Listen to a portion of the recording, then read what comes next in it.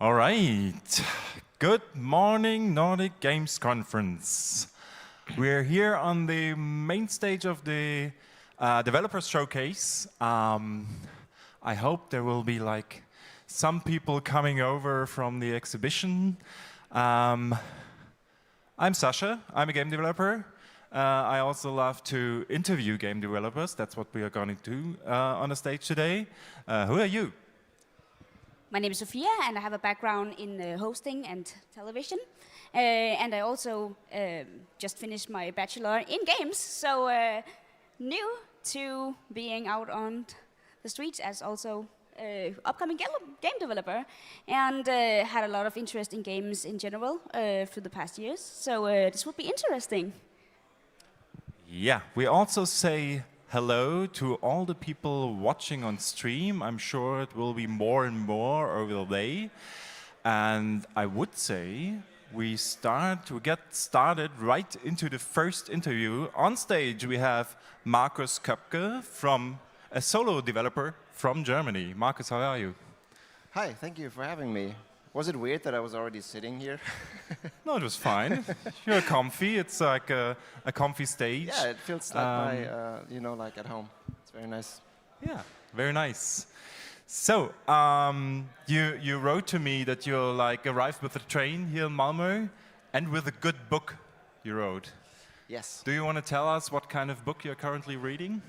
Sure. I'm reading Gog Magog, which is a very weird, I guess, fantasy, sci-fi novel. I forgot the authors. It's two authors actually. It was recommended to me, or not to me, specifically, but recommended on Twitter by the developer of Citizen Sleeper. So he wrote about that book and how much he loves it, and I liked the cover actually and the name, and I was intrigued, and I just got it, and it didn't disappoint so far. It's very weird and very, very interesting. Awesome. Did you enjoy Citizen Sleeper? Have you played it? Yeah, I love it. I'm very much looking forward to the sequel. Awesome. So you not only brought a book with you, but also a game. Yes. Would you like to give us a short introduction to what game you brought? Yes, of course. So I'm making a game called Journey Beyond the Edge of the World, and it's a first-person adventure game which is set on a ship that is lost at sea. And players wake up on the ship, and they don't know who they are, what happened to the ship, where the ship is. They don't know anything, basically. And just like in a classic mystery mystery adventure game, you basically figure everything out for yourself. So you can explore the ship and get access to new areas by solving puzzles, which are usually related to like finding a specific item, combining items, figuring out how a device or machine works, and repairing a device or machine. And also using the environment to like manipulate things. For example, you have realistic rope physics in the game. I mean, it's a ship after all, so there's got to be some rope puzzles, obviously. So you can use ropes to pull stuff that you couldn't pull away with your own hands. Use winches and that sort of thing. So yeah, so it's a very interactive environment that you find yourself in. Yeah, and it has a very deep narrative. It's a retro sci-fi story set in 1953. And the only thing that you find out pretty early on is that the ship has left the harbor of Hamburg, actually. So most of the crew has kind of roots in the city of Hamburg. So I'm based in Hamburg, so I'm kind of exploring this post-war era in the city of Hamburg, which I think is very, very interesting, and I don't think has been explored in a video game before. So I feel like it's way past due to do that. And yeah, that's most of the things that I think are important about the game. So yeah. And there's no secret that we did a little bit of pre-investigation and interview yesterday, just to be prepared here. And something that struck me was that you come from a background of cinematography as well. have you been applying all that to your game, and what does it mean to you to come from this background and then start making games, because that's two different worlds, even though you have like cinematics and stuff like that that will overlap those two worlds, but that's maybe about it. So how has it helped you making the game that you have? Yeah, so I've always been interested in making, well, not always, but for a long time I've been interested in making a game or making games because I just see there's so many crossovers from making films to making games, especially in the last decade or so when games have gotten more cinematic, and the possibilities in terms of visual effects have made it possible to create more interesting lighting situations and that sort of thing. So yeah, I was always interested in it, and I feel like there are so many things that I can apply to how I make a game. So for example, when I set up my scene, I basically, in terms of lighting, and I just find myself in the same thought process as I would be when I'm lighting a set, because it's basically the same thing, and it's actually cooler because it's way easier to just place a light wherever you want, and you can like place it somewhere and you're not going to see a light stand because you don't need it. So I get to be way more creative than I could be on my regular job usually, because yeah, I mean, there's no limit to how many lights or what kind of lights I set up and what I do with the scene and how I manipulate it. So that's the one thing, and of course also like compositional wise, it's very interesting to me because that's where the main difference comes in, I think, where as a cinematographer, when I'm like composing a shot with my director, it's usually like the director and we can decide on where the people should look, and we compose the frame. And in an interactive thing like a video game, especially like in a first-person game that I'm making, there's no such thing. The players decide themselves where to look and how to frame their shot, so to speak.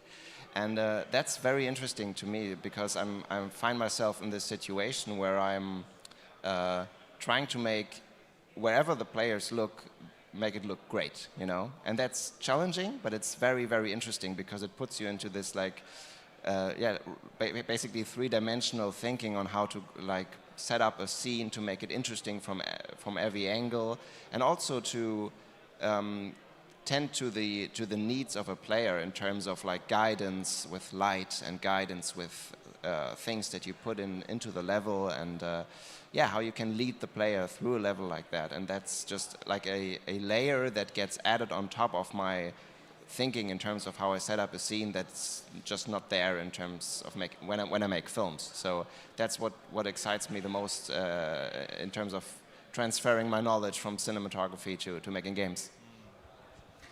You just were mentioning that you're trying to make things look good for the player, basically. So what also stands out about your game is the art style, right? I mean, in the last years, we have seen several games with like this PlayStation 1 pixelated art style, but you are doing more. You're not just doing like low resolution, blurry textures, but there's more to a game, more effects, more like visual things that make it really interesting and unique. Could you elaborate a little on how you arrived there? Yeah, for sure. I mean, I'm not sure if I'm doing more. I think I'm just doing something different in that regards. I really like this whole idea of going for this kind of retro style and going back to like more simplistic graphic styles. I think it's very interesting. And when I started making the game and was looking for a artistic style I could approach, there were some very simple thoughts I had. Basically, I listened to a talk of the developer of A Short Hike a while back, and he talked about how the art style of A Short Hike came to be, and the main thing was that he said, I'm just not a good 3D artist, so I tried to find a style that I could use where I can work with low poly models and still make it look good and make it look interesting. And that just, I found it so cool that he like basically admitted to that, because it's true. I mean, it's fine if you're like not like a great artist or whatever, but you still want to like do something creative and put something out there and find something that you can work with in the limits that you can work with, and make it great and make it great looking. And that's what he did, and that stuck with me. And I was like, okay, well, I know a bit about 3D modeling, but I'm not like I'm not going to be able to make a AAA looking visual style, not on my own at least.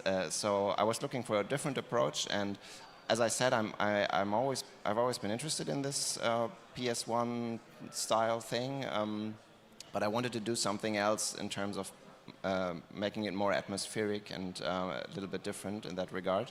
So yeah, I tried to find like a way to go like a middle ground between that style and a bit more modern things, which led me to have this kind of pixelated visual style with still kind of more detailed models in parts, and infuse that with a lot of visual effects, because that's what I feel like I needed to convey this feeling of being on this ship on your own in the middle of the ocean. There are a lot of situations in the game where there's very rough weather, so you have like these huge waves hitting the ship, and it's foggy, and water hits you in the face, and I really wanted that to be in there. And when I started experimenting with that stuff early on, and seeing how that works together with this pixelated style, I just loved that. And so I kept on pursuing that, and I'm still refining how to combine those two things. And so far, yeah, I've only gotten a good response for it, and I'm still very confident that it's the best approach for how I can make the game, and what is good for the game, and what makes it stand out as well. Yeah.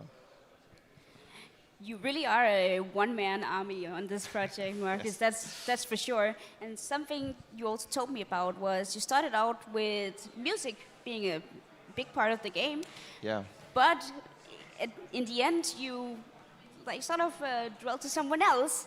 And I was very intrigued about how you said about the sounds in the game, what you did to make the sounds.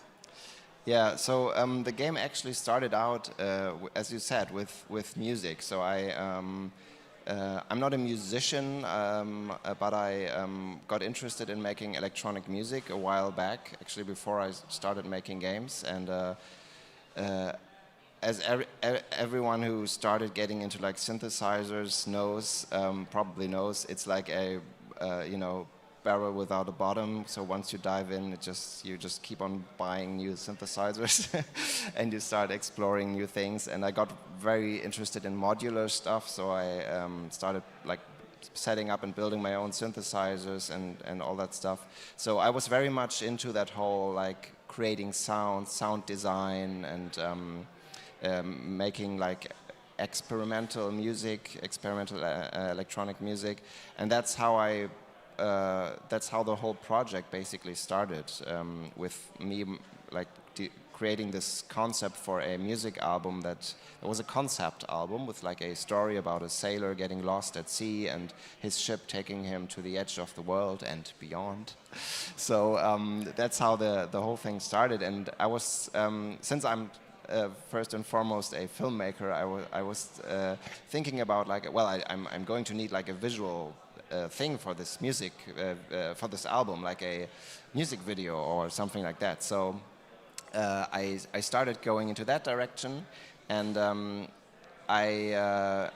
first thing I tried was like making a sort of interactive music video thing, where you basically just have this music video going on, but you can interact in it, like move your character a little bit. And that was, I found so interesting that I continued going down that road, and that slowly turned into like an actual game, and then it kind of spiraled out of control and turned into this big game that I'm making now. And the music actually took a little step back after that, because there was so much that I found to be interesting in actually making in a game. that the music still is very much in the game, but it's it got like a specific point where the music comes into play. So during the game, you only hear sounds and atmospherics, and you don't hear any music, and you get to these situations once you solved enough puzzles where you unlock like a music sequence, an interactive music sequence where my initial ideas come back. So so I'm trying to make it, turn it into an interesting thing where there's like this loop of solving puzzles and playing a game and then getting to these interactive music sequences.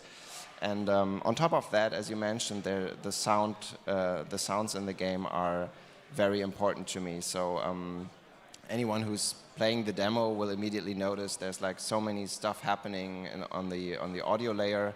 I'm using spatial audio in the game just to like, have it feel like there's a wave coming from here and the rope stretching from there, and when you hear the creaks on the bottom when you on the ground on the deck when you walk, it feels like they're actually coming from that spot.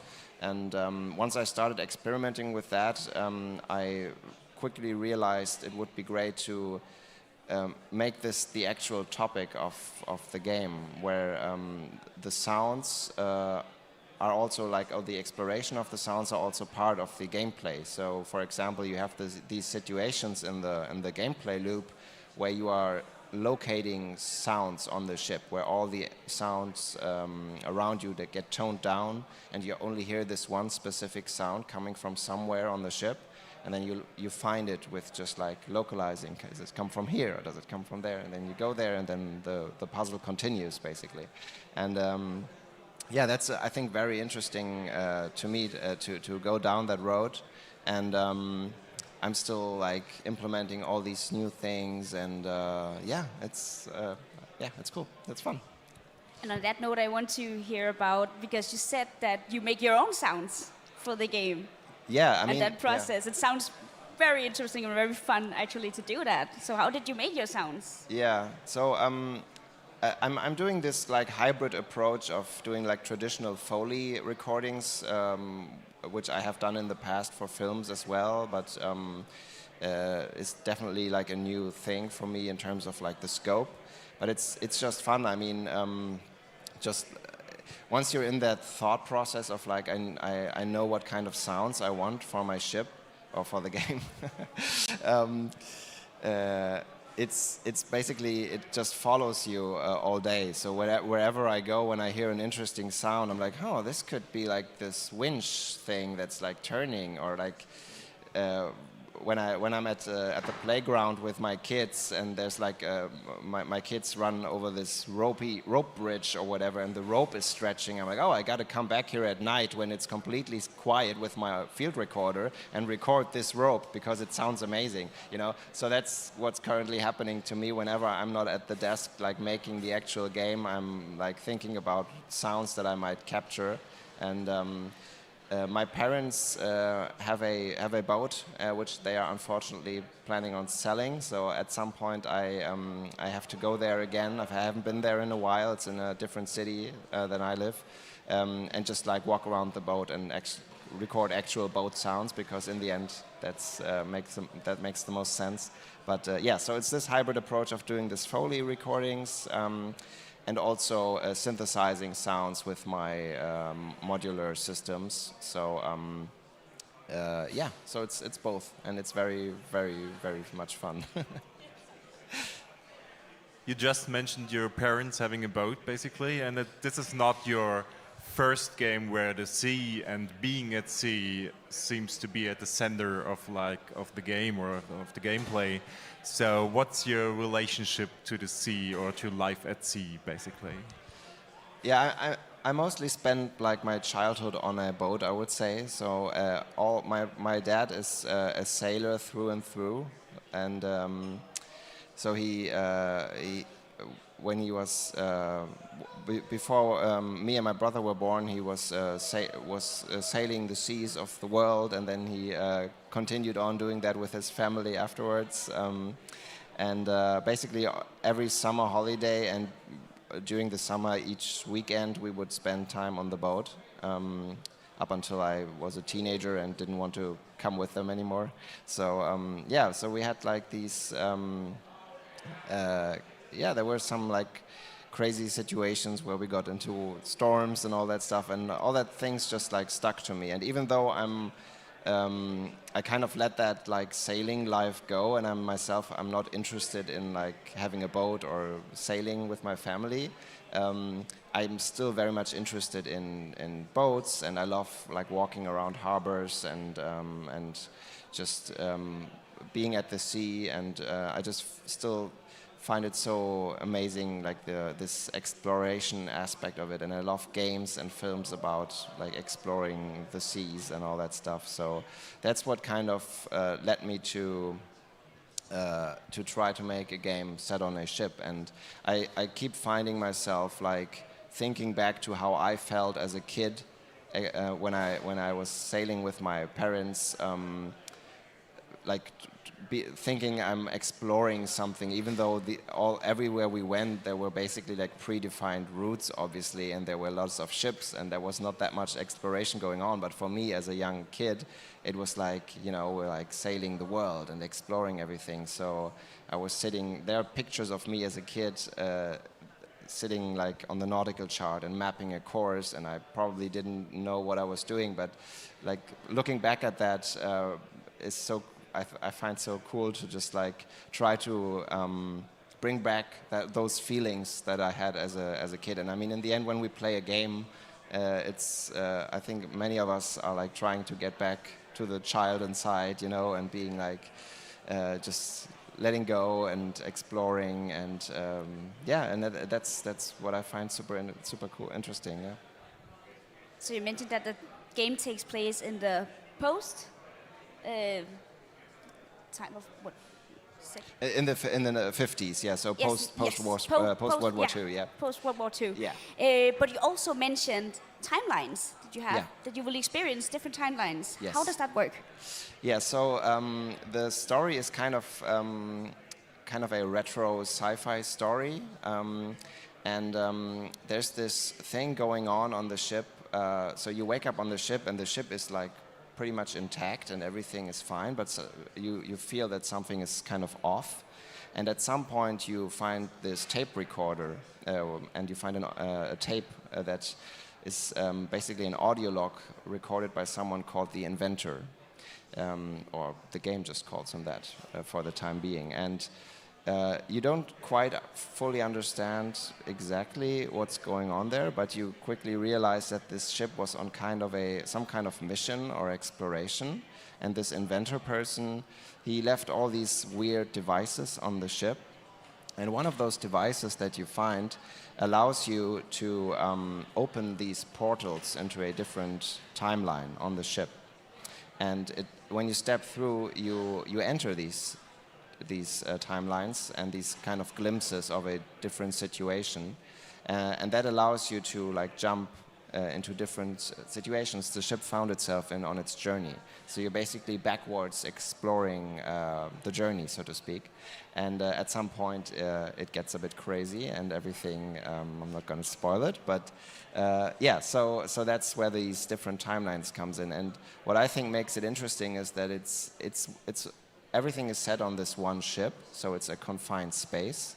But since you go into these different timelines, things shift around, and like areas that you couldn't access before that you can access in a certain timeline, or like things change, and and the layout changes. So it keeps it interesting, and it has you like switching between timelines to do things that you couldn't do in the other timeline. So I'm very much exploring that as a gameplay mechanic to like jump around these timelines, and it's very much rooted in the story. So that's very important to me, to not just have like these gimmicky mechanics in there, but even though it's a sci-fi story, which makes it obviously a bit fantastical, so to speak.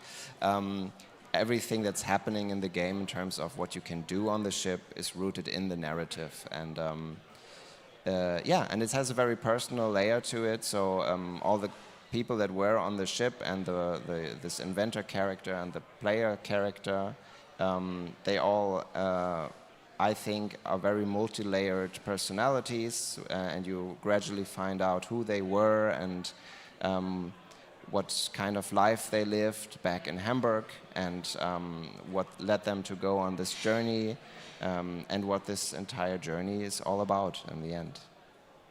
Awesome. So it really looked, yesterday it looked really like the game is very popular. You were like busy all the time. We were like trying to talk to you, and there was always some person playing the game, and you were really busy. It was really great. We can say quickly that you're still looking for a publisher, so if everyone is interested, yes. There you go. Also, the last question we would like to ask every developer here on stage is, it's not a very good time for the games industry right now, right? We have like studios closing, there have been layoffs. It's difficult to get like finances and stuff like that. What gives you hope in this time? Is there something that pushes you forward about games? Why are you still like making games even in a time like this? Wow, that's a very deep question. Asking for a quick answer here. Wow. I think the short answer would be that there's just no alternative for me, because I'm so passionate about making games and making this game specifically. So I've started quite a few projects. As most indie developers probably know, there's like always this, you sit on the bus and you have this idea for a game, and then you're like, oh, I need to make this game, and then you let go of that other idea. And I've finished a few, but I've never been so attached to a project for so long. I've been working on this game for more than a year now, and I don't think I've ever lost interest in like continuing on. That like shows me that it's definitely something that I want to continue making. And yeah, I just find it. I just love making games, and I want to continue doing that. And even though it's a bumpy road, and especially being solo, there are of course like many. Yeah, it's tricky and difficult to do, and being in this industry is difficult for sure. But I feel kind of. Yeah, there's no alternative for me, and I'm trying to make my way through it, and I want to continue, so. Awesome. Thanks so much, Marcus, for being on stage. Thanks for your time. Thank you, guys. Enjoy the rest of the conference. All the best of luck for your game and finding a publisher, maybe. Yeah, so now we have like... Yeah, let's give Marcus a round of applause. Thank you.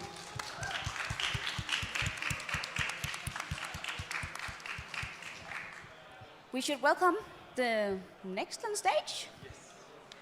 Thank you so much, Marcus. Thank you, guys. I'm just going to grab all my stuff from back here. Yes, thank you.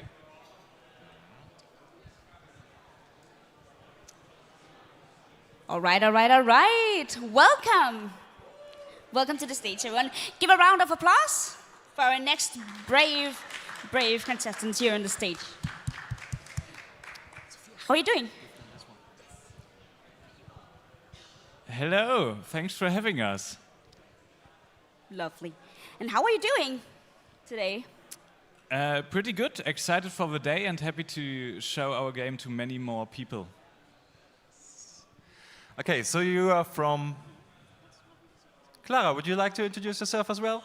I'm sure you would. Thank you, Lucas. So I'm Clara, I'm good as well. Thank you, everyone. We can go on. Awesome. It's really nice to have you on stage here. So you're from Pipo Games. That's a really interesting name. Would you like to explain to our like international audience what it means or how it came to be, basically? Yeah, actually we had another name before that, but that was, as we found out, already taken in the process of like us being a team. So we had the choice between like trying to get a lawyer and get our name, but that was like, we have to make a game, so there was no time or money for this, and it's also fine that they took it because it isn't as good as our new name. So we brainstormed a lot, and Pipo, for the non-German audience, it's just a German word for etc., I would say, so just like so on. And yeah, it's a really nice name. We really like it, much more than our previous name. You learn something new every day, right? So, Lucas and Clara, you are represented here on stage today, but you also have a team behind you. Would you like to elaborate a little bit more on that? Yes, we would like. There's also Anka, she's our lead programmer, and Laura, our art director, who's also responsible for concept art. And we have some lovely people working with us, even though we can't pay them. So shout out to Ali and Jenny working with us together. Ali is doing our sound and music and is our composer, and our music is just awesome and we love it and we are so grateful he is with us. He's doing such a great work. And Jenny as well. It's nice to have someone concentrating on the social media stuff and we can just work and have some times to look into it. This is really a relief. Yeah. I really, I mean, we also already mentioned like your company name, which is great, but you also brought a game with you, which has also a very, very good name, a good title. It's, for those of you who haven't seen it yet, it's Map, a game about maps, which is great. Would you like to introduce us to our game? What is it about? How does it work? So, yeah, Map, a game about maps, is a cozy exploration third-person game with a unique cartography mechanic, so that's our center. In our game, you travel from island to island and always have only a very basic map showing the outline of this island.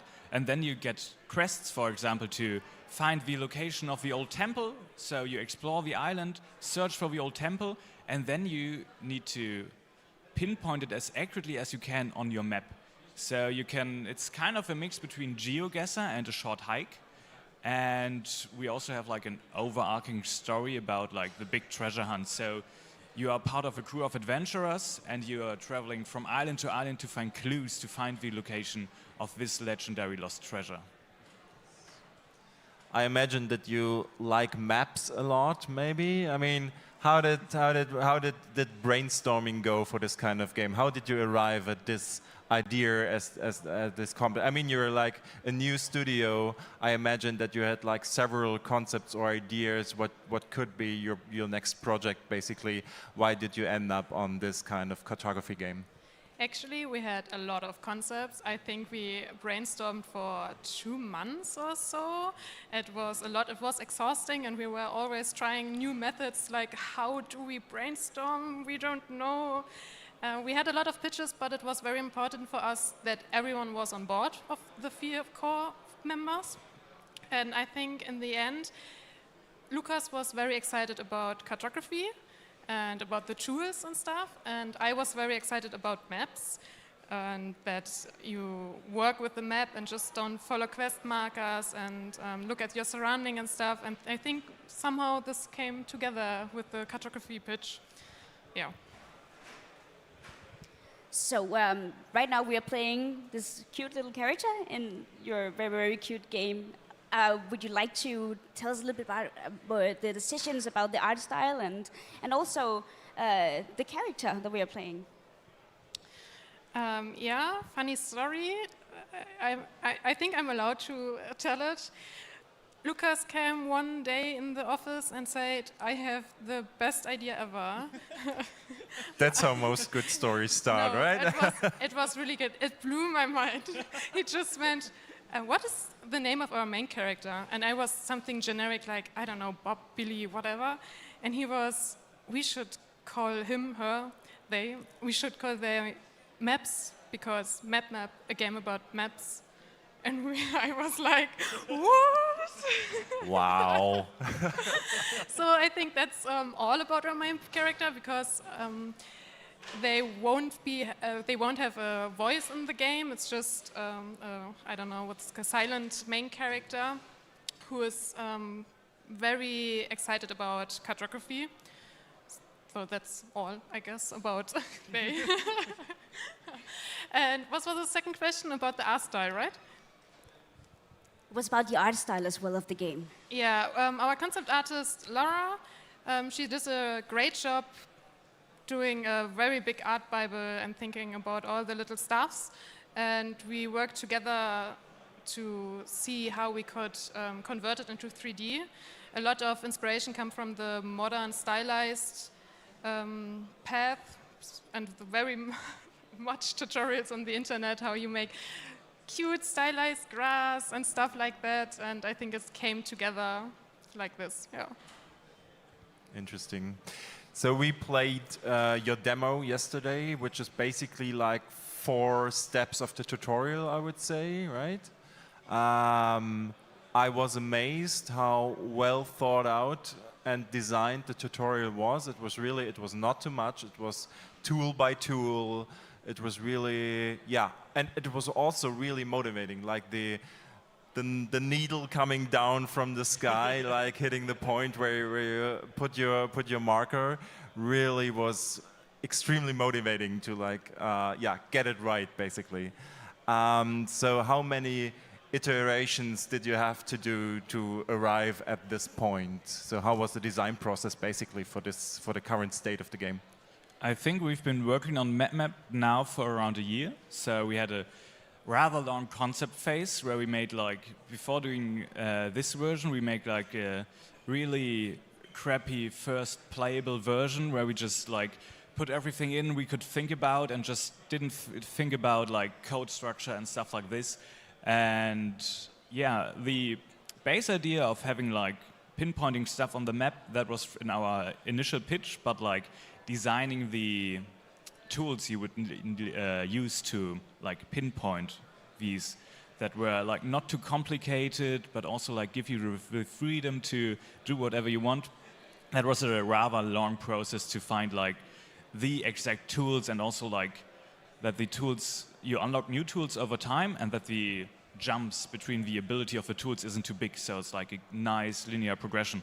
That took quite a long time, but from it's actually quite funny because from a game design perspective, we also tested some levels where they were like not well designed. They were just like pretty random, but everyone was like, oh, so this is now a challenge, because like you didn't have any real reference points, and people were just like, okay, so this is the game, and they really liked it. So really interested to see how it continues, because we are going to start with like the bigger levels next in our level design process, and really interested to see how that pans out in the end. So maps is definitely a very interesting skill and some kind of lost art, I would say, these days, now that we have all the technicians and GPSs and satellites that are mapping out our entire world that we live in. But what kind of research did you have to look into to make this happen? Because it's about maps, yes, but it's also about measurements and trying to navigate. What processes and research was put into this to make it as realistic as possible and also entertaining? So we do play GeoGuessr a lot in our company. That's one of our... Who's the best?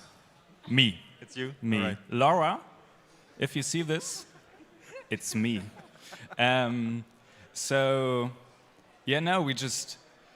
We had some talks with some of our mentors we were in an incubator program before, and one of them also was in the military before, and they have like training to like map and orientate, and that was like really valuable, because like they learn to orientate themselves with as little information as possible, and just looking at these kinds of things, and just there are a lot of, I don't know what Pfadfinder is in English.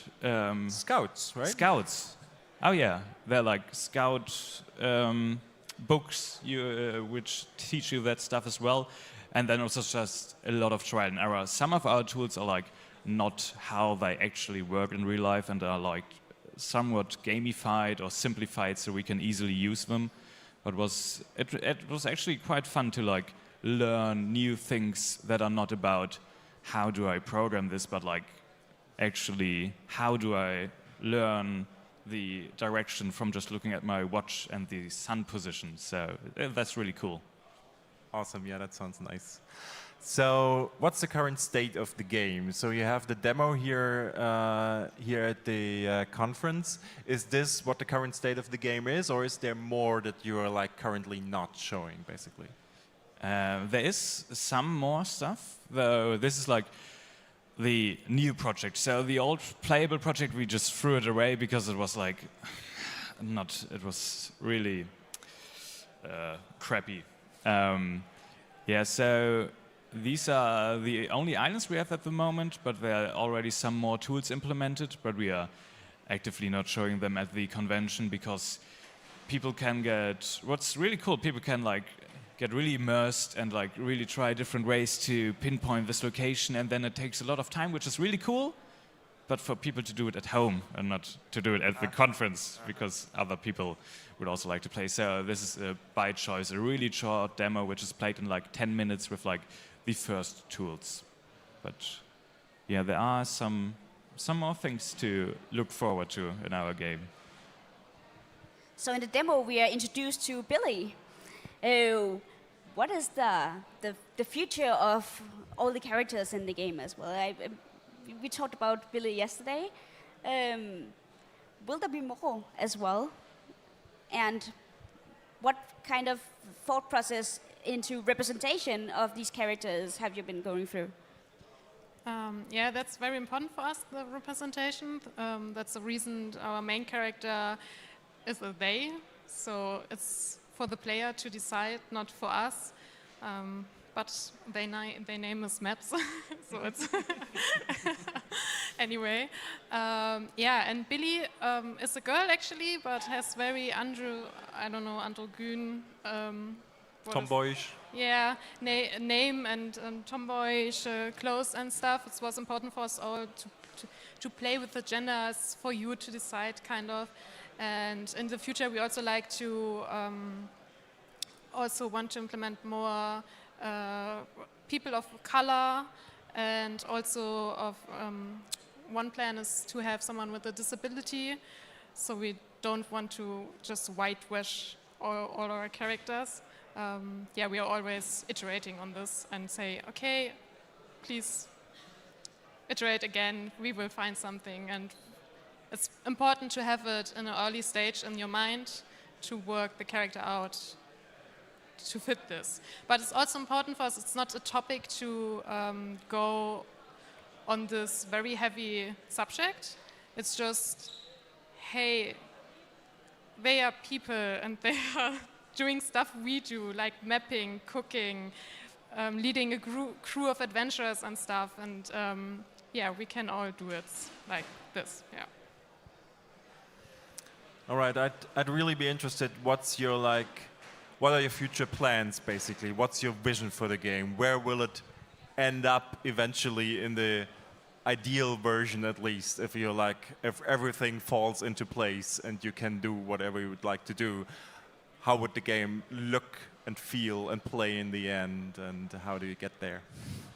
So if everything works the way we plan, it will definitely end up in the Steam top seller charts for ages, for millennials. We already have a pretty good plan of our full version, of the full version we would like to create, and that's also like feasible with like financials. And yeah, it will be like a big treasure hunt, various islands, also like islands that get larger and larger over time, a bigger crew cast. At the moment we only have Billy in our demo, and we would like to extend it, and also like more interactions with with the crew, so they are not like just giving you quests, and they are not like just a glorified quest system, but actual characters you can interact with. And yeah, what else? I think like the demo's already pretty much showing what our game should look like in the end. It's just more of that, basically, and a cool treasure you can find in the end. On that note, yeah, I was going to ask if are we going to map the whole world at some point? So you are going to map the whole ocean. There's like an overview map with all the maps. We are currently calling it the map because it's like a map of maps. Of course. And so you're completing this like atlas of the ocean, and through that you find clues to find the legendary lost treasure, and then you have like an overview map where you see all your maps in place and see the whole ocean the way you mapped it. And yeah. Yesterday we talked a little bit about how the game looks and feels, and we'd also like to know, or tell the audience what your like target audience looks like for the game. Who's the game for? Who are the players that you're aiming for to play your game? So our main target audience are cozy gamers because we are making a wholesome game. But also map fans. It's a niche, but they are there, and I think it isn't exactly a genre, of course, but we see them everywhere. We are meeting people here that they are like, oh, I love maps. I'm so excited about this. And we are like, yeah, good. I'm one of them. Yeah. And but we are also focusing on explorers because it's very exploring heavy, and on achievers who want to complete the whole maps and the whole islands to find everything.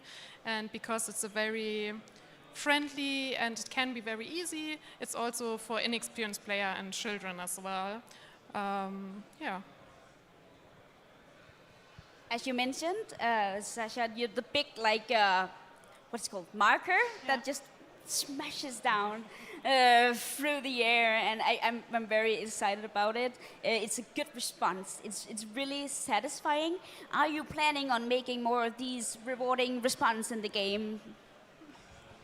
Yes, actually. So first of all, because in our game you can't lose, so there's no way of failing or getting stuck. We really need to make like the process of, or just like the animation or the end screen as rewarding as possible, so people are really incentivized to still try to do their best, even though you can continue to the next level wherever you put your marker. And there's actually most, or quite some of the tasks will not just put down like this animation marker, but a new building will be placed at this exact location. So they're like buildings to set up your home, or buildings you need to find clues, and they will be, wherever you put your marker, they will just be placed there. And if you like just eyeball it a bit too much, it can like end up at any given position. And there will also be like useful structures that are not just decorative, but like bridges or lookout towers, which you can more freely place through the map, and they will help you on further missions on the same island. You said that you have been working on the game for about a year now, right? So I'm pretty sure, you mentioned some, but I'm pretty sure you have learned a lot during the year. We have a lot of developers here in the audience and maybe in the stream as well. Are there some tidbits that you want to tell us, some learnings that you got along the way, some things that you would say, let's not do it like that again, or this was a really good decision, or stuff like that? So before starting this game, we actually had another game we wanted to make, and so when we found our company in university, we all wanted to found a company and like be an indie studio, and we started with another game. But after developing that one for 1 year, we realized, okay, the scope is getting too big. There's no way we are going to finance it, and I think throwing your game away, even if you've already spent a year on it, was definitely the right decision here. And then afterwards, to like really take our time, I think we took like 2 months to brainstorm for map, and really throwing away. We had other ideas we kind of liked, but we waited until we had an idea where we felt like, yes, this is something we want to spend the next 2 to 3 years on, and put like all of this risk of having a successful company or not. So I think those are 2 pretty good learnings. So you mentioned you're a very nice music composer here on stage. Shout out to her. What are the future with the sound and music and composition for your game? Is there any message, any feelings, or something you want to go with on that note? We definitely want to or Ali, our sounding, wants to emphasize the free exploration theme, and there are certain locations that are special on the island, and then we plan to subtly change the music so it's like easily changes to like the other. This is really complicated to formulate. Formulate is probably also the wrong word. Yeah, we have like a lot of atmosphere sounds, just like islands, and some music as well. And we want to see like different spots where like, okay, in this area you don't have any music, and then you enter this area and it's like a mysterious temple, and then the music changes to that, or it's like a beautiful view, and we still need to find like ways to see, okay, if you are standing here and looking in this direction, that's a beautiful view, so you get beautiful view sounds.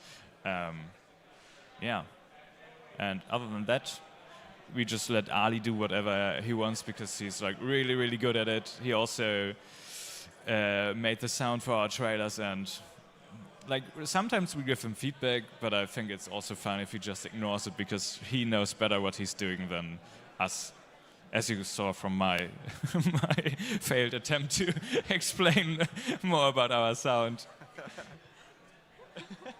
Thank you. So you just like mentioned feedback, similar to like Marcus's booth. I also saw a lot of people playing your game as well. So what is the general feedback you received yesterday, basically? The general feedback was that they think the concept is very unique, and this is very exciting, and we agree because we looked up with our marketing research similar games, and there are cartography games out there, but they are always doing it a little different than we are. And GeoGuessr is, I don't know, kind of the one game who's most similar like ours because it's about position and position marking and orientation. And so yeah, they all they had fun. This was amazing, of course. It's important that the game is fun, and the unique feedback, the unique concept was good feedback, and of course the art style. They loved how it looked, and I'm one of the artists, so I'm grateful for that. Awesome. So we have like 2 more days of Nordic Games Conference. So what are you like looking for, like getting out of the conference, basically? Are you looking for a publisher? Do you want more feedback? Do you like to try to do some public play testing, basically? So what is it? What are you going for, basically? So we are always happy to get feedback. So if anyone's in the audience hasn't played our game, feel free to play it. It's right over there at the back wall in the Hamburg Game City booth. And yeah, but from a business perspective, we are currently looking for a publishing partner to especially help us with marketing, but also to fully finance our game. So the rest of the game that's not yet financed. And yeah, and just to network. We are most of the time we are like in German different networking events. So it's really nice to have like more like a European or international audience here, and just like connecting to other developers and seeing how they do it, what they think. And so it's so far, even though it only has been 1 day yet, it has been a great experience. Awesome. So yeah, I think we have to get to the last question already. It was really nice talking to you. So as we mentioned before, it's a difficult time for the games industry, right? Like there are like studios closing, we have some layoffs, it's difficult to acquire finance. You're like a fresh studio. How does it feel? Are you optimistic to like go into the future? Are you worried? What is it that might give you hope, that pushes you forward to still make games during a time like this? I think we have hope. I mean, at the moment we are broke, so how should it go even worse, I guess. But I also, I'm grateful to come in the studio each day and see these awesome people and work with them. And this is keeping me going. Of course, I love making games, but I also love working with my team, with like-minded people who are awesome, and just brightens your days. And I think it's very important because my whole day is with them, and it's very great. You want to add something, Lucas? I feel the same. Good.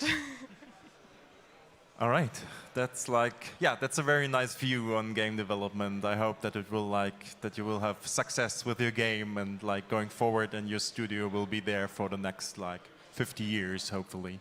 All right, let's have a nice round of applause for Pipo Games, for Thank you very Clara much. and Lucas. Okay, thanks so much for being here, for talking to us. Yeah, thank you. And yeah, coming up next. Who's coming up next, actually? There will be a talk here There on will stage. be a talk on Yes. stage, right? So, So yeah, we'll be back in. Let's see here, 6 minutes Yeah, to represent 6 to 5 minutes. the next event here on the stage. So thank you so much for joining, everyone, and to you on the stream. We will be back in 5 minutes. A short break, yes.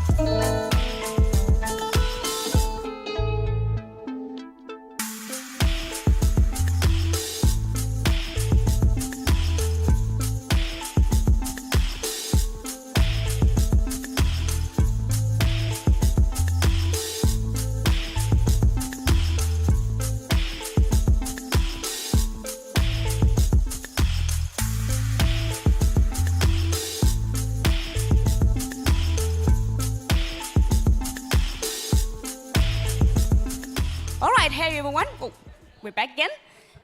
We're having our first talk of the day, and that will be Gregory Cuesta and Andre Persson from Mighty Diamonds. Give a round of applause, everyone. Thank you. Thank you for joining, both here in front of the stage, but also online. We know that there are many people that are watching us. A bit of pressure, Andre? No, I think we're going to make this work. Yes.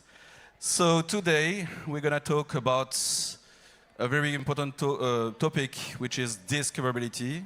We know that it's a very critical thread right now because there are a lot of games coming on Steam and all digital platforms. So you have to compete against not only the big companies, but also against a lot of indies, etc.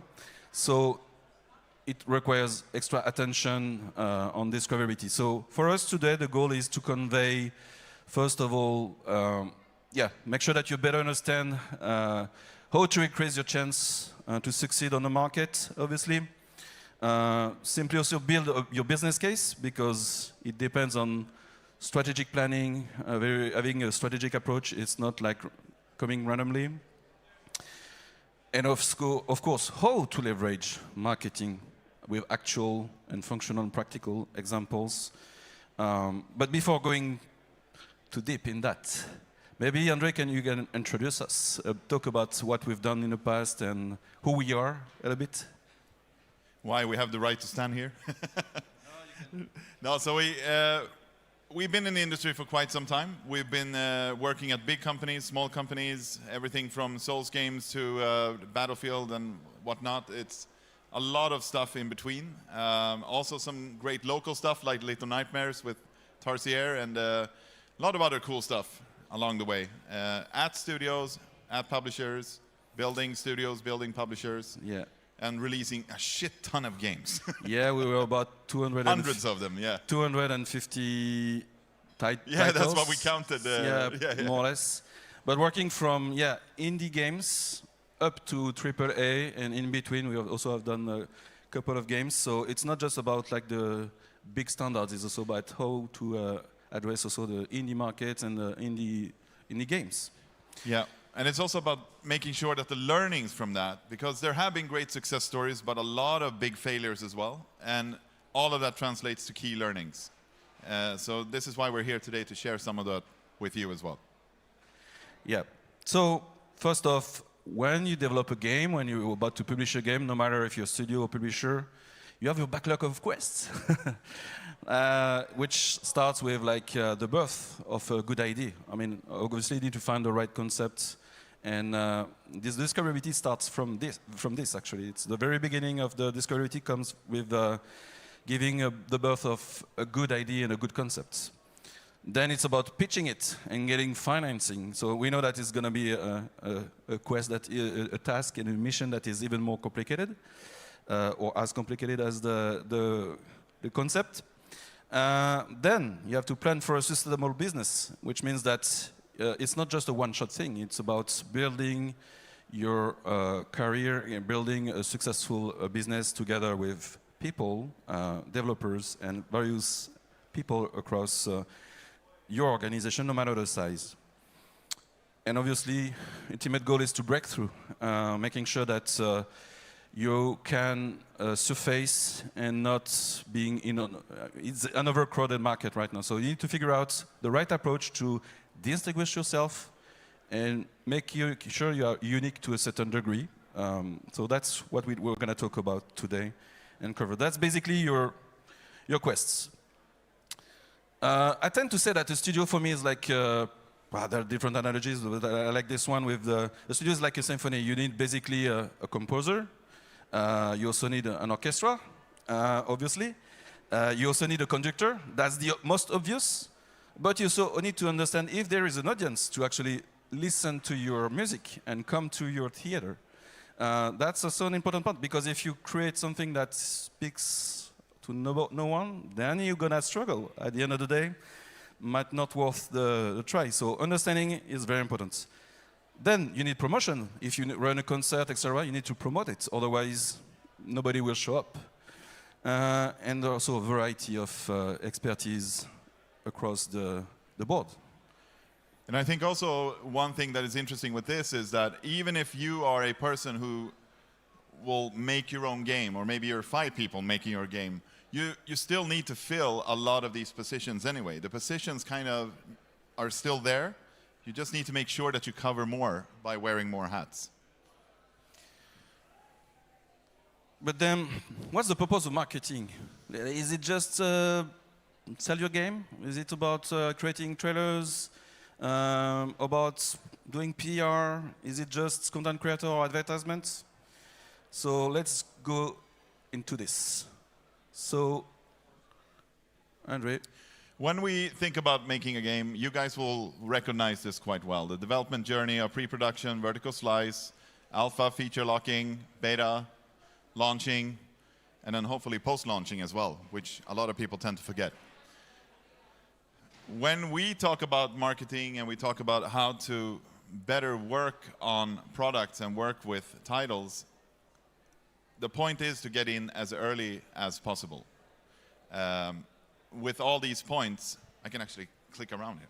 Yeah. Thank you. Yes, sir. With all these points, that won't be working at the moment. The other one. Which one? I'll do it. Don't worry. Just click it through. Yeah. First steps. I mean, the early stages, if you want to talk about that. The point here is that marketing is an important factor in development. It's not something that should be coming late in stages. It's not something to just sell the game. These days, you absolutely have to get marketing in as early as you possibly can. The optimal stage to save most money and time throughout the whole project is really still in the very, very beginning of it all. Because here you can also start doing research. You can also start understanding the player promise. You develop your core loops. You develop your key pillars for your game. That's all marketing as well. It's all connected these days. And you really need to think about it that way and get people in that understands it or can even contribute to it. And one positive aspect of that is also sometimes during a development, there are some back and forth and change of scope, etc. That often comes from not well educated decisions sometimes early enough. If you have the right, you can take the right decision with the right info, then you remove a lot of back and forth and risk on the scope. Now, point is also that when you've reached, when you've done your market research, which can be, you don't have to always pay for that. You can start off by yourself and compare your project to the nearest competitor or understand how to improve a nearest competitor and just make sure that you do that kind of research in the beginning to understand your audience.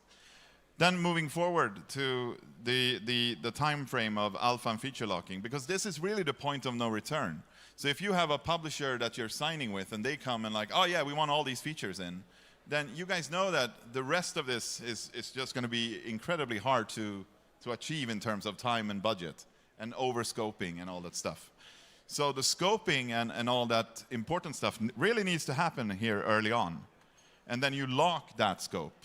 Regardless if you're self-publishing, if you're going with a publisher, or even when you're talking to investors as well, it's really to showcase that we intend to do this. Here's our research that backs up what we're intending to do.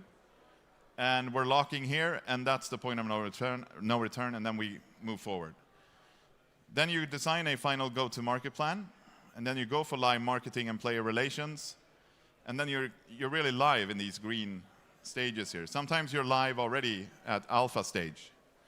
But it's really, if you can see here, it's really understanding that marketing should really be in your mindset already in the beginning. As soon as your idea is being formed, as soon as your core loops are being done, think about marketing, think about the player and how you will address that player, how the player journey will look like from onboarding, which is another topic we will talk about as well, to retention, to really replaying your game.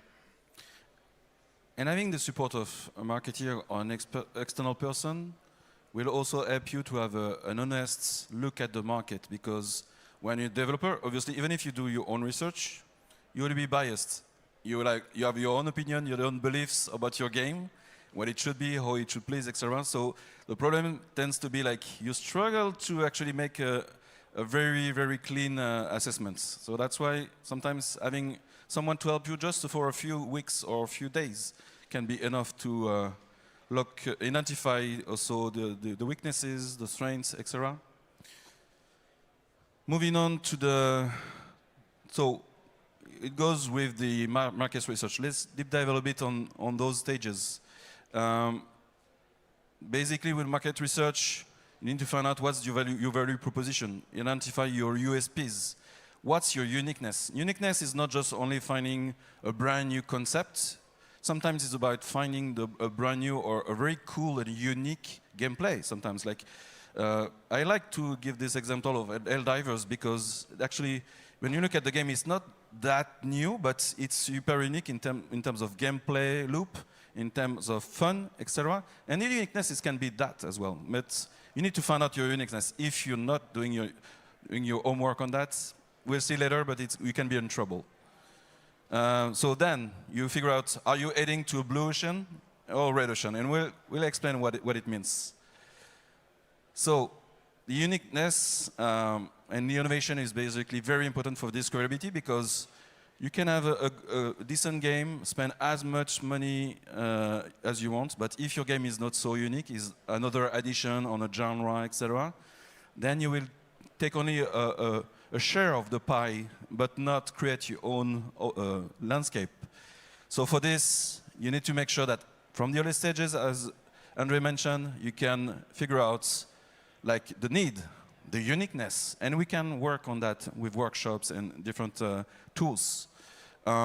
Understand the business, how the landscape looks like. Is it like, is it overcrowded genre? Is it like, is there any opportunities to exploit or use or leverage? And what are your chances of success actually? Because by doing this research, you can also predict more or less what you can achieve realistically and how much actually you need. It's like when you're figuring out your production roadmap, you make assessments on how much time it would take, etc., etc. Here it's the same for marketing. So you can understand that if I spend X, I know that I can reach this level, etc. So there are a lot of rationale, and that's by having this rationale, this market study, you can figure out and take informed decisions. That's the goal. The red ocean is like, are your game too similar to competitors? Is your value proposition quite weak? Or are you like in another overcrowded genre? That's something sometimes it's not easy. It can be hard to like realize that your game is maybe not innovative enough. So, but it's not never late to rework and improve and find the right framework for this. Dream goal is obviously to go to the. Oh, sorry. Yeah, that's what I mentioned before, like not having biased feelings or opinions. That's why having someone a bit external to the project can be super helpful in that regards, to have an honest assessment. But the ideal path to follow is going to the blue ocean, and for that you need a unique game, a solid value proposition, and going maybe in an underserved genre, for instance. So that should be the thinking. Am I heading towards traffic jams, or am I going through a fine road? So you'd have to test your game idea as well. I mean, we can talk about a specific example, by the way, which is one of the methods we can use that comes from marketing innovation, is the Kano model. It's a good way to work together, not doing somebody that does it for you, but participate and be part of this exercise. I mean, just an explanation, the Kano model comes from the Dr. Kano in the 80s, which has built this methodology to identify and understand the customer preferences and also help to prioritize the features of any product or any service or any games. That's also work for video games.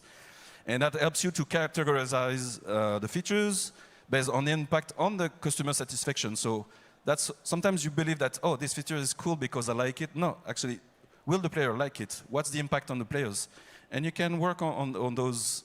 So to be more specific, the different categories in the Kano model are, you can have your full list of features and content about your game and figure out which one are going into feeding the basic needs, which are fundamentals. If people don't have this, they will be disappointed anyway, even though they are not necessarily like super innovative, but you have to have them. The performance needs, which like features that have a very different direct impact and on the customer satisfaction. Like that's a good game. It looks really good. Quality is very important. But then you have these excitement needs, and if what we call the delighters, if you don't have enough delighters, then it means that your game is not innovative enough. You're lacking this kind of hook for the audience to get interested into your game. And by doing like very simple workshops, we can figure out together with the team, going through different questions and this methodology, we can figure out together without going through massive panels. But it's not like a magic recipe. There are other methods, research that have to be done anyway, but that's complementary to also, for instance, in terms of development, so there are the indifferent needs, people that don't care. If it's there, they're happy. If it's not there, that doesn't make a big difference. You also have the reverse needs, like sometimes some features, or if they are missing or in the game, people are super disappointed, like very, so you have to understand like the reverse needs. To give you an example, for instance, with an RPG game, basic needs must be like, you obviously need a thrilling narrative to have a good adventure. That's basic. The performance needs can be just, for instance, the great visuals. Like if it's great narrative with great visuals, wow, ticking the box, that's fine. But if you want to have a differentiator and hook the people, it could be potentially like a new combat system or something else. Something that has never been seen before or executed in that way. Indifferent needs can be like, okay, there are a variety of NPC speeches. Oh yeah, that's fine, but I don't really care. That's good to know. And for instance, reverse needs could be like limited or no skill progression for the character. So even if you go through very interesting combat, etc., a good narrative, but if there is no progression system, yeah, I don't want to play this game. So you see what I mean? So by going through this lens, you can figure out on all your features how you can perform, and by crossing different questionnaires, we can really find out and identify non-biased findings. That's pretty helpful.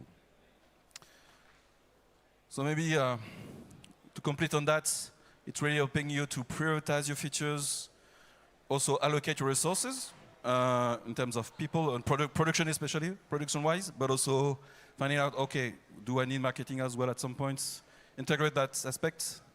It can give you this competitive advantage because if you figure out your uniqueness, again, it will help you in terms of discoverability. It's a way to be customer-centric.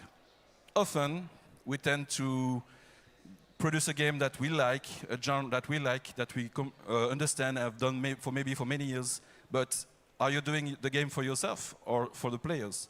If you do it and design it for the players, then you can find the right limits. And I think this customer-centric approach is very important to be successful in discoverability. And can potentially be part of the future trends. You can create a new genre, a new venue that nobody explored, and then you can stand out. That's the goal, I guess. So to wrap up the thing, Andre? Yeah, so I think it is important as we go through this as well to understand that it doesn't mean that your entire game has to be 100% unique and original. It's just understanding what you bring to the table that you can talk about that will differentiate you from a potential other game that is similar. And it is very important to compare to other games that are similar to understand really what you can talk about in your 4-second rule span, because that's kind of what you have today. In any kind of channel, you have 4 seconds to more or less explain what your game is about, to a degree that people will not scroll you away. So having that mindset and understand that you have to go for the absolute most powerful point, unique selling point, if you will, to really hook people. And that's what Kano model helps with as well. So the marketing plan is like basically your discoverability strategy. We call it in marketing the go-to-market plan, basically, where you can, we have your all research, all the rationale on the numbers that will inform your decisions, not only for development, but then also rational decisions for marketing. Your game concept has been tested, and you maybe want to... Yeah, exactly. I mean, at this point, you should have some understanding of that you're heading in the right direction when you're creating this plan. And again, this plan doesn't have to wait to be created until, you know, beta or whatever. You can start working on it pretty early on, as soon as you've understood what type of game you want to make. But the point is, when you create plans like this and create timelines like this, it's also to understand, if you work backwards of, you know where you need to release the game, hopefully, or when your money runs out in your company, which means releasing the game at the latest. Working backwards from that to understand where things need to happen, where you want to connect players, where certification, all this kind of stuff that really needs to happen, QA. Working backwards with that mindset, with that timeline, is easier than to start from the beginning and kind of figure out later on where things need to be. Working backwards, really good stuff to create a good marketing plan. Then it's also understanding what the strategy is and what the execution is. And the difference here is defining the strategy for, this is what we want to achieve as a company, this is what we want to achieve with our product, and then understanding how are we going to do that live, how are we going to do that with players.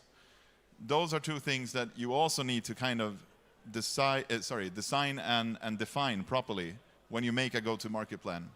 And then we often see a lot of people, they create this strategy and they put fancy words in and do stuff like that. But then when it comes to execution, it's kind of like, well, we'll do some social postings and you know, maybe we'll get some help from Epic Games Store or whatever. But that's not really a true plan. A true plan is really understanding week 1, what are we doing? Week 2, week 3, week 4. When do we potentially hot patch if we need to? When do we have our first patch, etc. And it's really to be responsible in when you plan this out. And there are people that can help you with this, of course, but it's just that you have to do this job. Otherwise, you will put even more pressure and stress on the whole team as people are developing the game. Even if they're not even connected to the go-to-market plan, at some point they will be, whether they like it or not. Exactly. Oh yeah, and so for obviously for pre-launch up to post-launch, along the way, it's ready to inform. Yeah, we can people. talk a little bit about that as well. Yeah. Another thing that we see a lot is that people might be good at doing this. They might be creating their plans and making sure that the social medias are warm and you know, Discord is happening and all that. And then the game is launched, and then not much is happening. And again, it is as important to plan post-launch as it is to plan pre-launch. They are equally, if not even more important, to do post-launch. Same with when you spend your marketing budget. It's not to spend it until launch. It's also post-launch that you need to cover for that. And that varies depending on what type of game, if it is a live service game or if it is, you know, single player, whatever.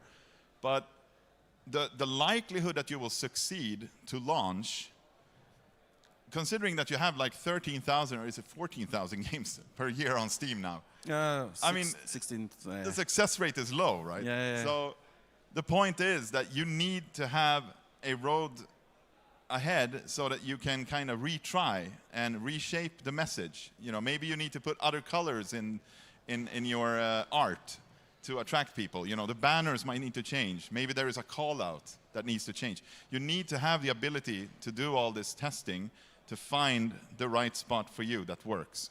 Because a lot of people won't even see it, and those who do might not connect with it, but maybe they will connect if they see it with another type of creative or another type of messaging.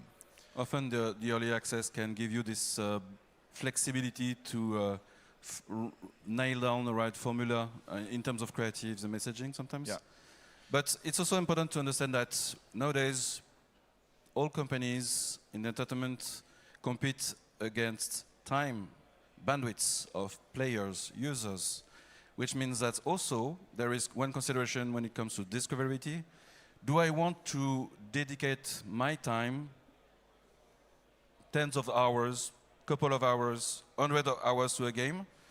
And to take this decision, I need to understand, is there a call loop, and is there also a post-launch support for this game? Or will they release it like this and not fix it? Or do they have long-term plans to bring new content, expand the experience, etc.? And that's also an important factor for core audience, if they are core to your audience. Understanding if you have not necessarily 10 years commitment on a game, but some kind of mid-term or long-term commitment to a game, it's also an important factor to also sometimes convince players to, okay, I'm gonna pay and invest my time into this game. And that's why giving like visibility on, yeah, we're gonna support the game, there are content coming, etc. That also marketing and communication aspects to leverage. So then, I mean, obviously, when you have your plan, etc., I know that sometimes you are between like, I'm not responsible for communication, I'm looking for a publisher, should I wait, etc. But the reality is the new normal, actually now, to get a publisher is you need KPIs to convince them. You need a vertical slice, you need KPIs, etc. Otherwise, it can be very difficult, unless you have like the magic recipe for a new game. So that's why don't wait too much. I tend to say that it requires at least 12 months of steady communication to grow your wish lists at a decent path. Otherwise, if you do it too short, you have to overspend to be visible, etc. So discoverability becomes a nightmare. Build and communicate with your audience. That's the steady communication goes like this. It's having like a variety of social channels, from Reddit to TikTok, YouTube Shorts, X, etc. So that's the combination of those channels. Now that also means that making time in your timeline to be able to talk to the community, to be able to record content from developing the game, not necessarily the usual traditional dev diaries per se, but more on making sure that there is time to talk, there is time to create assets, there is time to share the progress with your community early on. Again, another one that can be very taxing on game development unless it's planned ahead. That at this point in time we will need this here, we will need to get some people in and do some talking, and maybe there are some screen dumps. I can't believe how hard it is to make screen dumps, but it is. It is really tough to make really nice, high-quality screen dumps even for something like Steam Store. It takes time, and you need to prepare for that amount of time. Yeah, and then it comes to the execution. If you have a nice plan, as Andre said, if the execution is poorly done, then it can screw everything. That's why the consistency is really important from the very beginning up to launch, even in marketing. So for us, the discovery pistons, that's what really contributes to an efficient way of marketing, of communicating, etc. That's what we call the integrated marketing communication, which stands on a few pillars, which are your own channels, the own media, the own channels, is your website, your Steam page, the social channels you handle, your Discord, everything. So everything that you own and control.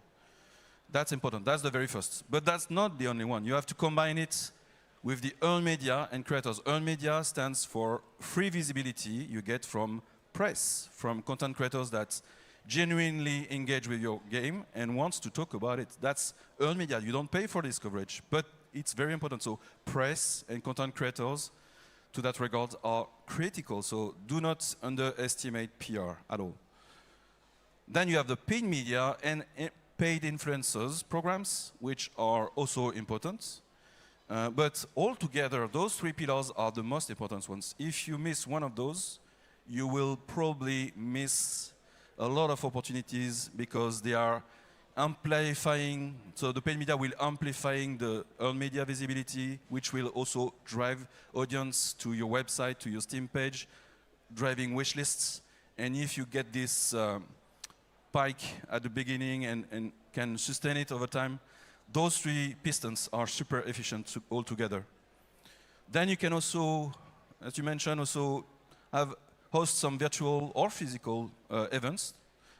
Physical events can be maybe not the biggest priority, but sometimes it's also a good way to signal that you are an important game, or even if you're an indie game, that's fine. It's always good to meet but virtual, obviously with live stream, etc., that's a good opportunity to talk to your audience and be very relevant. Yeah, that's the point as well. So when we talk about these four things, many of you here will probably be like, yeah, I've seen that, or yeah, well, okay, what does that mean for me? The point here is that each and every point of this, we could probably get into it for hours, because these things are changing constantly. So something that worked 2 years ago might not work today. And for us, for example, we see a lot when we do influencer plans that there is a big difference between being a content creator and being an influencer. And I think that there has been problems with this, because influencer is actually what we want. We want people to influence other people to download, to play the game, to try it. Those are the true influencers. Content creators are people creating content around your game, and that's nice and all, but it might not actually do a thing for your game. It will do a thing for them because they get more followers, maybe people like their content, but it might necessarily, and usually it doesn't, translate to downloads for you. And if you have paid people who are content creators, then you're not necessarily going to see the results that you were hoping for. Another point is also curating. Curation is very, very important here as well. So you need to align with people, especially if it is external people that need to understand your project and kind of need to prove to you that they know how to talk to the right people. They know how to target the right channels with the right messages in media. Because if you do that job too lightly, you will spend a lot of money on people saying, yeah, we'll take your game and we'll make it great and everybody will play it and yeah. Or PR plans where somebody says, yeah, our press release, it's going to be seen by 800 people. 800 million impressions, sorry. Million, I forgot the million there.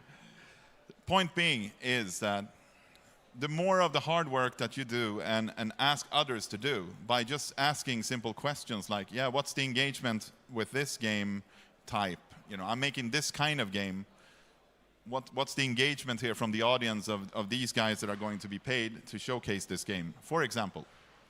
And that will really give you true answers on what they will actually be able to do for you and what that is worth to you to pay them to do that.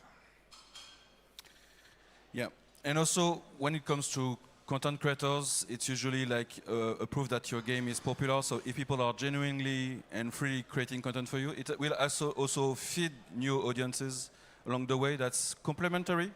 But yeah, when it comes to gaining discoverability aspects, paid influencers are obviously critical. It should be considered as advertisement, but also regular advertisement, like pushing, spending a bit of budget on pushing your trailer, making sure that it's in the radar of the players. It's very important because it will help you.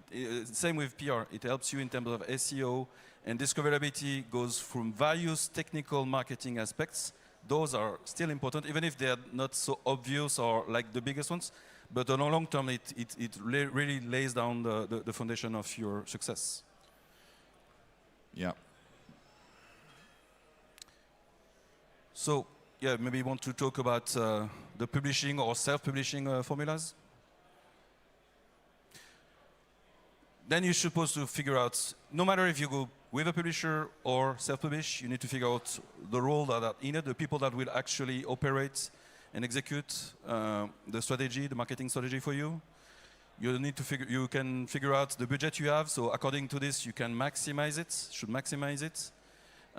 You have a proper roadmap for your development release, and you make sure that marketing stick to it and help you to succeed also on that regards. You have a good sales strategy. You have potentially, like now, the time to look at porting for console version potentially. And then later on, you have your final go-to-market plan. A go-to-market plan or go-to-market strategy is a living document, living material. So you may end up in having to tweak and improve before having the final one that will actually inform, because the go-to-market plan is not just for your team, it's also for the people, marketing people that will work on your game, to better understanding without spending hours and hours and hours on that. If they have a solid go-to-market plan, they understand very quickly what they are supposed to do. So I think to summarize that, it's also understanding, again, it's back to your needs of why do you need a publisher? Or would you be able to carry this game by yourself? And in that case, how do you solve that with the amount of people that you need to publish your game? And this is why we are talking about this timeline, talking about, start thinking about all these things early on. Because if you're going to ask an investor to invest in your game, if you're going to a publisher, all of these things can be answered fairly early on here. And the clearer you are with that, saying that, well, we want to own our community, but we want you guys to kind of release the game for us and put it on Steam and all that stuff. By the way, which channels are you strong in, and what would you invest for us in terms of marketing budget? So you can kind of own that conversation. You can know what you want if you do all this research early on, and if you connect the thoughts of marketing, the way you see this game being played by players, and think about how the player discovers the game. For example, again, PR budget doesn't have to mean that you have to do XXXX press releases. It can be that you know that there are 5 medias in the world that you love a lot and that all your friends are looking at and playing and, reading or watching. So try and make a deal with those, or try to target those only, and that will be a much, much stronger plan to work on. Same with publishing as well. There are certain, you can really kind of divide it up here, that we want to own this, we want to do that, we feel that we're strong in this, or we want to develop our company based on that. The rest can then be negotiated. So you have the power to really work on a deal that will fit you and this timeline well, so that you can keep time and keep track of all this. So with that, I think that's it. We have, there is still a little bit of time for a Q&A. Yeah, if you have questions, we are happy to answer those. So to give you a sense of what we do, I mean, we've been in this industry with publishers for many years. Now we are in consultancy because we can bring our help and knowledge on those items.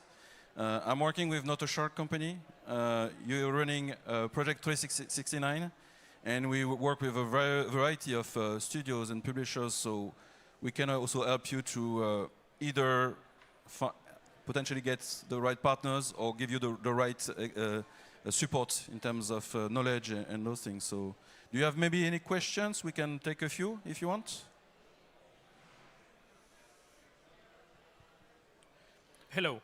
So I actually work in information and library science, technically preservation, but that means that I have actually spent a lot of time on discoverability and search engine, like designing it to help discoverability and bringing the correct things that users are looking for forward. And every single time I attend one of these and talk about discoverability, I always end up wondering if there's any move to try and pressure the platform holders to make discoverability better on their end, because that seems like the more optimal place to change things. Yes, I think platform holders in general, I mean, when we think about publishing, we also know that there are a lot of dinosaur publishers out there. So there's a lot of old ways of doing things, and some of those actually still work. Like, for example, email marketing, which you would think that, well, that's really old. Nobody reads emails anymore. But yeah, they do. Email marketing is incredibly effective still.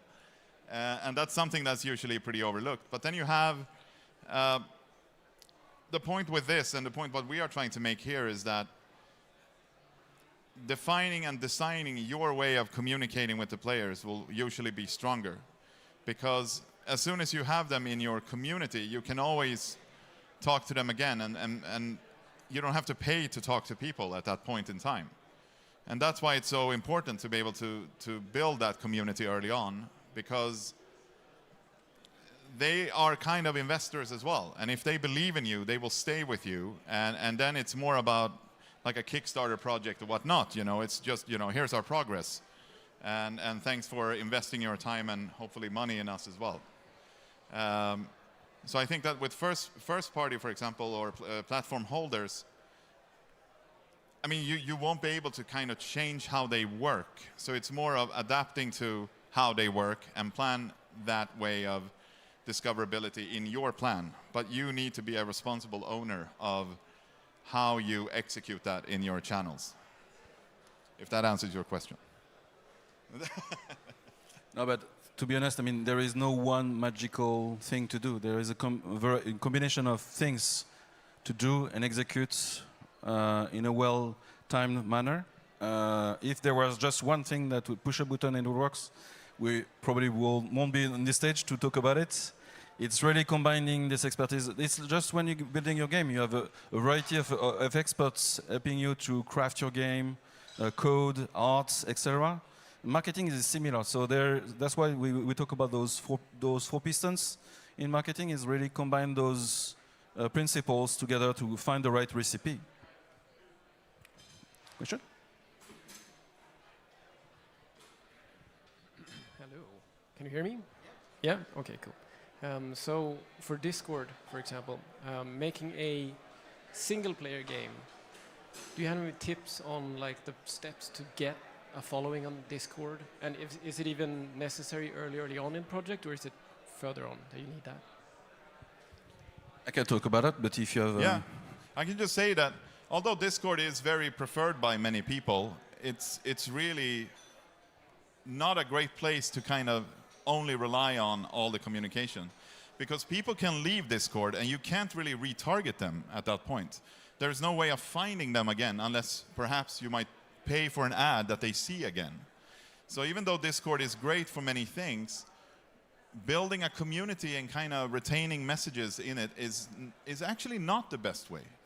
It's part of, again, of the equation, but it depends. If you have a Discord just for the sake of having a Discord, if there is no one that will animate the community, engage with the players, update them, asking them questions, it can be a very great way to actually survey and understand how people feel about your game at the early stages.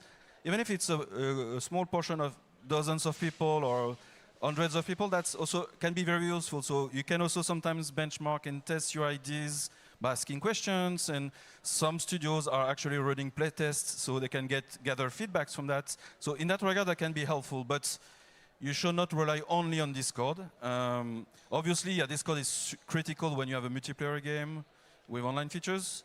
Solo game, that's mostly for getting feedbacks if you're running playtests. That can be super helpful. And those guys, if they're really engaged at the early stage, can down the road can become your ambassadors or your moderators, some kind of things. So then you can maybe because even sometimes with Discord, even one community manager can spend a lot of time, full time on Discord, if you want to really invest that when a game is launched. For single-player games, it's not often the case, but it has to be living some updates, etc. Otherwise, people will go on your Discord. It's a dead place. And they don't trust you, so that's also... Yeah, and in terms of discoverability, it's, you know, if you're tagging somebody or sharing something, like if you do on X or another platform, you can't really, it just doesn't work that way on Discord. It's not designed to work that way. So we would say that use Discord for your absolute core community that wants to help fix your game or you know, have ideas for improving the game, etc., etc. But always think about the wider audience with social media, because it still matters. That doesn't mean that you have to be on every single social media platform. You might just want to showcase that you exist, fine. But you will be able to with research, and that's also stuff we can help with. And it's just understanding which channel is your channel, exactly, or channels.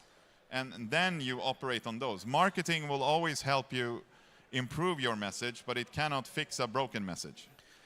So if you're strong with your product, if you have a strong message, just finding where that message works best is more important than just to be everywhere all at once. Yeah, and it's about talking to the audience where they are. For discoverability, it's really about that. Because when they are engaged within your ecosystem on Discord, that's fine, but it's about discoverability, growing that and nurturing people. So it's about going to the right channel. So for instance, do you know what are the top 3 sources of wish lists on Steam? Where does it come from? Any idea? But first, Steam itself, because all the visibility you can get if you build a solid Steam page first, all the spots, etc., and the tags are super, super important. The visual, everything the time, your efforts you put on Steam will really help you to drive traffic organically first. The second channel, that also includes festivals. You have to join festivals to make sure that you have maybe an opportunity to have more visibility, traffic, etc. So that's over time, spend as much time as you can to join those festivals, sign up for those.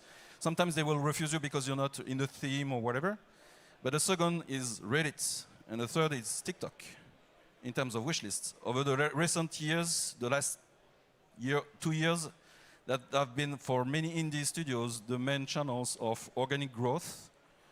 But when it comes to advertisement, if you want to be very efficient, then it's a combination on spending money on YouTube, on Meta, on Reddit with advertisement. If it's well structured, the combo is super powerful to generate views and wish lists. And then you have KPIs, you have a case study. Then you can also, when you go back to a publisher, like, here is the numbers, here is the traction. And if something doesn't happen after that, it means that maybe your game doesn't speak to an audience. So, but that's why those numbers and those efforts at the early stages of communication can be super impactful.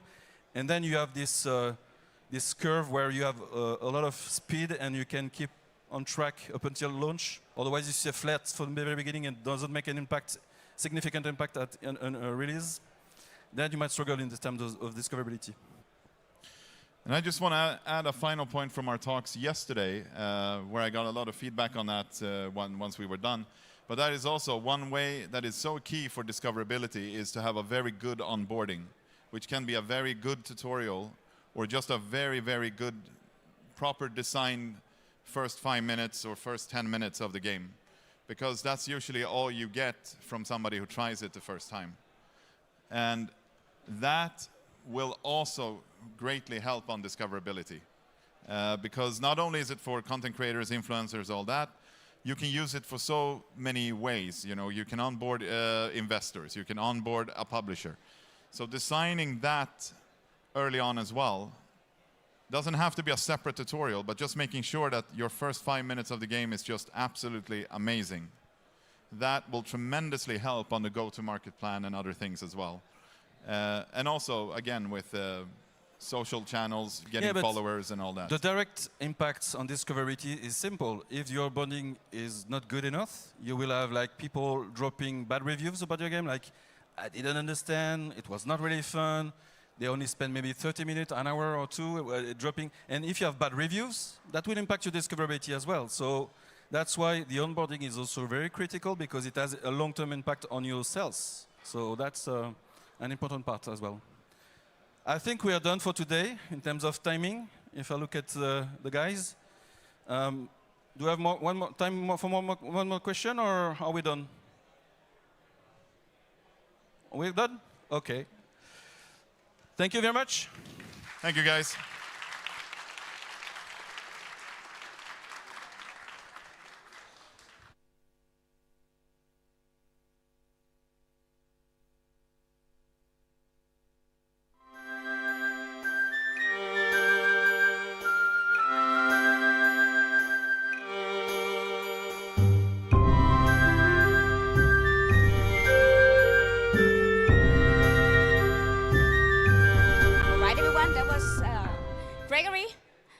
And Andre Persson from Mighty Diamonds. Thank you so much for coming. And we will go to lunch break now, but we will be back at 1:30 for another interview. So stay tuned.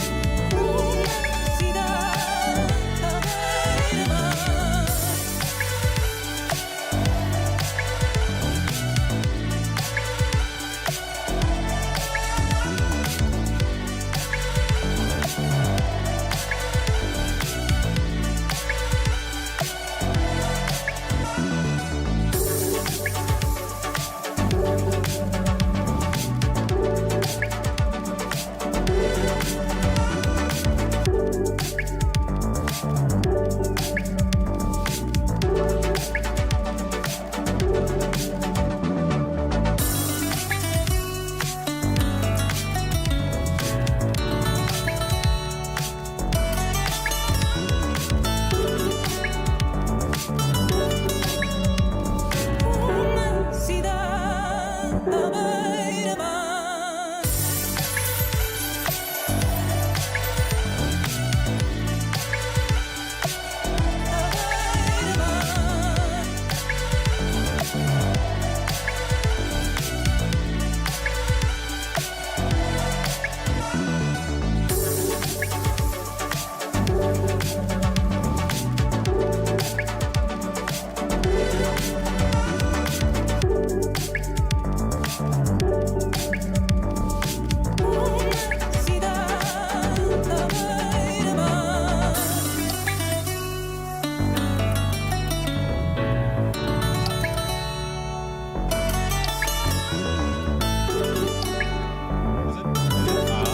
we go. Okay. And this one is the other one, right? So you get microphone number 2.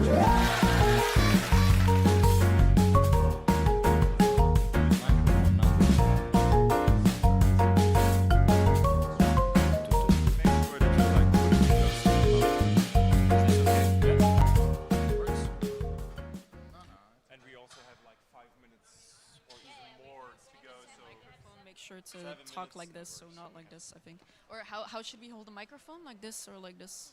This? Okay. Yeah, so like this. Yeah. Test, test, test. Do you want to croon as well?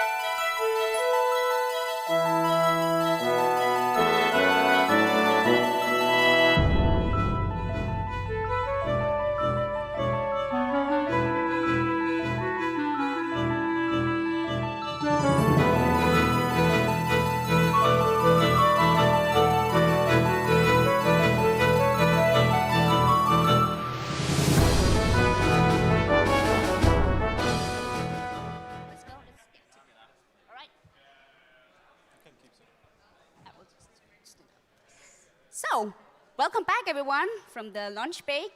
We are back here at the stage with Anna and Beastie Boys. But first, we will, for the audience out here and also for those who are on the stream, we will give a little presentation of who we are. My name is Sophia. I have a background in hosting in the game industry. And I'm Sasha, hello. I'm a game designer, and I think I'm not wrong if I say we both love interviewing game developers, so that's what we're doing today. And yeah, we will continue what we started this morning with Anna and the Basti Boys. Please welcome them on stage with a nice round of applause. Thanks, thanks. We also say hello to all the people on stream. All right. I think the first question has to be, who's Anna? I'm Anna. These are my Basti Boys. We're usually a team of 7. 5 of us are participating in the podcast today. Awesome. And I'm Morten, one of the boys. True. I'm Martin, also one of the boys. I am Enrico, one of the boys. And I'm Triandaphilos, also one of the boys. And the weird thing is, there's no Basti on stage, right? How did that happen? He always lurks in the shadows. He doesn't want to be front and center. Yeah. All right. That's his style. We are trying to talk over the noise in the background, currently coming from the kitchen. No worries. We'll be getting more silent again. So how did you, as a group, I mean, you're like 7 developers, how did you like come together, basically? So we came together for a course called Game World Design at ITU Copenhagen. And there's actually a pretty funny story related to how we became us. Maybe you want to talk about it? Yeah, so we are at a master's program at ITU in Copenhagen. At this course, Game World Design. And I think on the day we had just formed our group, and Basti, the infamous Basti, had asked me if I wanted to be in group with him and some of these guys. And then we had to, we were a class of 60 people, and everyone was just like standing up and saying what they were on the first day of the course, of what they wanted to do and work on, and if they had a group. And I was one of the first ones from our group to stand up, and I said, yeah, my name is Morten, blah, blah, blah. I'm working with Basti. And yeah, so Basti is a very reserved guy, very kind, but doesn't want to put anything on himself. And I said, yeah, and yeah, so I'm Morten, I'm with Basti. And he said maybe we should call ourselves Morten, the Basti Boys. And everyone just like laughed, and I was like, oh shit, that was a bad joke. I shouldn't have made that joke. I was like, sorry, Basti, sorry. Yeah. And then when we had the break, everyone just came over like, hey, the Basti Boys. So it's like, okay, the name stays. It's like, it's inevitable now. So, sorry, Basti. the man, the myth. So, for all of you out there, we have a very special appearance here on stage today. Would you like us to elaborate a little bit on what all your amazing outfits and accessories is going? Yeah, what is going on? What's going on? Yes, so we are actually role-playing right now as live NPCs from our game Corporate Cut, which is an office game where you as an intern, Ezra, enter the office and you discover that everyone has the same haircut and seems weirdly obsessed with this haircut. And when you, with your green hair and not that haircut, come in there, you're not always appreciated by everyone. So people talk rudely to you and you're not a part of the gang, right? So then when you go to bathroom to freshen up, suddenly find his wig, as we have one here. And then when you put on the wig, everyone's happy to talk to you and treat you very nicely.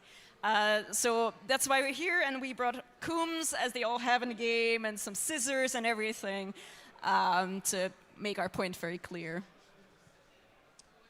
So why did it have to be hair? Why did it have to be a wig? It could have been glasses, could have been a fake beard, or like clothes or shoes.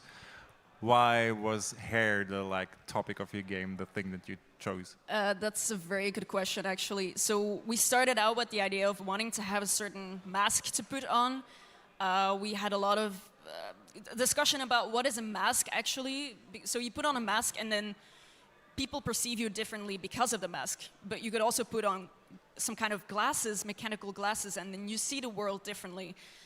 So our teacher said that we had to distinguish between those two. But after a lot of discussion, we really wanted to drive this point forward that you can change society, but when you do so, society also views you differently. So it's not really, you can't really separate those two in that context. And hair was one of those cases where it just clicked like at the very end of a long meeting where we're like, what about like putting on a wig? Like if you put on a wig and the hair is in front of your eyes, it gets annoying. You see the world differently. That's why in our game, if you put on the wig, it also covers the screen with a shader, which blocks a part of the screen, which is the basis of most of our puzzles. Yeah, that's how the hair, and then around that, we built this whole society, basically. And everything kind of started at that point. Like once you have that main mechanic, everything else just comes fluently. Like we had this idea of putting floor mats on the ground rather than signs, because you look at the ground constantly, because otherwise the hair is like the hair is in your eyes. So everything was very focused on the floor rather than up, and the whole world arose basically from that one mechanic of putting the wig on and off. Yeah, because when you take the wig off, you're actually able to see the world around you, and Yes. you have also some more mechanics that like relies you to actually look up, and you will be blocked otherwise to doing that. So about fitting into the world, but also identity. So what was your thought process and your message behind identity with having this, what's it called, generic outfit and hair? Any of you? Yeah, so the thing is that we want, like, in the, how do you call it, the pre-production of the project. So we came up with different ideas, and one of these was, okay, we want to play around with identity. And the thing is that you, like, while you play, while you get to know this world, you change your identity, but this also means that you lose your identity. So we wanted to convey this message, and then we came up with this thing of the week, because like you have to adapt to the society that there is into the office. So the idea was also that in the game, you start wearing the wig, and you also start acting like the people that are in this office. You mentioned, I think you already mentioned that this was kind of a project for a course at the university. Can you tell us more about the course? What like were the contents of it? What were you supposed to learn? What was the goal basically of like creating this prototype or this game? Yeah, so as Anna mentioned, the course is called Game World Design, and the core of the course is not on actually making a game that has some good shooting mechanics, something to hook the player. The focus was more on making a believable world. So the point was, when you get into the world, even it doesn't matter how it works, so we could go into fiction or whatever we found interesting, but it was just, that world has to make sense, to be believable, to somehow hook the player to live in. And during the whole course, the idea was we had like 3 months to make such a believable world. And so we take some measures to limit it, because again, worlds in video games tend to be extremely large. So we had to find a way to use all the assets that we have, plus the time, to get the best experience, which is why we went with the office, because the office gives you the glimpse of the world outside, so you know that the office can be anywhere, and we didn't we didn't put any view outside of the office, so it's a universal office somewhere in the world. And then we started decorating it, so we could see there are like many hints, many objects placed in our office to suggest a believable world. For example, as Anna mentioned, the doormats, usually like people look in their height and they look for signs, but these people, they tend to look down to look for signs. So we also changed some first aid kit. So first aid kit is in our game is of course a pair of scissors and a comb, because in case of having a bad hair day, you should fix it.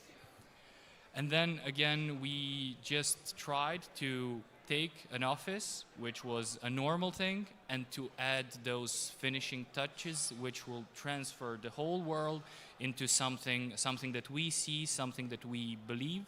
And so, as you can see, now we went that far that this is like our whole cosplay, and we're living in that world right now.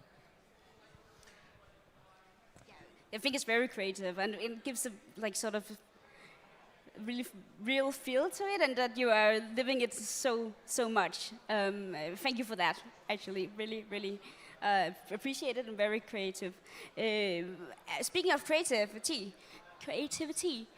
we meet some special people also within the office. There's not only the office dwellers there, but there will also be, like, for example, the secretary or the janitor.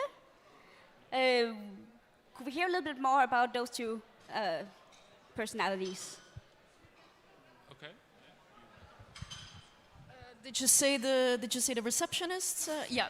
Yeah, so these are actually, oh boy, there's a lot to talk about, so I'll try to keep short. So the receptionist and the janitor are really opposite characters. So they are a little bit different from all the normal employees there. The receptionist is kind of really the most conservative personification of this rule of wearing the haircut. She will be so rude to you that it really makes you uncomfortable if you're not wearing a haircut, and then when you wear the wig, she is the most kind person ever. So she is kind of like the representation of this rule, and she's also directly inspired by the receptionist from Monsters Inc. Yeah, this the slug receptionist from Monsters Inc. And everyone just gets that connection for some reason, right? Even though it's a human, and we had the wonderful Enrico voice actor, and it's in our brain the whole yeah. And then we have the janitor, which is actually a character created by some of the people in our team. It was meant to represent the old times of the company before this whole haircut rule. I think it's best if you talk about that, maybe. So during the course, it was important to give out the law and create this, establish this game world, and we came up with having this character to tell the story of how this company used to be.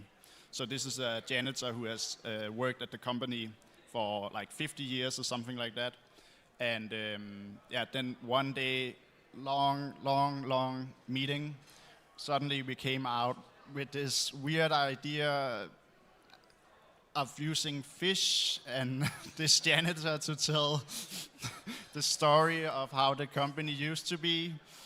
And it's so stupid, but it kind of worked. So it was very fun to see how you, with environmental storytelling and with some, you find a photograph of the janitor together with the old CEO of the company. They had a fishing trip together, a photo of that, and then you see he has the fishing rods and he has a fish, one of those fish trophies, the ones where they with their head, the singing, and so just something out there, just to make something distinguishable stand out, and so it was a fun way to see how you could tell a lot with objects, environmental storytelling, and characters. And I think a lot of it goes under the, it's not consciously something you see, but with adding, with the dialogue, with hints around, things that you can pick up and read, and then that creates the whole picture, I think, and helps convey law in a more non-direct way or indirect way. Now you talked about the good old days in the company. Now you talked about the good old days in the company. Something that struck me a lot was how you resemble that within the game with the color green, for example. Yeah, so I was the graphic artist on the game and made the 3D models for the game. And we used a lot of color theory and color palettes to help navigate the game and give it a style. So all characters are associated with colors, and it helps you navigate and stuff like that. Yeah, and so characters also are represented by color, so that we use the color green to kind of both represent the player themselves. She has green hair that kind of stands out from everyone else. Everyone that works in the office are using, like, having these pale brownish colors, bland, boring colors, white, and almost looking like they were stuck in the past. And then you come in with this bright green, and it was very interesting to see how you can play a lot with colors and people don't notice it. That, like, so we took out all the greens, everything green in the office. We took out, like, the plants, we made them gray, and people don't notice. And then whenever there's anything green that hints at both your character, but also we use kind of like to use that as like creativity, or and also the like integrity of the old company. So the character of the old CEO who had integrity had the green color, and yeah, so it's very funny to use colors, and a bit I guess nerdish. I'd like to go back to the beginning of the semester where you made the game. So I'm pretty sure you did some brainstorming, and you had a concept phase before you started to do it. Were there other ideas that you were considering to make, or was this the only one that came to mind, basically? Is there something? Yeah, actually, the whole forming of the group, again, relates to Basti, of course. And his idea was, I want to do something in Unreal. So I think we started by the idea, okay, let's just find people who are willing to do that. And then when we all gathered, the first premise was we do something that all of us like. So the first week, it was just one big board, and we gave each of us some, I don't know, half an hour or an hour to present the idea. We wrote everything down, and then we ended up with 7 ideas and tried to come up with what could be the best solution. And there were, those ideas were so different. So we went from some funny Looney Tunes-like game on one side into some Dark Souls game with dark fantasy. The lullabies, yeah, that was also one of the ideas. And then in the end, when we saw all of the ideas, we realized it's gonna be really tough to just mix them all together. So we started just by, okay, let's eliminate this, let's eliminate that. So we were kind of voting which things we want to get rid of. And then in the end, we got to a point when we said, okay, we can use the mask, we can represent it in this way. And then it continued with our discussions, so we decided it's not going to be a mask, it's not going to be the glasses, it's going to be the wig, and then the whole process continued. Did I miss anything?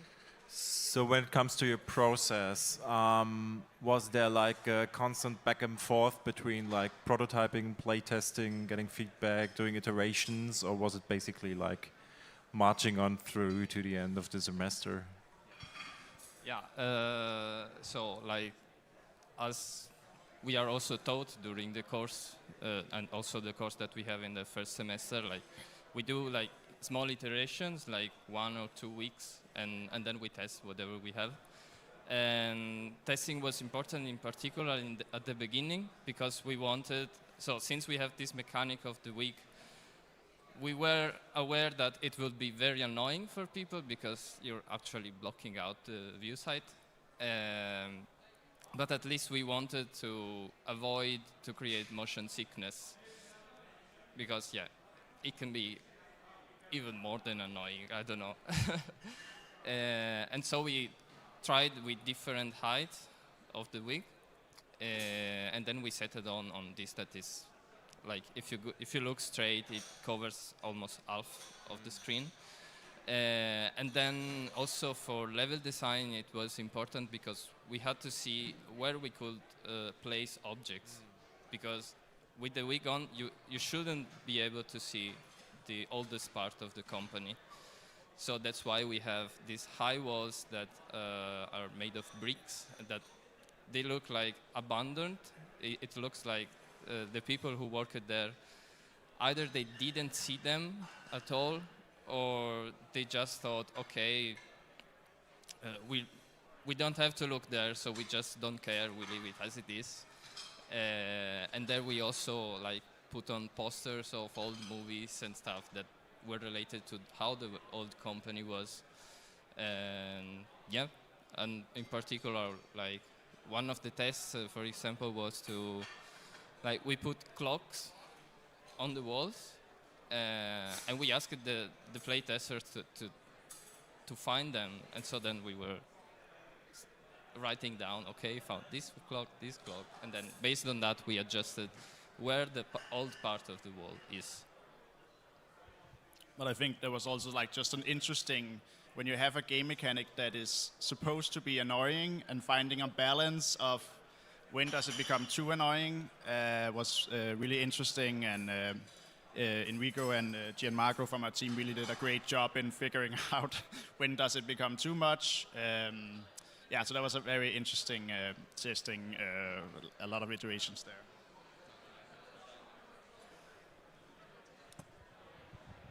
So the current stage of the game right now, we played it yesterday. What will be the future of your game? Will there be more stories at the office? Will there be more, yeah, will there be more janitors lurking around to tell the company story? So we are a group of students, and some of us have been working together as well, continuing on working on our thesis. But honestly, we didn't expect that Corporate Cut would get so much traction. We're still kind of figuring out how to move forward. Not? That's my, I would say, like, we're still figuring it out if we should move forward, but we're all looking for jobs, so feel free to connect with us, and if you like Corporate Cut, then there's more where that came from. So you are more like into looking for jobs in the industry and not like building a studio, maybe? Is that something in your minds as well, or?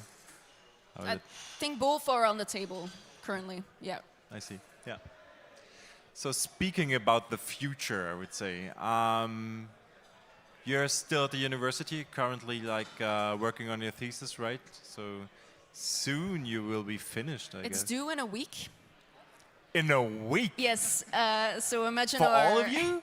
Yes. Really? So some of us are like slipping away at this event sometimes to continue working on our We thesis. really feel honored that you can be here, actually. Oh my God. Oh wow. Okay, in a week. All the best of luck, first of all, for your thesis. Also, I mean, at the moment, it's probably not the best time for the games industry.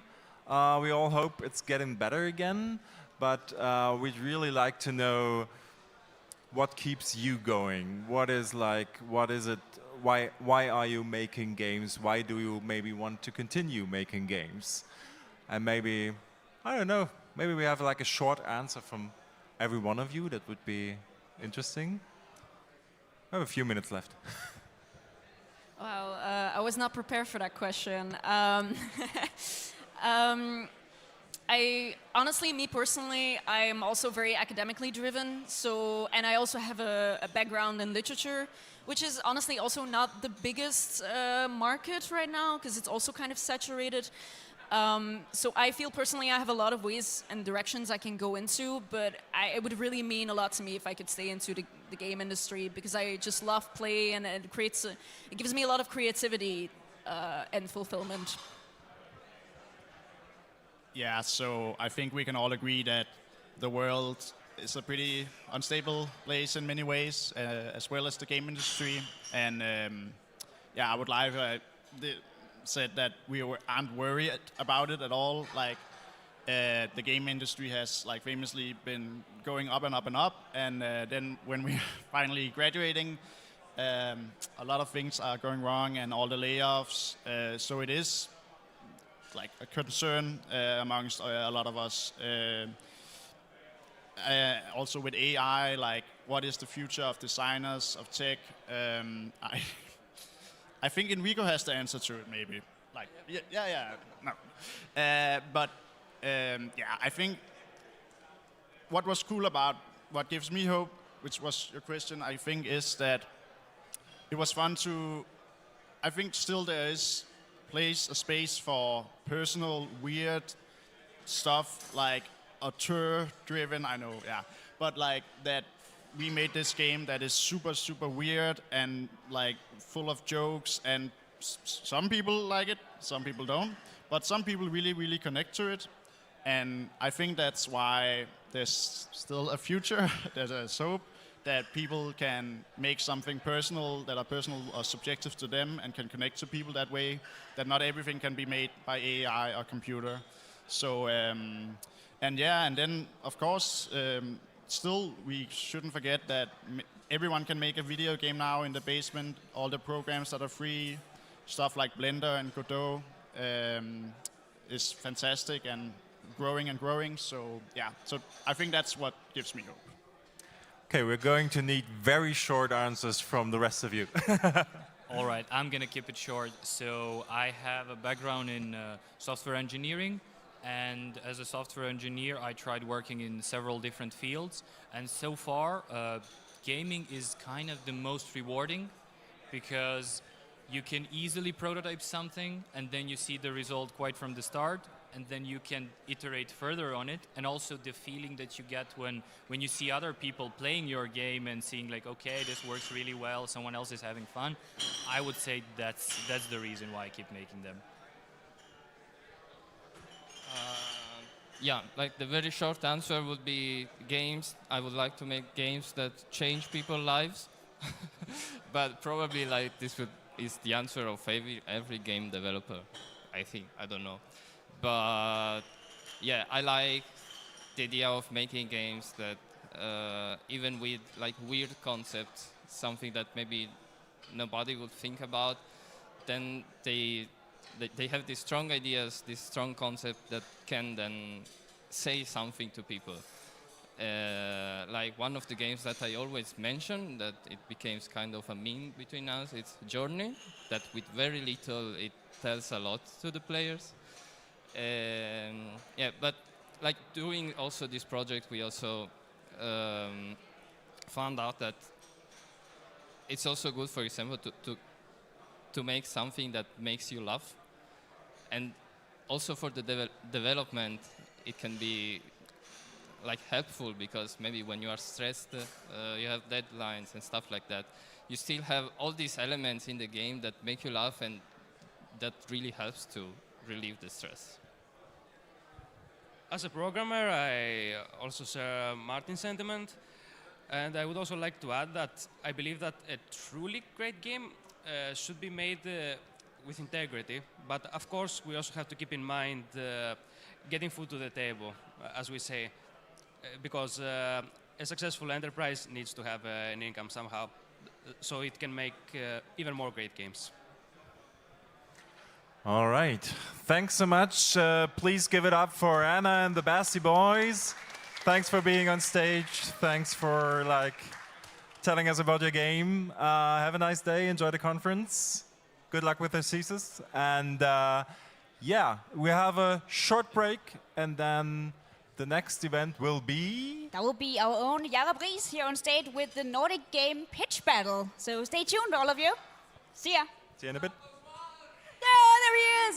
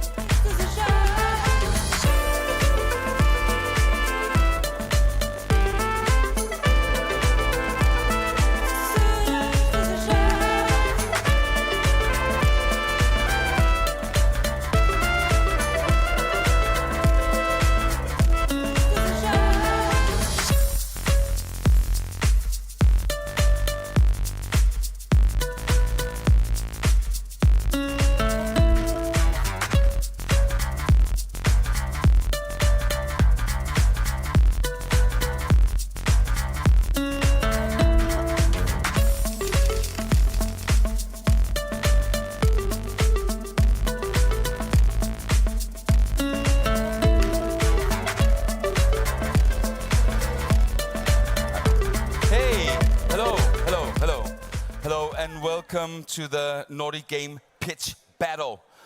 This is exciting. It's so exciting that I'm already really deep knee sweaty, and we haven't even started yet. The nervousness is building up in my armpits. I don't know how you feel. Better than me? Thank you. But I'm here to host a very exciting event.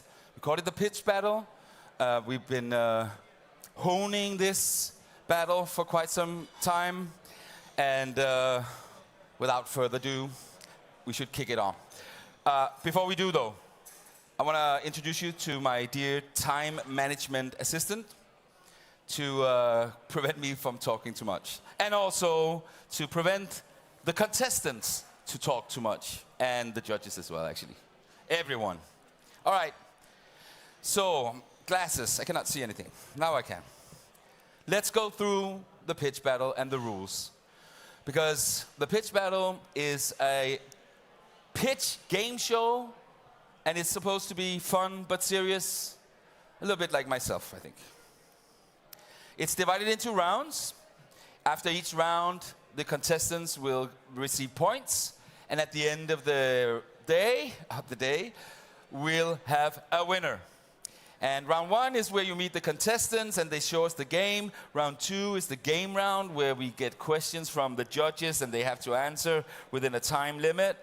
The same goes with round 3, which is the reality round. Again, it's questions from the judges, but this time it's about the reality surrounding the game, the price point, the whatnot.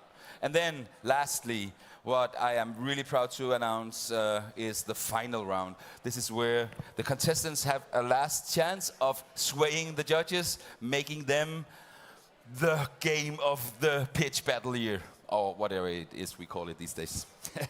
So, on top of that, we also have a prize sponsor, and I'm so happy to present Chaser Cloud. Can you come up here and tell us a little bit about what it is that's in store for the winner?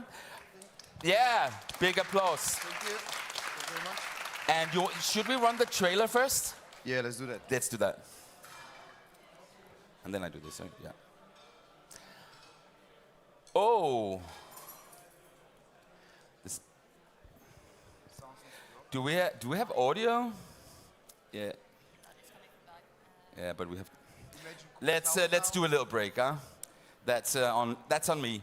Stuff happens when you are doing really complicated things, and I can tell you this pitch battle is very complicated. Just for the, as an example, the point system. On the surface, right? When they've done a round, and the judges, they will vote by me saying 3, 2, 1, show us the game. And then I've provided them with some hand-drawn logos from the games. I've been working on that with my mom for the past 6 years. And they look great, right? Mom, they think they look great. And then, if that is not complicated enough for ya, they will say the winner is, and then, yeah, okay, you think it's 1 point, but it's not. Underneath this is a very complicated point system that I created by taking the best pieces of the Nobel Prize, combining it with the Oscars, and then, twinkle a little bit of myself over it. So I hope you're gonna enjoy it, and we have sound, and I'll run the trailer, I hope.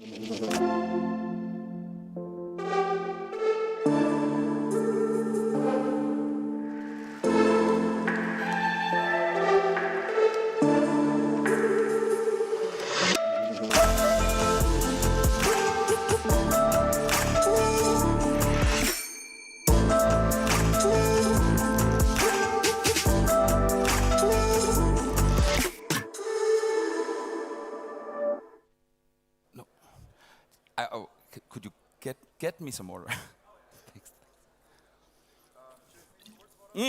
All right, cool. So I'm sorry. Yes. So thank you for having me here. Thank you very much for the invitation, Jacob. We are very, very excited to be, for the first time, part of the Nordic Game Conference.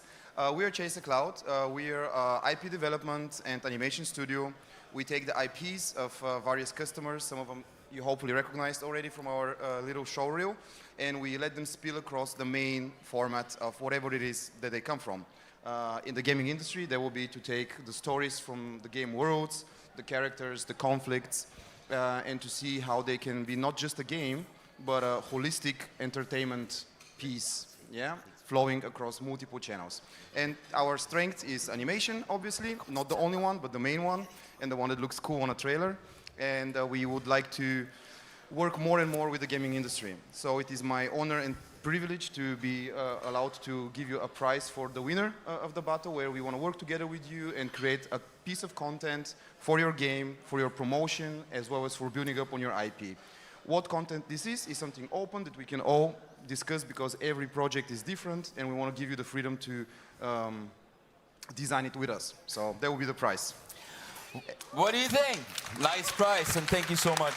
Thank you. If I can say also about my talk tomorrow. Of course. And for those of you that find this topic interesting, that you want to see how games fit into the whole scale of the entertainment industry and how they're even transforming it actively, I'm going to have a talk about it tomorrow at 11 o'clock, and you're very welcome to join and fill the ranks there and ask me your questions. I'm going to try to explain our perspective and our experience from animation and games.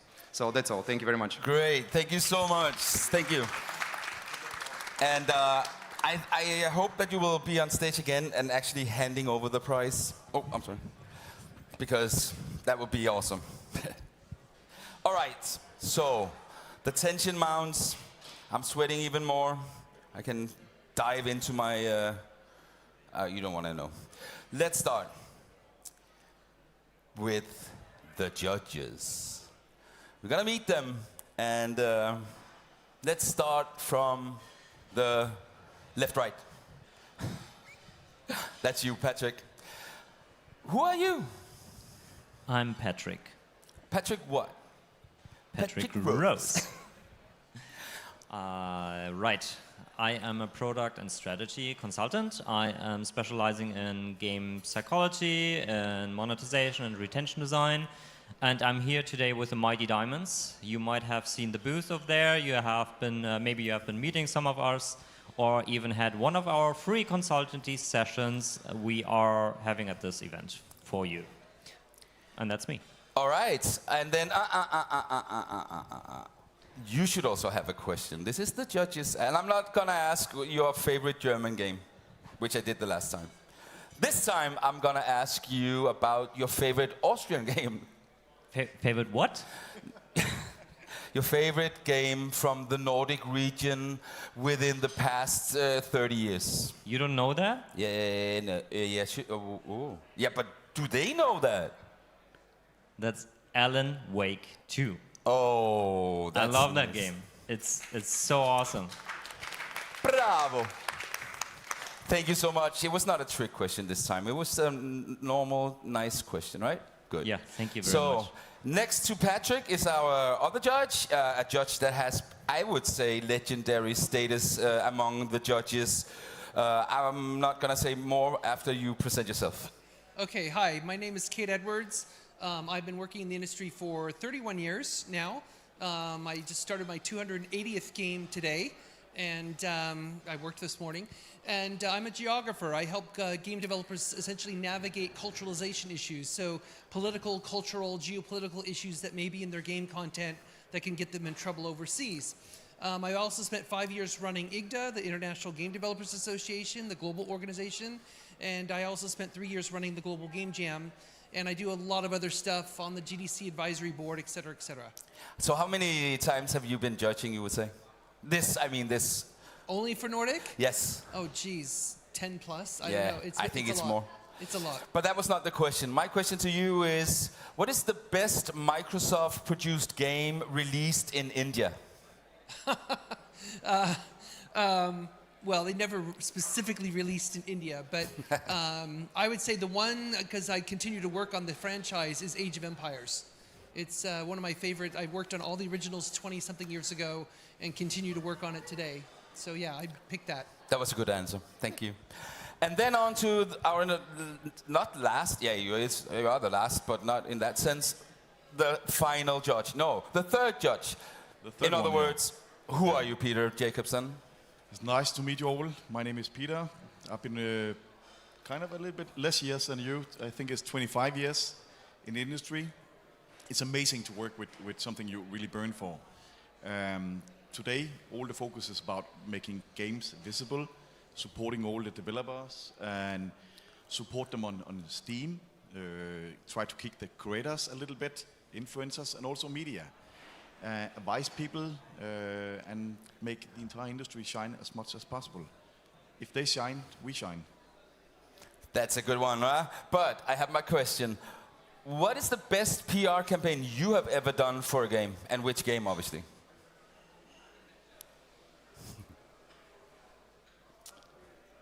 "30 seconds from now." That's very difficult. There's so many brilliant PR campaigns. I don't even know where to start. You'd be like, You know, if a crazy one might be Grand Theft Auto 3.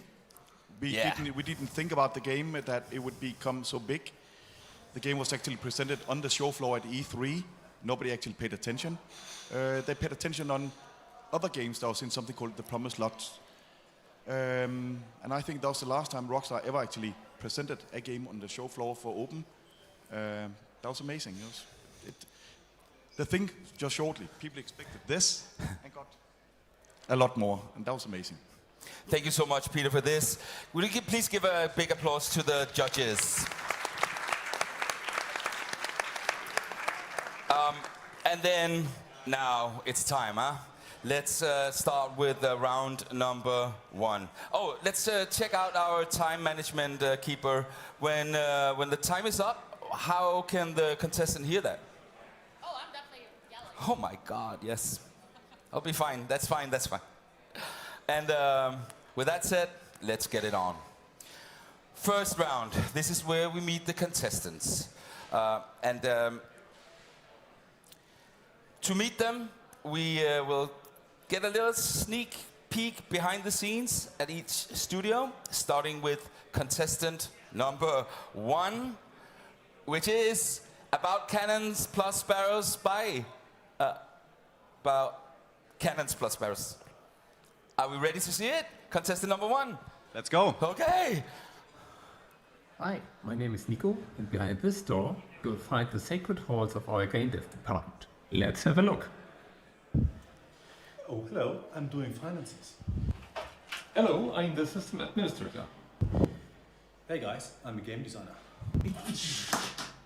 Hi, I'm the character animator. Hey, I'm a 3D artist. Hi, I'm the programmer.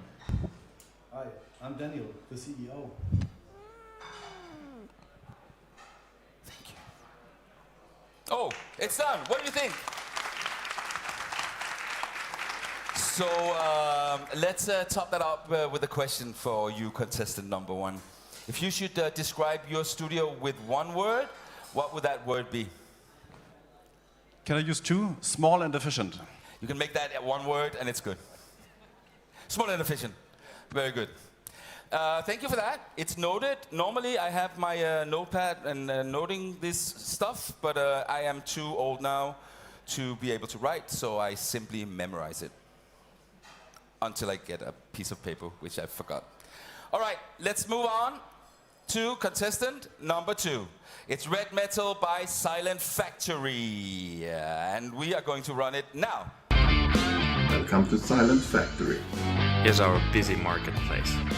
Here's one kind of a home office in Finland. Hey, this is my office. I'm up. I'm up. I'm up. This is Chris, and this is my office. Well, you know, I should be working and not recording videos. Big it up for contestant number 2. So, same question, obviously. What if you should describe your studio with one word? What would that word be? Resilient. Resilience. That's my middle name. No, that's a good word. What's your word again? Small and efficient because we're German. Oh, that's good. So for now, keep these words in the back of your head because I'm gonna use it against you later. Now, contestant number 3. It's Hollow Home by Twee Games from Ukraine. And here is the behind the scenes trailer. Great. Hello, this is Kiev. This is me. Here are our flags. Our dog.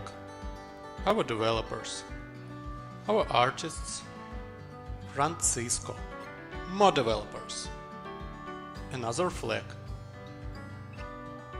Our bar. Our team. Here we make games.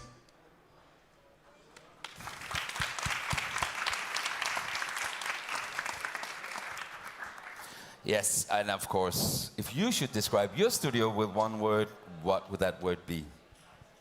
It would be great, just great. Great, just great, in one word? That's a great word as well. It's a great, just great word. Thank you so much for this. Now we've introduced the studios and where they are and what the name of the game is. Let's see the actual games, shall we? So, let's go back to contestant number 1. Take a look at the gameplay trailer. And after that, the contestant has 30 seconds to elaborate on what we just saw. So let's go now. Are you ready, contestant 1? Yeah. I am. First we see the trailer, obviously. Here we go.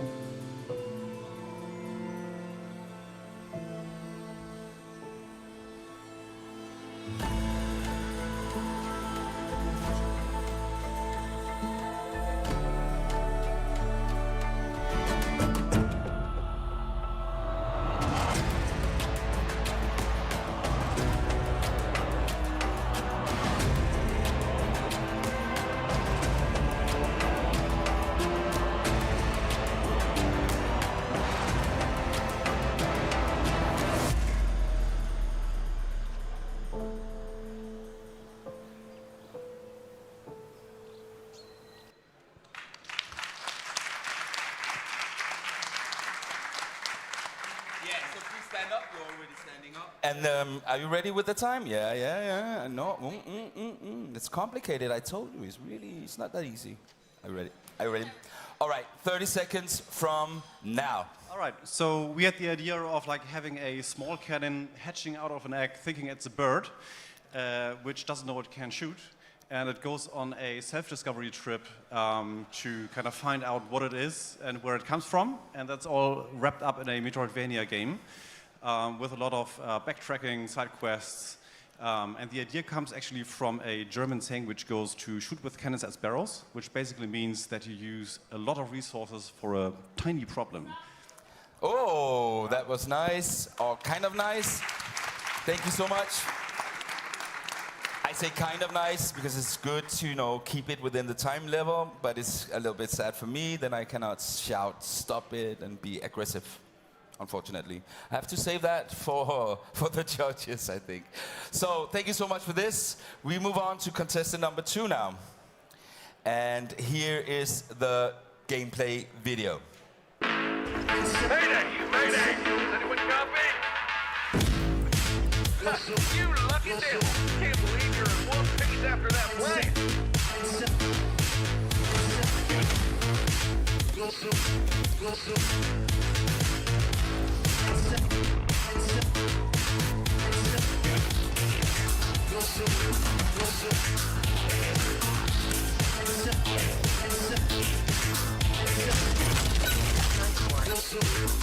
All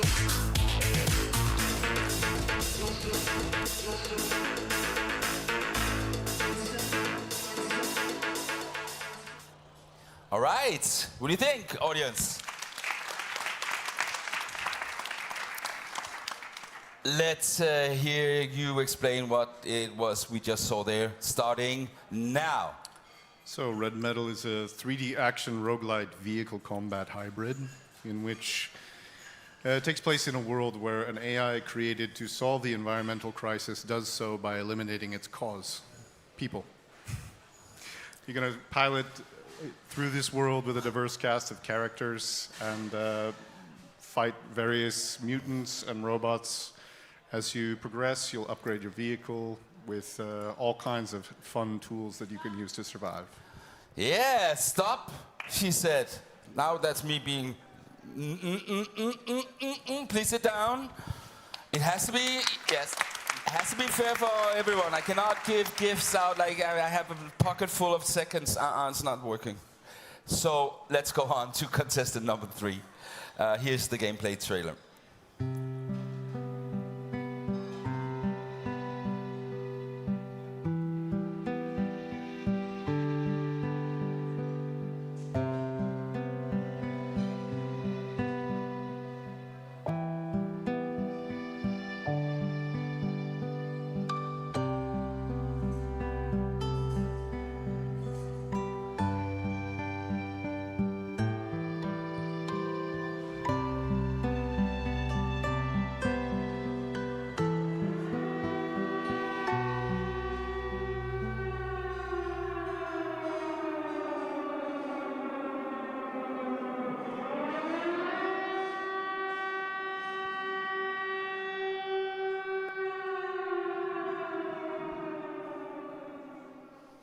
Yeah, big hand to contestant number 3.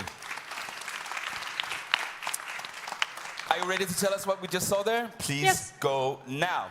So, Hollow Home is isometric view narrative RPG and story based on Russo-Ukrainian war. And the story is telling from the face from a teenager, and he will face some moral choices, some problems that real people were facing in Ukraine. It also has some RPG moments, so he will have some skills that can be improved and so on. But the main point is story. Thank you. Thank you. Thank you. You're good at this. Thank you so much. And thank you, all of you. Now we came to the end of round number 1. We saw the studios behind the scenes, heard a little bit about that, and then we saw the gameplay.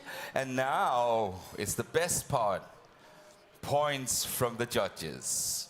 So, judges, you have your signs, and when I do my countdown, you will show us which game you think won round 1.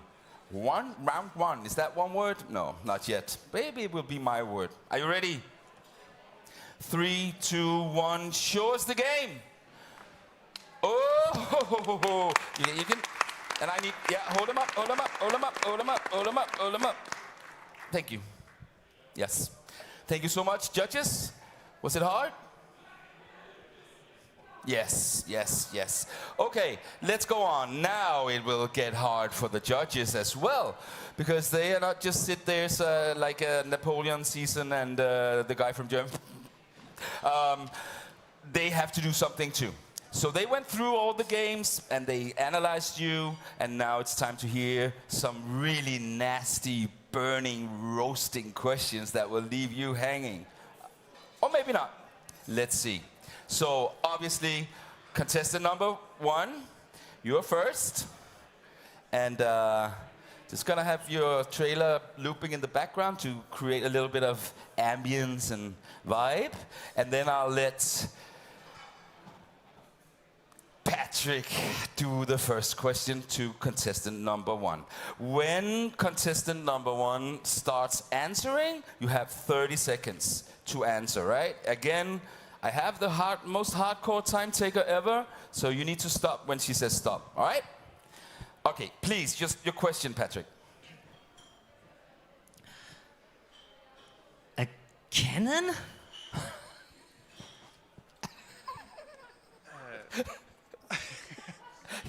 That's the question. Well, it's not only a cannon, it's a cute cannon, which makes a big difference. Because it doesn't know it can shoot, and it doesn't want to harm all the inhabitants of the environment it actually is born into, but rather help them to destroy the bad and evil cannons which it will face later. So it's going to be, contrary to all the bad times we have at the moment with bad cannons hurting people, we have something cute which is going to help. All right. Thank you so much for that answer. And yes. And then on to Kate. Question for contestant number 1. Yeah, so I mean, the game looks amazing. The art style and everything, I think, you did a great job. One thing that I was curious about is, from an accessibility standpoint, is given the size of the object and the overall playable screen, it's pretty small. So I'm wondering if you have any ideas for like people who might be visually impaired or who might have a little trouble tracking, like even in that shot right there, how small the cannon is versus the overall frame. What your thoughts are and how you would deal with that. Well, the idea is to generate like a second version of it, which has more glowing elements to it, so it's like easily trackable on screen without actually changing the whole game design and the level design to it. All right, thank you so much. And then the last question in this round by Judge Peter to contestant number 1. Please go ahead. Thank you. So I see a lot of inspiration from other games here. Having in mind that a lot of games is coming out, releasing every single day, where do you think this one here really stands out? Sorry, could you repeat that? Sorry. Yeah, where do you see your game really stands out compared to a lot of the games that inspired you? Right, I think so. In the Metroidvania genre, we have a lot of pixel art games, and we try to kind of stand out visually to create a 2.5D platformer which plays a lot with depth and has like a fully 3D created characters to make like a more immersive experience. We all love that word. Great. Thank you so much. That ends it for contestant number 1. Should we give an applause? Yes, we should. And now, obviously, on to contestant number 2. And we do the same round, right, Patrick? And is your question another wordy? We'll see. A cannon on a car? That's awesome. What can it do? What is your inspiration for that feature? Like, what other game could it imagine to be similar to this? Well, the idea from the start was to kind of take familiar genre, roguelite, and combine it with kind of the best parts of another genre, which is the vehicle combat genre, and try to blend those together to make something that people haven't seen before. And according to our playtester feedback so far, we're on our way there. So. All right, thank you for that. And a question from Judge Kate. Yeah, so I'm curious what your vision is for the long-term playability, because obviously, I mean, I love the retro style of this. It looks awesome. But I'm wondering, are you going to have upgradable, not just the car being upgradable, but different types of cars, or kind of what's your vision for? Because I mean, it looks great from just a pure destruction standpoint, which I love games like that. But I'm kind of curious how you're going to sustain that. Is there a narrative attached to it? Yeah. Yeah, there is a narrative plan, kind of non-linear and non-branching. And as well, there's a sort of a lot of content buckets that we've put into the core design of the game. You obviously have cars, you have weapon modifications, you have items, you have enemies, you have different mission types as you go through and play the game. So we've kind of, as we've gone through the design of the game, tried to build in these buckets where we can push out content updates over time. Thank you so much. And the last question from Judge Peter. Yeah. Imagine I find your game on Steam. What would be, the lines for me picking up the game and selecting it, buying it? Why should I select it? What would you, if you should hit me with a few words, key selling points? I think the key selling point is that there aren't any other games like it out there. And if you're a fan of the roguelite genre, if you're a fan of vehicle combat games, or even if you just like games like Rocket League, there's something for you here. So we have a lot of potential kind of roads that people can get to this game and really enjoy it and have a lot of fun. It's physics-based vehicle combat, so yeah. Thank you so much for that. That was the concluding question to contestant number 2. And now on to contestant number 3. And we do the same round again. So let's start with Patrick.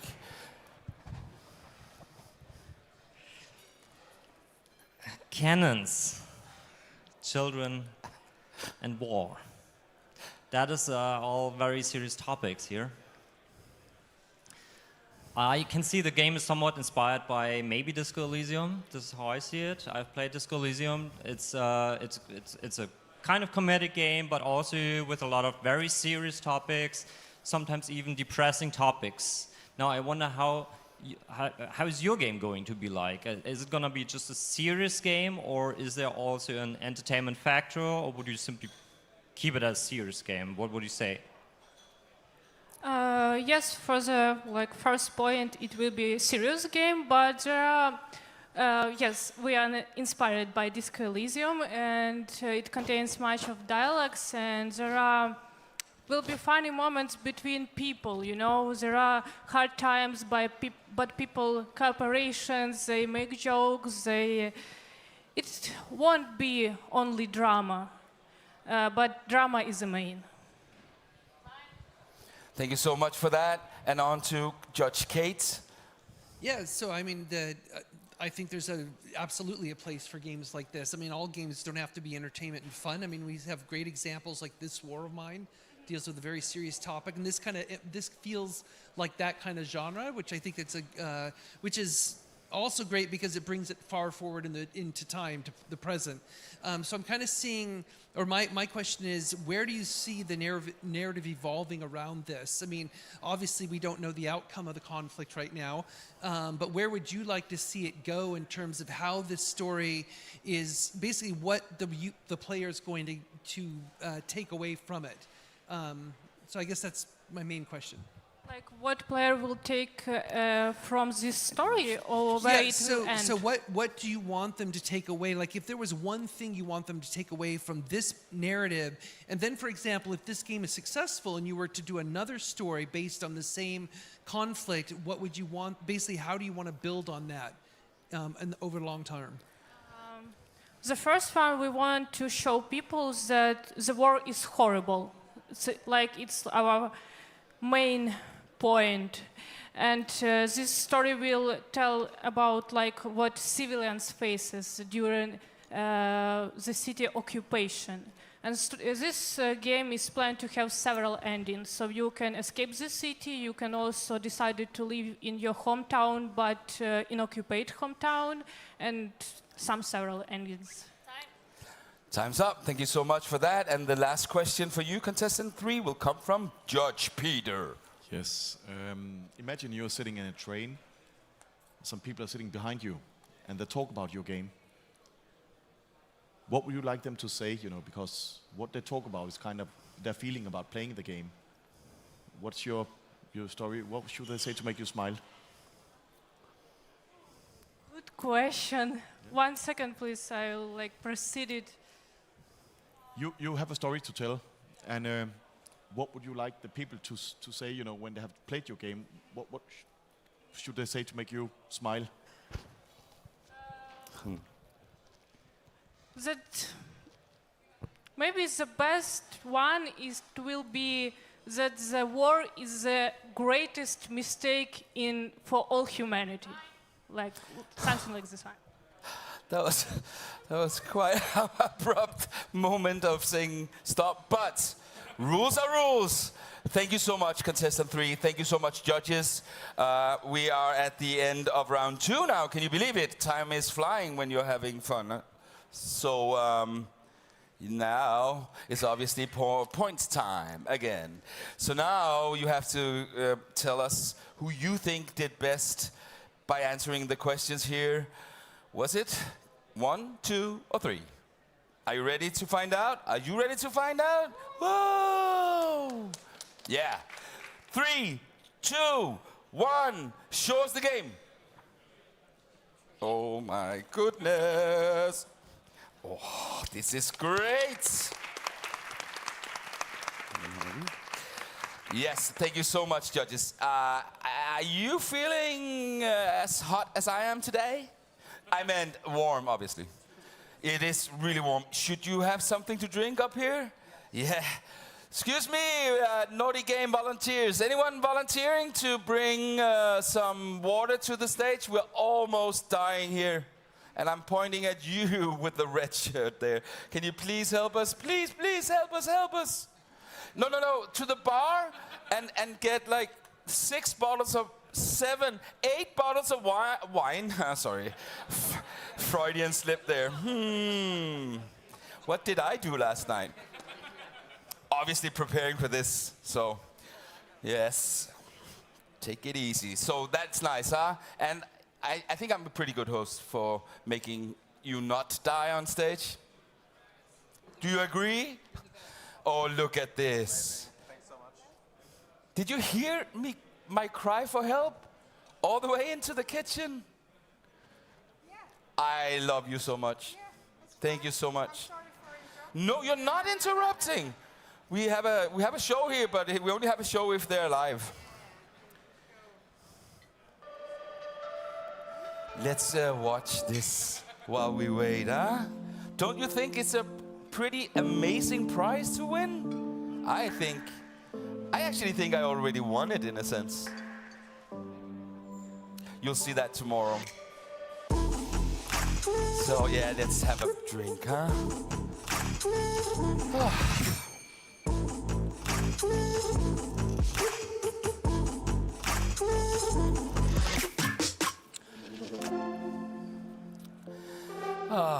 Look at this. Thank you so much.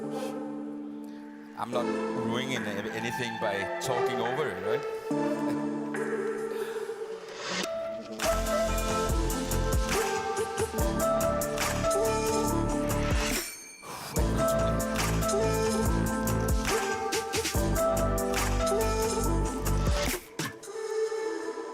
It's nice, huh? You can smell me. No. Oh, it's not true. Yeah. All right, that was enough of a breather. We have more important things to do. And the most important is to do round number 3. We're on it again. It's kind of the same format, but with a little twist on the questions from the judges. We'll hear how twisted they are right now. We'll start with, this time we move things around, right? So we'll start with Judge Peter, but obviously asking contestant number 1 first, because otherwise, I tried that. Don't mix up the contestants. So, yeah, so here we go. Yeah? And Peter, Yeah. go ahead, ask your question. We'll Yes. just show the nice logo here. What's your key learning? What's your key learning making your game? That game making, because our first game, it's so much more fun than everything else I've been doing before. Super, yeah. Oh, wow. That was fast. I would ask, right now, given where you are in the development of the game, what is like the one thing you wish you had more of, other than time? Programmers. So Nico and I, we're both coming from a creative background, and we've been doing a lot of offline rendering and stuff before that for film and TV, and so we're getting into blueprinting for the Unreal Engine, but it's to do the really heavy lifting stuff and optimizing the game. Programming would massively help. Thank you so much for that. Last question for contestant number 1. So you're having a pretty decent game here, very solid looking and everything. However, this genre is pretty overcrowded. You have a lot of competition there. So what makes you unique except for the fact that your main character is a cannon? Well, we think it's a very special character, as you said, which makes us stand out. And so we try to make a very story-driven game. So we draw a lot of inspiration from Ori, of course. which has a very deep narrative, and because we come from a film background, that's something we very value a lot. And we heard from our community we built so far that actually everybody enjoys a really deep story where they can learn about the world and the background of that game. Yes, thank you. Right on the money. You were just about screaming in my ear again. So that's good. Next question. First question. It's done. Thank you, contestant number one. Yeah, I got that was really short answers. Big hand to contestant number one. Let's move on to contestant number two. Please judge, Peter. I'll do the same question to be a little bit fair here. So what's your key learning about making your game? Everything is different with the car. Most characters and controllers in games don't have momentum. So, something as simple as a fireball that, would work in any other game doesn't work in a car because you can't strafe, right? So that's actually been one of the key learnings, is that most of the things that work in other games are not going to work for us. So we've had to really put in a lot of effort on design and figuring out how to translate a shooter into a car game. Yeah. Yeah, cool. Thank you so much. I'm watching the water. That's I'm so like so I got distracted. I'm sorry. Next question, Judge Kate. So I'm curious in terms of your vision for this game. Let's say it became really popular, does great. Let's hope so. Like all the games, of course. And then it becomes a franchise. So like, where would this go for you? Where would you see like Red Metal 5? What would that be like? Well, I think rather than a Red Metal 5, I would see the game kind of being more evergreen and adding content. We've really looked at the idea of being able to get out of the car, obviously, and then kind of moving into the future, different play modes in a lot of the same way that Fortnite is sort of like introducing different modes within the same game vehicle, rather than the sort of sequels, which obviously works, but maybe a bit outdated these days. Thank you so much. And last question for contestant number two, Judge Patrick. So Chris, I know you have been showing your game to a few publishers so far already. What have they been saying? What is like the greatest strength of your game? The concept overall, and there's been a lot of praise on the physics and the controls of the game. Wow, good one. Thank you so much. Contestant number two, it's done. Now, last contestant for now. Peter, please go ahead. Yes, same question. What do you think is the real key learning of making your game, actually? I am a 3D artist on this project. So I will answer that animation is hard in 3D because since it's like we are a studio and about 7 people are working on this project, and we have already big background, so it's like hard to answer if be friendly. Thank you so much. And then on to Judge Kate. So I'm curious in the context, the broader context of you and the team creating this game now and the subject matter, what does this game mean to you personally as a team? Like what is the how you view this game in terms of like giving you something, I guess in a way to focus your energies on despite everything going on? Yes, it's definitely help us to live in Ukraine now, obviously. And it helps us because when this game will be successful, many people will play it, and it like defend with Russian propaganda. So it will face real problems, real events, and it like our mission. We feel like a bit of mission with this game to show real things that was happening. Thank you so much. And last question from Patrick, please. I'm trying to think a little bit from a publisher perspective now, and it's my interest that you guys are able to finish the game and then we can release it and we also make money with it. No matter how much I like the game, it's still an important question for me. Like, how much is the production, given the circumstances, right? How much is the production at risk and maybe even your security? Like a budget, or what do you mean? Like, given the overall political circumstances. I don't understand. Like, All right, it's good enough as an answer, I think. No, I just don't understand the question. Or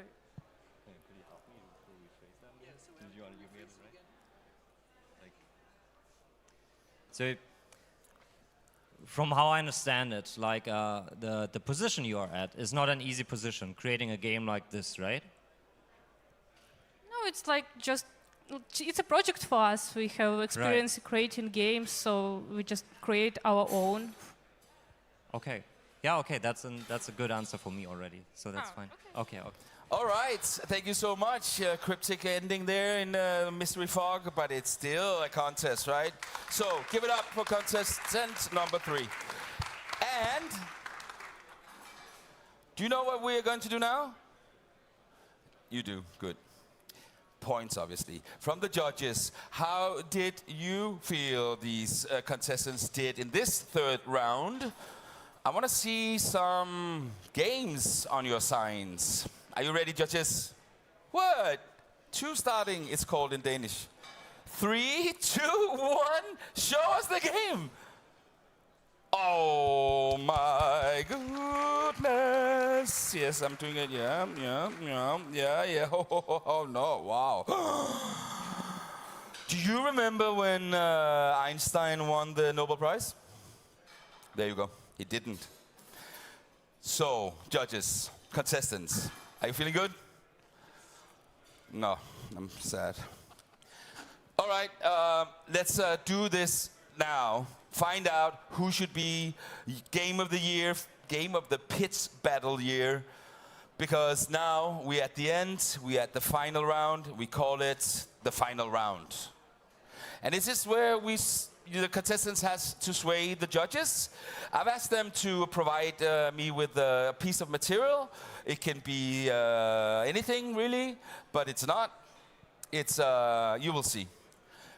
So, after we've seen each of the contestants' material, they have 30 seconds to tell us why they picked that piece of material to make the judges sway in their direction. What a concept, huh? Let's go. Are you ready? Contestant number 1, send us this.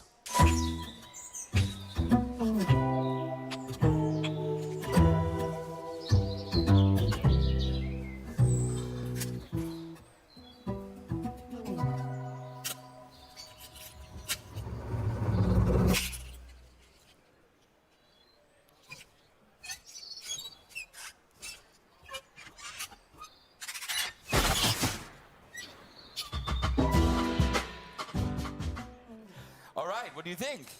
Nah, we don't know yet. Let's hear 30 seconds now. What was that and why? Well, basically that was our first teaser for the game, and it shows that we come from like an offline rendering animation studio perspective, and which enables us also to create a lot of like marketing material in high quality to actually market the game easily and get people excited. Great. What do you think about that? Was that good?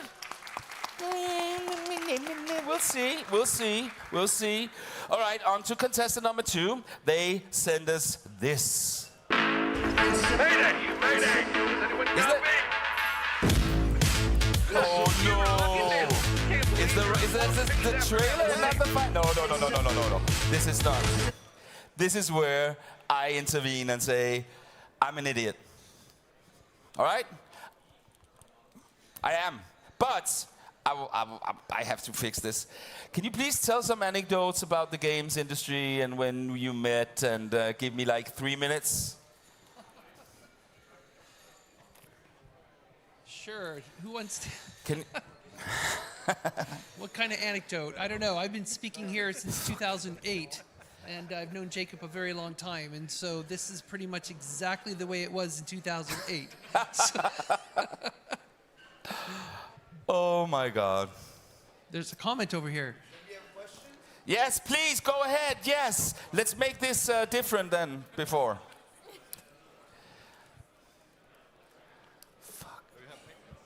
Do you think AI will replace Jacob? Oh my God, he's so evil. The Wi-Fi is terrible here. Can AI replace Jacob? I think it already has. So it doesn't look too good for AI, huh? we're seeing some version of him. Well, now I'm experiencing the very, very effective Wi-Fi we have here in the building, and I'm getting absolutely nothing. Oh my God. Do I have I can do like this. Perhaps the sponsor would like to say additional words. Is this the same? Why not? This is it. It's your show. This is not the C3, it's C2. Like I'm gonna maybe use it to address the three contestants. Obviously, my perspective to it is how a game is. This is the trailer. I'm curious. All three of you very different games. You know, how do you? This is not the same, is it? That was it. Your game is a piece of the entertainment landscape we live in, and how your game can have a ripple beyond the domain of the game. If you have any thoughts about it, like you obviously come from clearly the cinematic side of it, maybe you have a perspective, but for you, it would be also curious for me to see what are your ambitions around it. Please go ahead. Should I answer?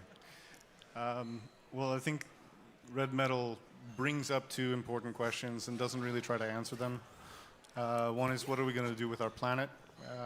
And the other one is, what is our relationship to this technology that we're creating and desperately trying to profit off of at the moment, kind of without a lot of regard for ethics. So I think it's important that people are aware of those questions at least. I think this was a great idea with the question, Q&A back and forth, but we don't really have time for this. So now it's ready. Oh, why am I taking your, I don't know. So I made my inner AI work, and now we have the contestant 2 swaying material for the judges. I am so sorry about the delay. I hope you are okay still. Are you still okay? Are you still here? Are you still with me? Can you forgive me? Oh, that was like, oh my. Wow, okay. I'll forgive you then. All right, let's do it. Are you ready? Sometimes you eat the bear, and well, sometimes he eats you.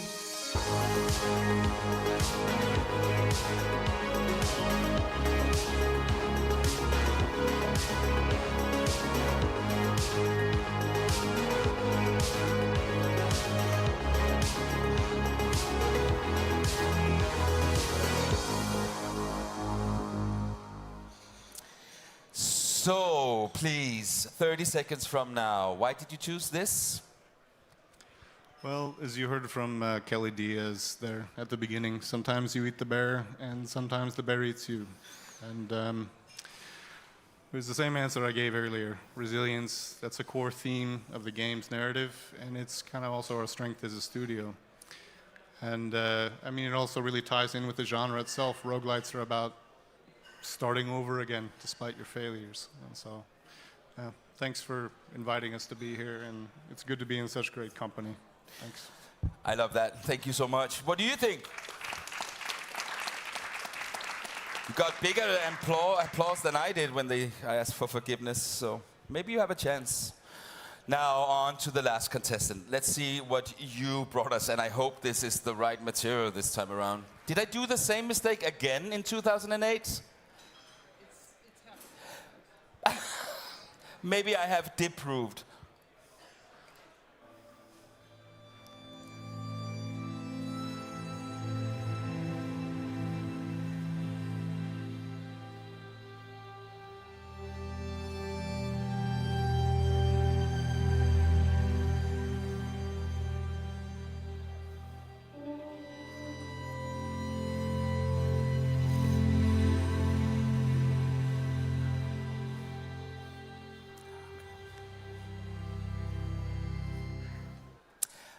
Thank you. Now, 30 seconds. Go. This video contains some materials that are not in trailers, so it's like UI UX, news between days, in-game days, some destroyed place. You have seen Ghost. Ghost will be like dead people will come to you as ghosts in the game. So some materials that are not in trailer but already in demo. Thank you. What do you think about that, audience? Also better than me. Happy that I'm not a contestant then. Because now let's get the tension on. Because now, obviously, first, we need some points from the judges who did best to sway them in this fourth and final round. And with that knowledge, we can declare the winner in a second. But first, let's see the judges. Are you ready? 3, 2, 1, show us the game. Woo! So it's like one.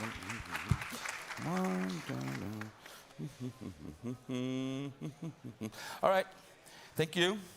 Oh, now the complicated part starts, and that is where I declare the winner by looking at these signs. Or is it a math? If I just +1 and then add Einstein minus Jacob gives AI? No, it's not it. Let me see. Oh yeah, I have it. Ladies and gentlemen, we have a winner.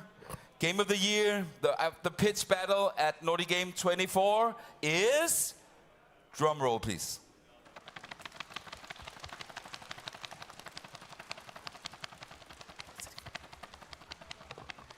I forgot who it was. Let me see. Ah, yeah. And the winner is Hello Home!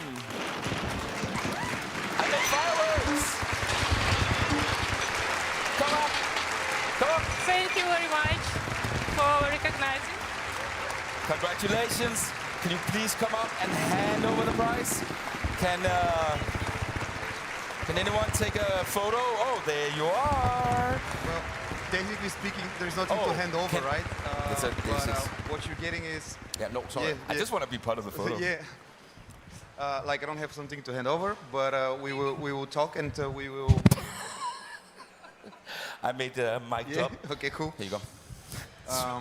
We're looking forward to discussing with you what type of content can we create together for Hello Home. So when the time comes to create awareness about the game, that we can have something for you to put on your social media, something to put on Steam. If it's going to be something like a little trailer or maybe something different, maybe a comics, maybe a song, that's something that we can discuss and we'll be very happy to work with you. Thank you very much. It's like a great gift. Thank you very much. We really appreciate it. And thank you for judges for choosing me. Thank you. And thank you so much, judges. Obviously, thank you so much. Thank you so much for sponsoring this. And obviously, also, part of the prize is obviously, please return. We have passes for your entire studio. Yeah, sure. What I should do? We have passes for you for next Nordic Game, of course, as part of the package. For your entire studio. I hope to see you there. Thank you so much.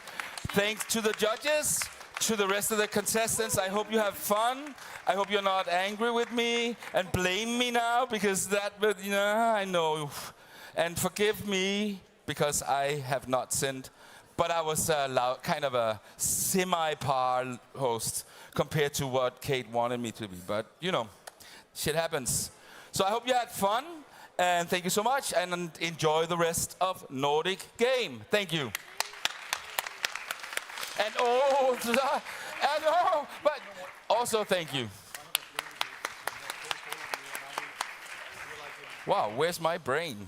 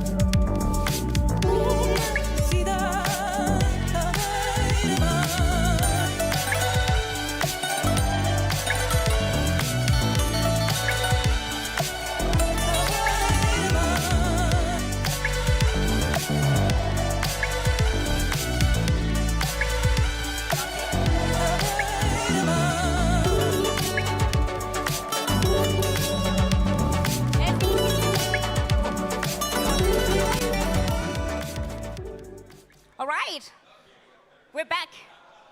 We are back.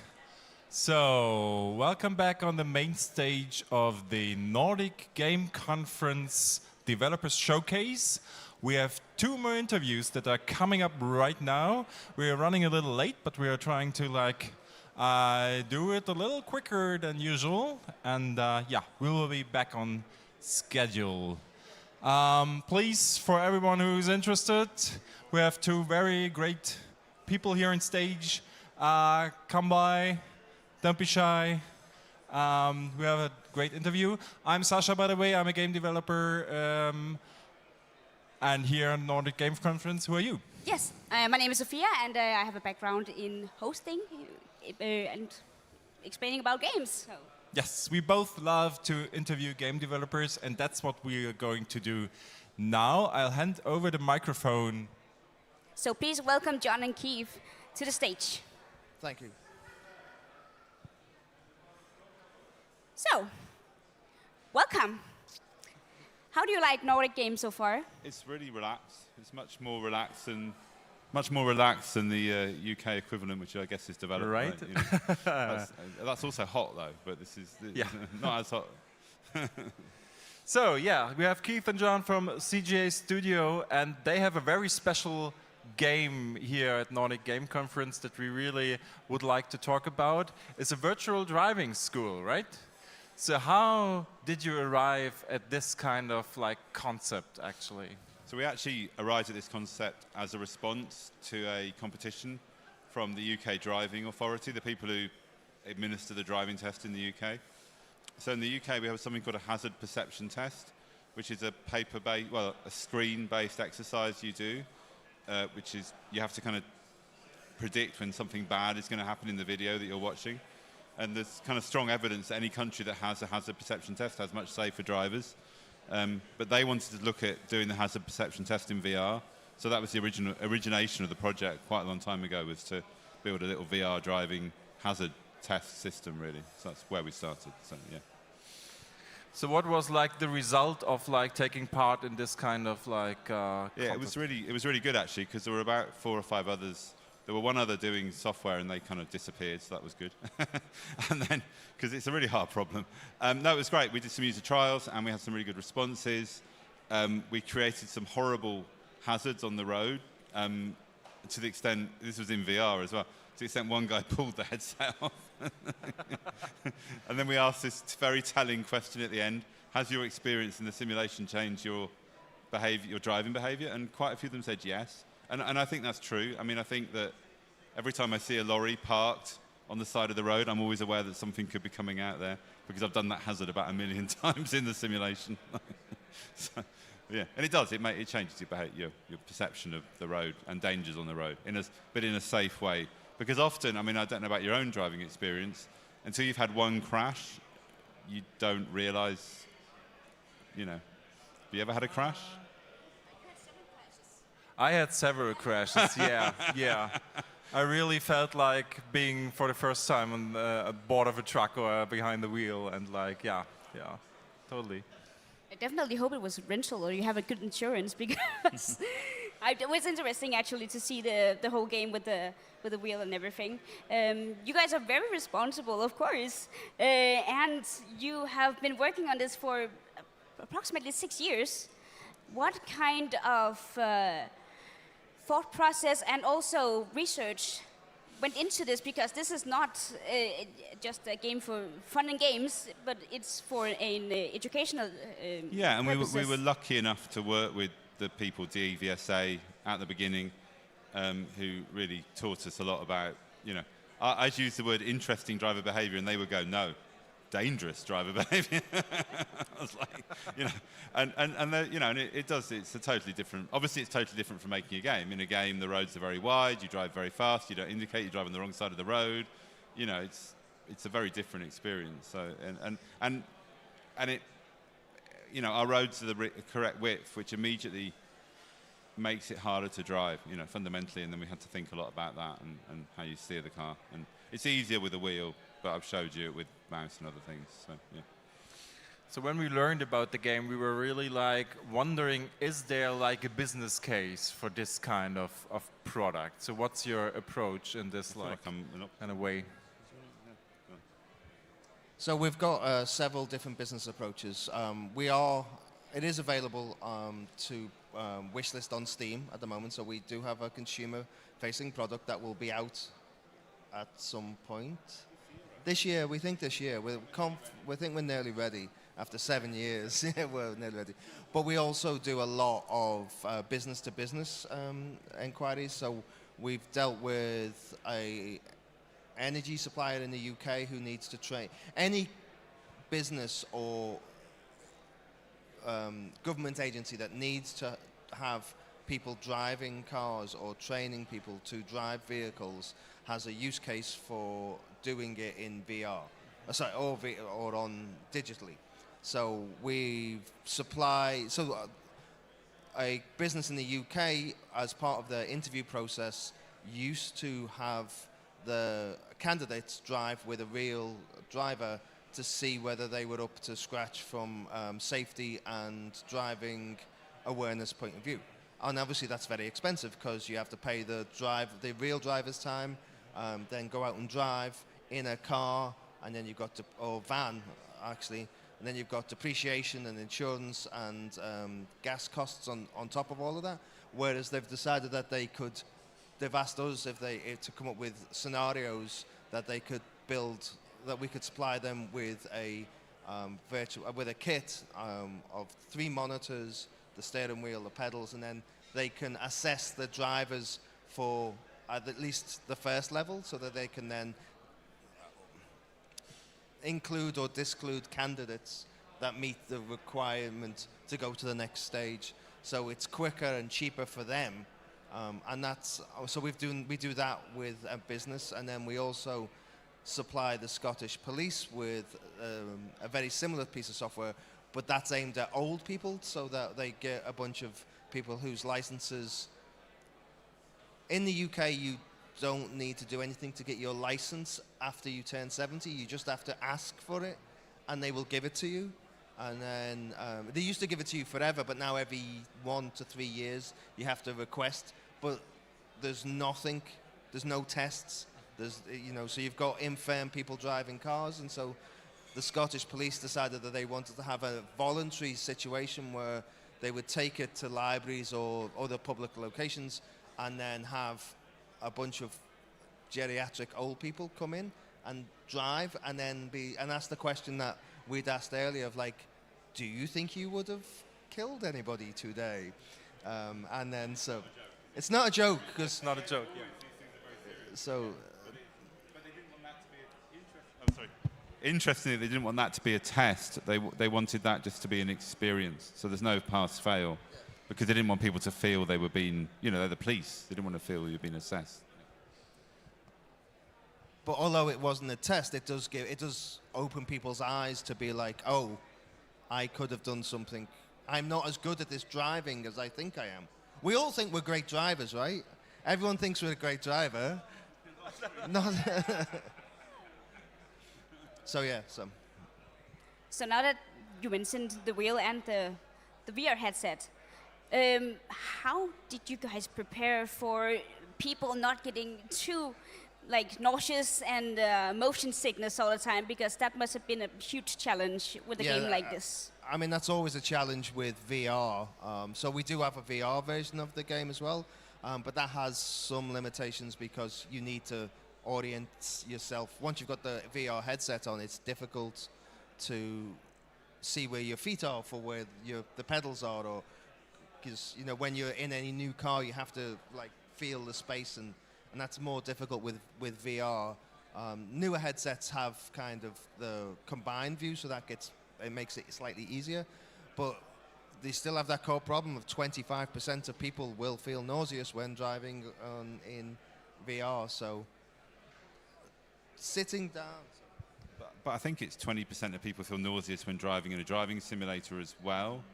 And I feel nauseous when driving a car. So it's like, I'm not driving when I'm a passenger in a car. But anyone who's a VR developer in the room knows that as soon as people are moving and the camera's moving, it becomes more tricky. Although we did do a game which was effectively a roller coaster driving game. That was much more nauseous. Yeah, the speed of because it's a driving instruction simulator, the speeds are much slower. It's less herring round corners. It's so it's a more sedentary pace, and so it kind of helps with that. It kind of when we release a game, we have a driving game. We'll be demonstrating that tomorrow. And that's also being done in VR. That would make you feel more nauseous just because of the speeds involved. So it's a concern, but there's not much you can do about it, right? So. I'm not allowed to test the driving game in VR that we do, the racing game we do in VR, because I turned white last time I did it. Yeah, now that we're talking about VR, but also you mentioned the 3-screen setup. Yeah. I mean, a car consists of a lot of wheels, buttons, levers in the cockpit, right?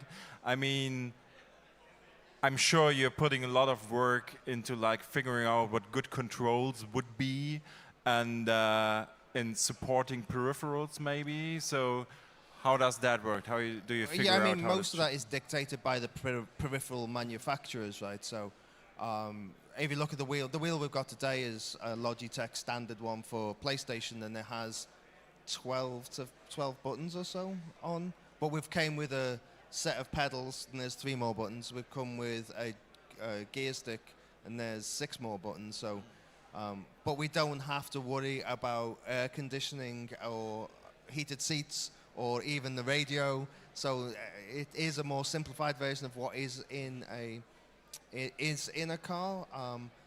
And then also, weirdly, up until recently, there was no major wheels that were not aimed at racing games. So the biggest driving game on the planet is probably Euro Truck Simulator, and so finally it's a Chinese manufacturer, is coming up with a wheel aimed at not racing games, but is like a big truck wheel. So we've just imported some from we've imported the first ones from China, at least into the UK, maybe not Europe, but we have the first lot. So most of those button issues are dictated by the manufacturer.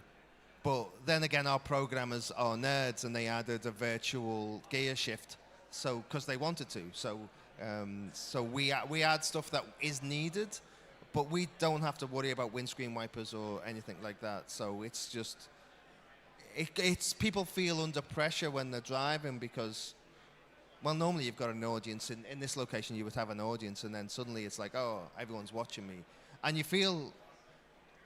Part of the problem with driving is you become so used to it that you then take it for granted, and that's where accidents happen, right? So, and then the beauty of the simulator is your brain it's not a comfortable situation. Maybe in 5 years' time, if you do it every day, then you would get into a comfortable situation, so...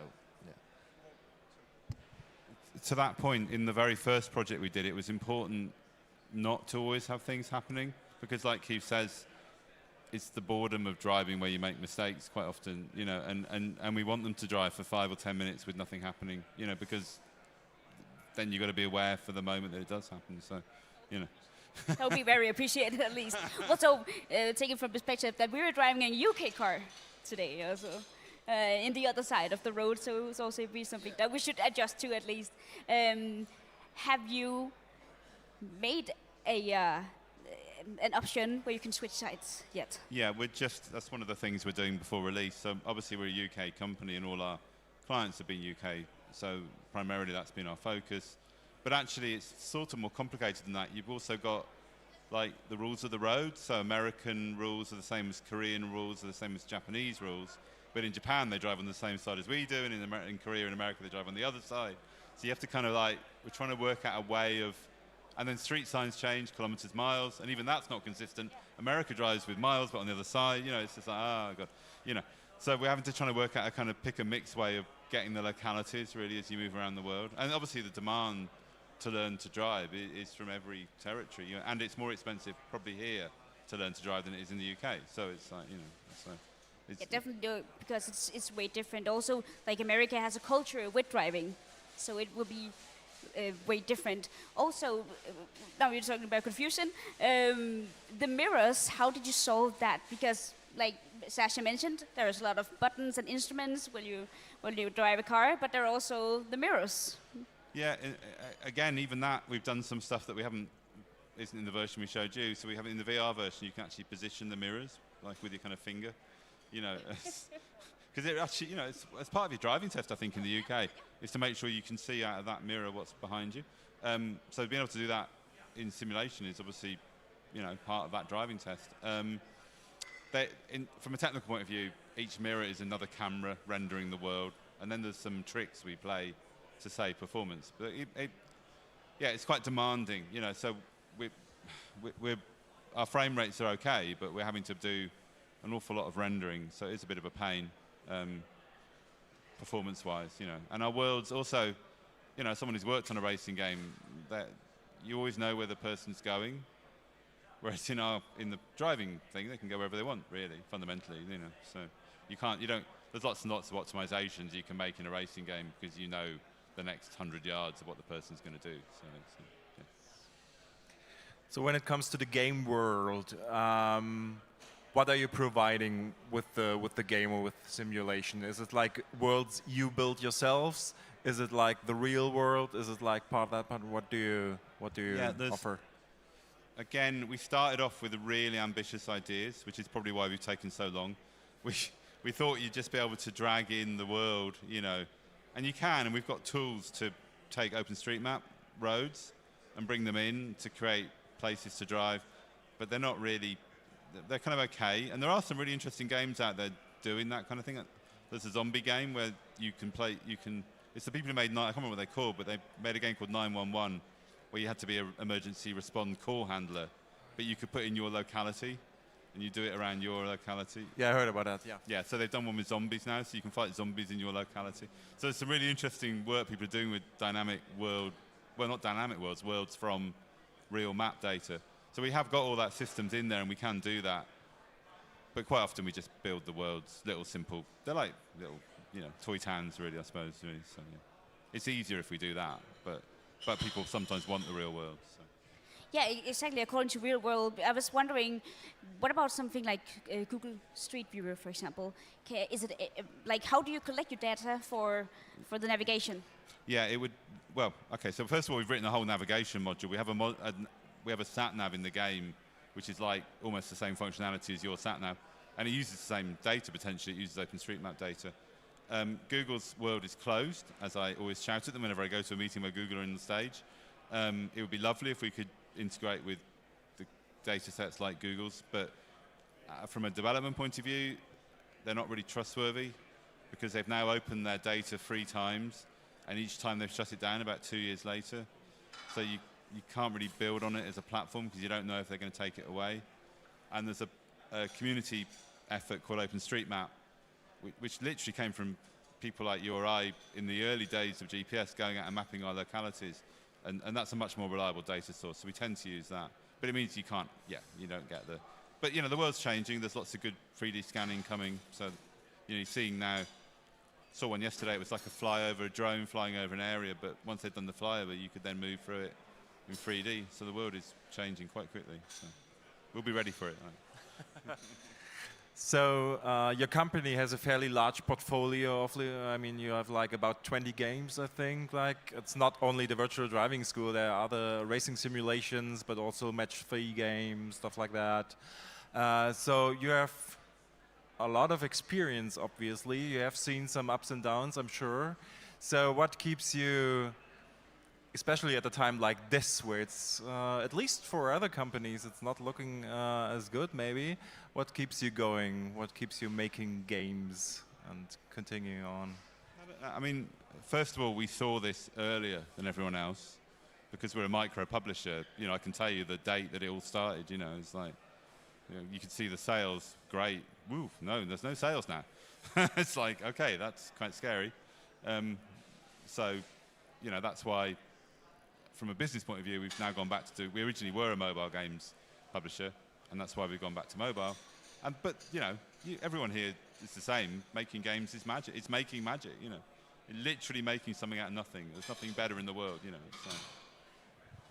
Yeah, so I remember when I left King and my mum was asking me why would I leave what was basically a secure job, very dull but secure job, and I said to my mother I'm not creatively fulfilled, and her response, that's not a thing, but I was just like, no it is. And so I went and then I started a new studio, and it was a big gamble. I mean I did have backing, but you know, it was still a big gamble. And so I think the thing that for me is I love making games. You know, I've always liked making games. You know, I've been doing it for 20 years. I've been doing it all this century, right? You know, because I'm old, right? So it's fun and interesting, but I think you've got to be flexible. I think this is why, especially in John's part of the company. So John and I are business partners, but we are doing like 3 quantum projects. We're doing a 5G project. We're doing all using game technology, but not necessarily just doing games. And so I think that's one reason why we've survived, is just by, and it's another reason why we've got 20 games in our portfolio, is because we want to we're like, being an independent studio for 20 plus years is hard. And so to keep going, you have to be,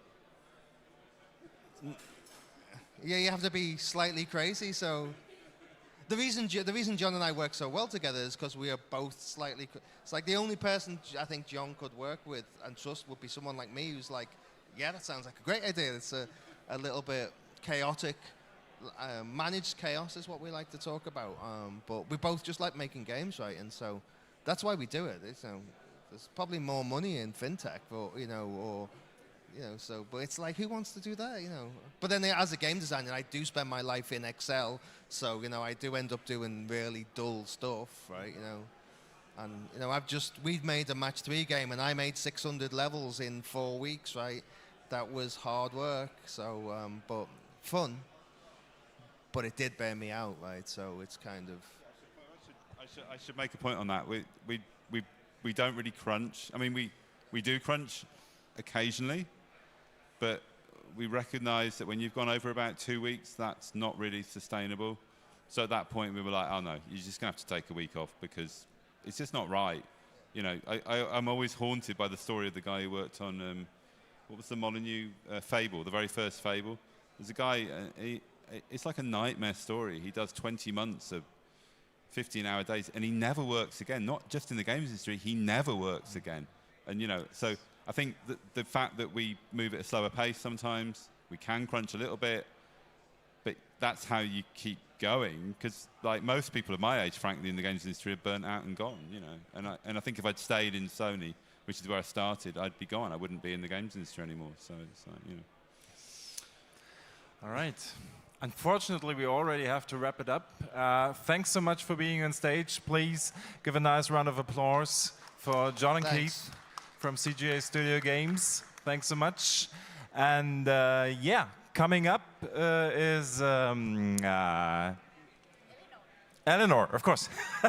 Eleanor of Spelldozer Games. thank you very much. Telling us about their project. Oh, yes. Welcome to the stage, Eleanor. Welcome to the stage, Eleanor. Just have a seat, make yourself Hello, comfortable. everyone. Awesome. Spelldozer Games. That's. Exactly. Would you like to explain to the international audience where this kind of company title comes from? Yeah, so the name basically means game controller, but also music box. That's why we have a little turnkey in our logo. We just wanted to have some kind of cute name, but also something that comes from Sweden, because we're a Swedish studio. It was a challenge though, picking a name. we made a list of almost 100 names, and then we started voting. And in the end, we realized, okay, we can't vote for the favorite one. We're gonna have to start voting names out. So we did if you watch the Swedish show Robinson, then you know that you have to vote people off the island. So that was kind of the method we used to end up with Spelldozer. Awesome. Yeah. So here at Nordic Games Conference, you're showing your game Project Shoreline, right? Yes, Would you correct. like to give us a quick introduction on what that game is actually? Yeah, so to start off, Project Shoreline is a validation project for a bigger game we want to make. We're looking to make a game called Monster Wash. So Project Shoreline is like just the basic core cleaning mechanic that we want to have in the bigger game. We've been looking at the Power Wash Simulator and how they do with the pressure washer, and we've also looked a little bit at Mario Sunshine and how they do with the water splashing and the platforming. So Project Shoreline is basically just a game where you clean and get a bunch of dopamine kicks from the sounds and all the colors popping back.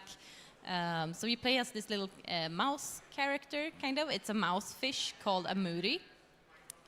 You run around in this beach world where everything is corrupted, everything is gray, and you have to bring back the colors and restore the world, kind of. And you do that with your trusty little water gun. So you just run around, clean, and it's fun. It's hard to explain why it's fun. it's just like Power Wash. You can't really explain why that game is fun. You really have to experience it. Yes, exactly. You have to try it. The game is available for free on itch.io, so please play it. It's on the front page right now, so very easy to find. Yeah, so that's kind of what you do in this game. So it's more of like a sandbox with a few objectives. And then you get a little teaser at the end for the big game Monster Wash that we want to make. And Monster Wash is basically just Project Shoreline, but add monsters. Think like Princess Mononoke, where they have corrupted monsters, or Spirited Away, where they have spirits that are corrupted. And you just want to like help them get the corruption away. So that is the big game we want to make, and Project Shoreline is just the first step for us to get to that point. We want to bring our community along the ride. We want to build an IP and a world with all of this. No worries. So we just want to like bring the community along the ride and get validation for everything we do, because Monster Wash is supposed to be like a big game.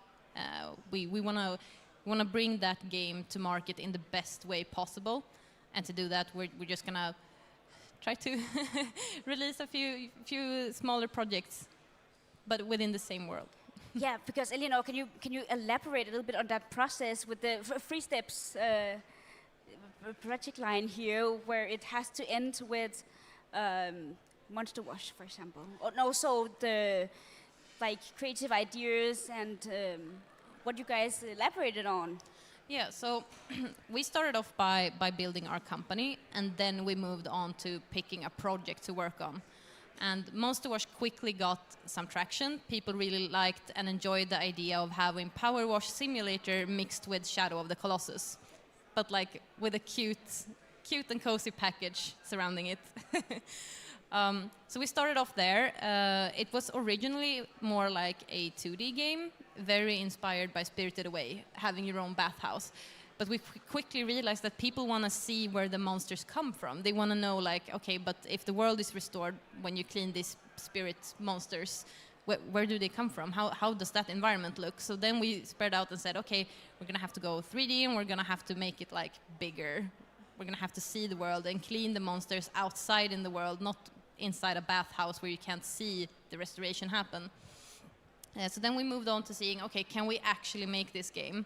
So during autumn, we made a technical prototype where we built this colossal monster and started building a level on top of it where you clean the monster along the ride, kind of. So the monster is walking and you're walking on top of it, and the technical difficulty with that is that you have to like build against the physics in the engine to make sure that like when you're jumping or walking on the monster, you don't want to fall off. You want to join the ride, you know? So that was a challenge. Our programmers were a bit frustrated for some time, but eventually we solved it. And then after autumn, early in January, we realized, okay, but we kind of want to put something out for players. And this technical prototype we made doesn't really have any graphics that look good. And it's also a bit confusing. So we just stripped away like the monsters and said, okay, we're going to validate just the cleaning. Is the cleaning fun enough in its own? And we're also going to test our artists. how do we set up our pipeline in a good way, and what direction do we want to go with the art. So that's what we did with Project Shoreline that we're showcasing here today at the Nordic Games. And we released it on H in March, and that was just the first step towards like getting to Monster Wash. So the next step that we started on our next project, which is going to be like more cleaning puzzles, but also using some more medium-sized monsters for puzzles. And it's also going to have a bit more narrative, so we're going to keep building on this Monster Wash IP, the world, and also releasing it on Steam, hopefully, so we can also validate, like, will people actually pay for like this kind of product where you run around and clean and solve puzzles with cute monsters. And the step after that, Monster Wash. So you said that you started building a company first, basically. But on the other hand, when I listen to what your development process is looking like, it doesn't feel like this is the beginning of the story, but there was like maybe something before, right? It seems like you have some experience, obviously. Exactly.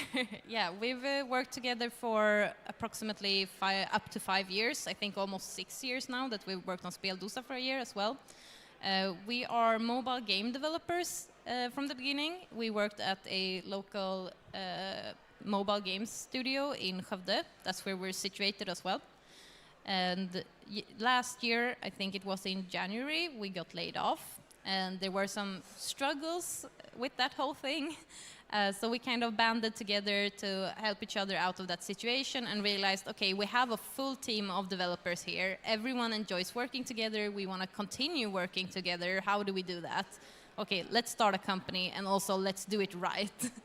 Because like we definitely wanted to build something that's sustainable, that we can stay with for many years to come, and like be comfortable and just be able to build families and stuff like that. So we really wanted to make sure that we're all on the same level. We're working towards the same goal.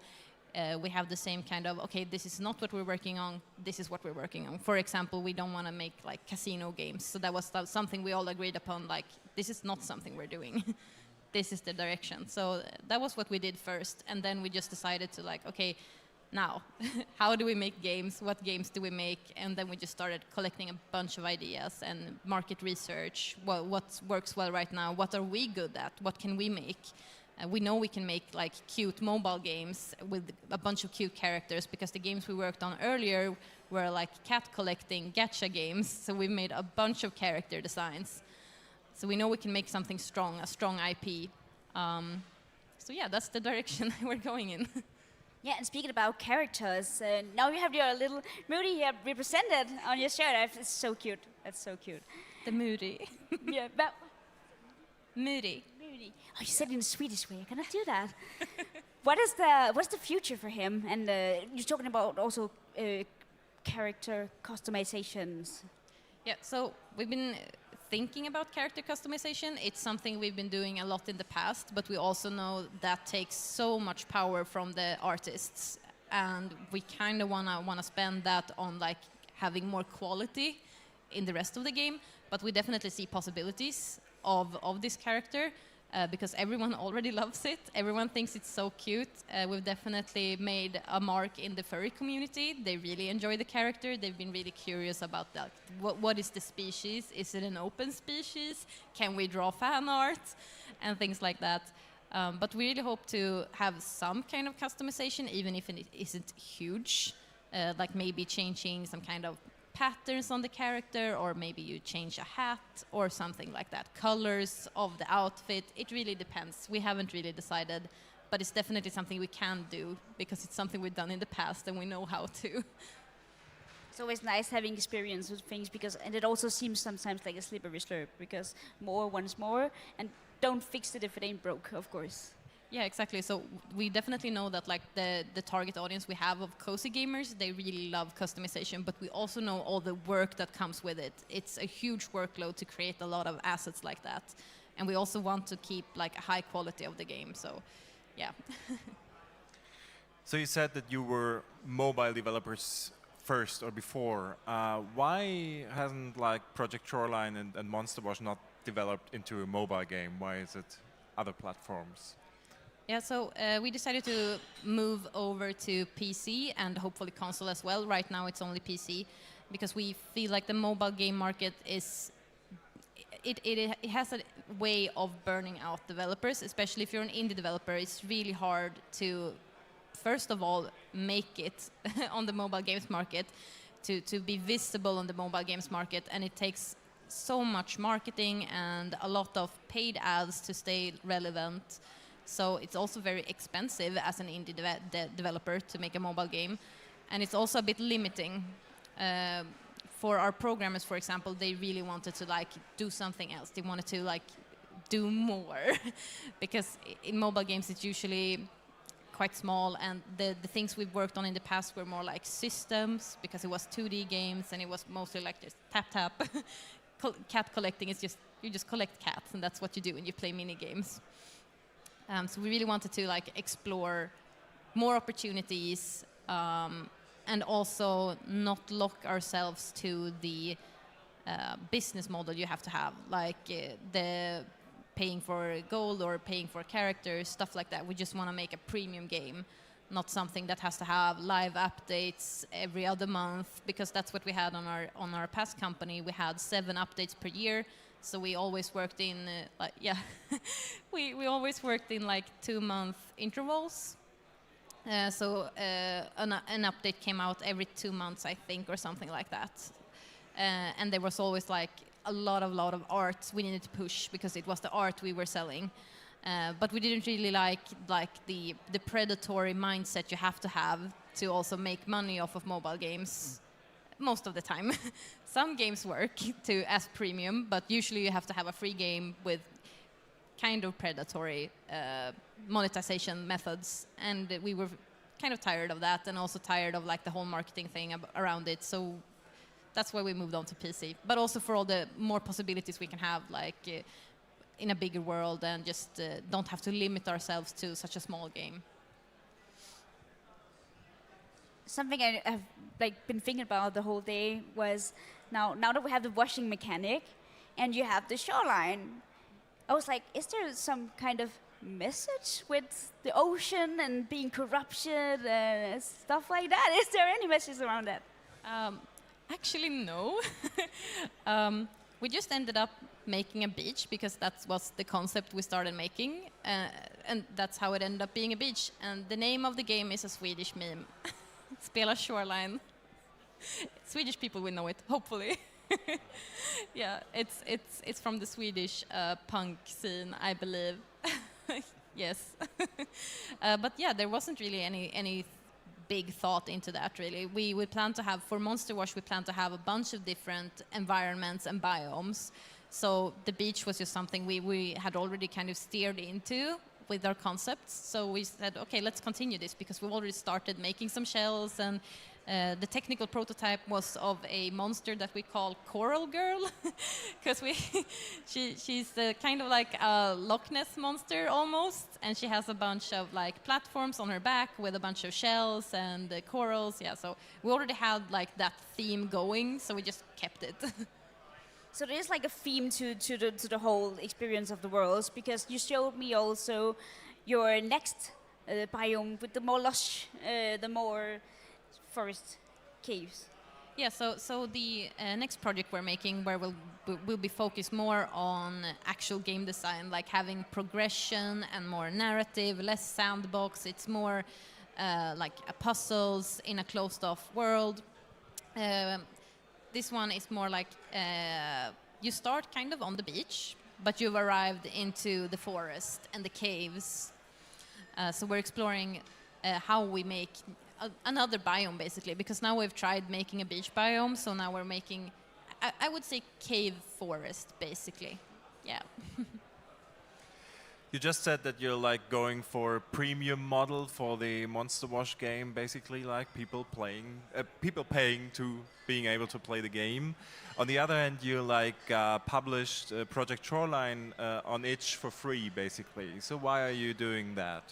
Yeah, so Shoreline is a validation project for us. So we release it for free, mostly to just find out, do people want to play this? is washing fun, and the best way to do that is to release it for free. So sometimes as a developer you just have to choose, like, is it worth it to release it for free? And we also felt like the quality wasn't really up to where we wanted it to be able to get, like, take money for it. But that's what we're doing with the next project, and that's also kind of like a test in itself as well, because we were aiming for a lower end, like around 12 euros. And that's also kind of a test in itself to see, will people pay for this, and is this kind of price point working for this size of a game? So yeah, we just went for free because, like, we wanted it to be more of a test than a game. We don't really call it a game because it's a sandbox, so we call it more of a mini adventure. Yeah. So now that you're at Nordic Games Conference, I'm wondering, what are you looking for at the moment? Are you like looking for funding? Are you looking for a publisher? Do you need like feedback? Why are you here? What do you need? Currently, we have two routes we could take. So we're both looking for any kind of opportunities with investors or publishers alike. Since we have this road where we're going right now, that is more like we're trying to build this IP from the ground up and kind of claw our way up to Monster Wash, because we know it's tough right now. It's tough to get investment. So we're kind of preparing to make sure that we can do it on our own if we want to. So right now we would definitely love to collaborate with some kind of investor to cover our first year, which would cover the Project 2 release and also a vertical slice from Monster Wash. And we believe that getting Monster Wash a publisher, it just needs that vertical slice, but we need a few months to do it to make sure it looks good enough, you know? So right now we would prefer some kind of investor, and we're looking for 370k euros. And we have already spoken to a few, so we have two that might be interested, but we definitely need maybe one more, angel or VC, to join the ride, to just make sure the other ones feel comfortable and help cover the full round that we want to do. But we also have this other route where we're ready to jump on Monster Wash. So the projects we make, Project Shoreline and the other project we've already started making, are both like building up to Monster Wash. So the tools we get from making these games will make the pre-production so much faster when we get to Monster Wash. So if we do find that publisher that want to jump on and take this project already, then we're ready to start doing that. So yeah, we're speaking to everyone who's interested in joining us. Awesome. So, final question, right?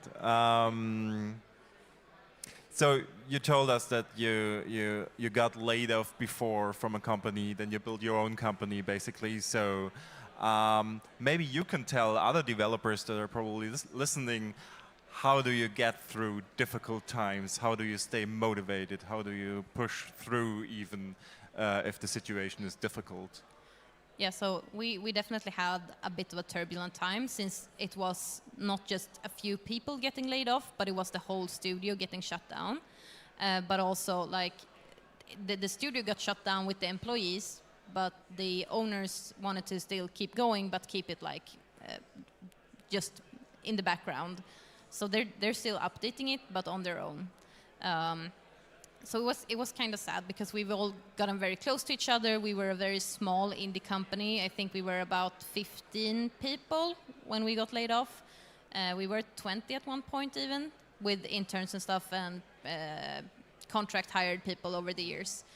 But yeah, so we had grown very close, and we just felt like it was a healthy workplace in a way, because we had 35-hour work weeks, we had availability to go to the gym and like take care of ourselves, and we had a bunch of after works. We played a lot of games together, we watched shows together during lunch, so we had gotten very close as friends, but also as developers, working closely together on these games, and very intense work as well, since we were doing mobile games with updates all the time.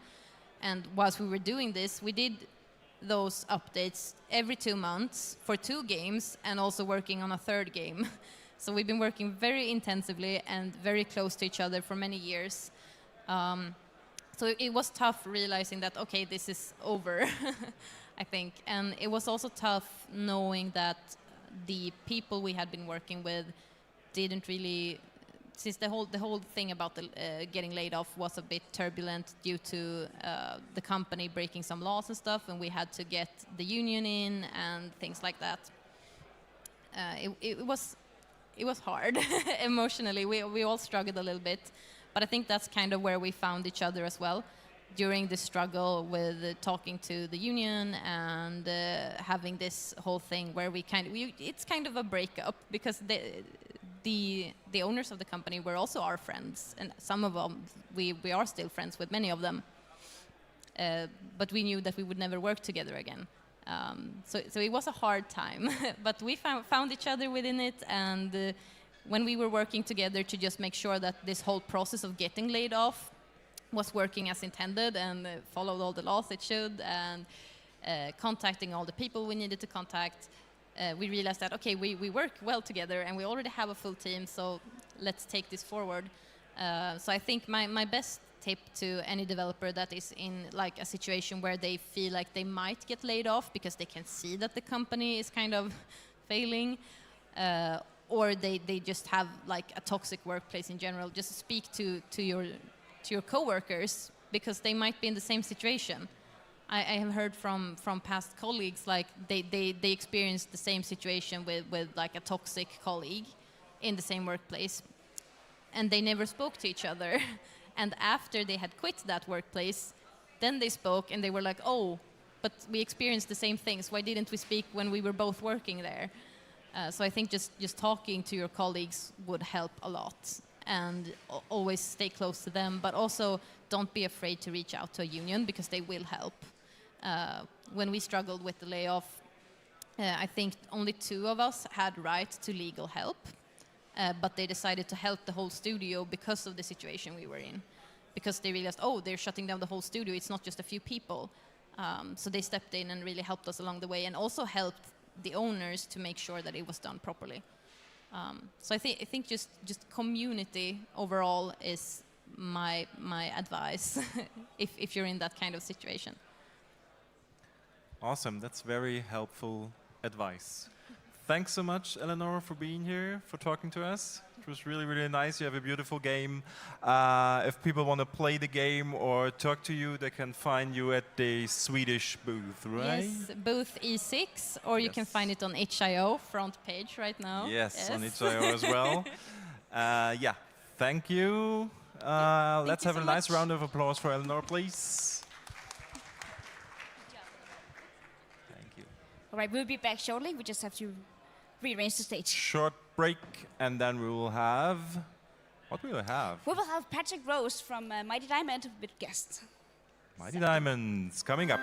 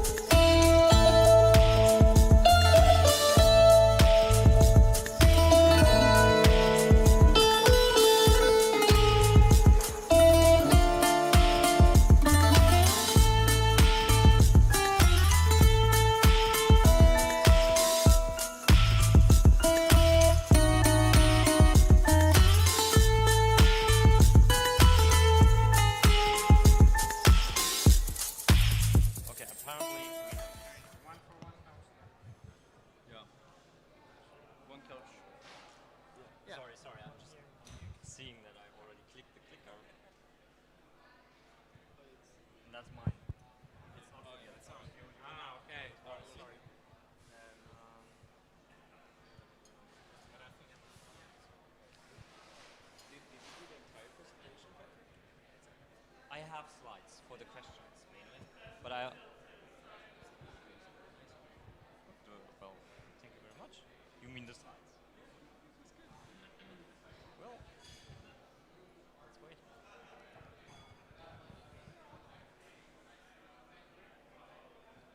Ein Slide, ne? Nee, du nicht. That's my sister, by the way. You guys know that already. Danke.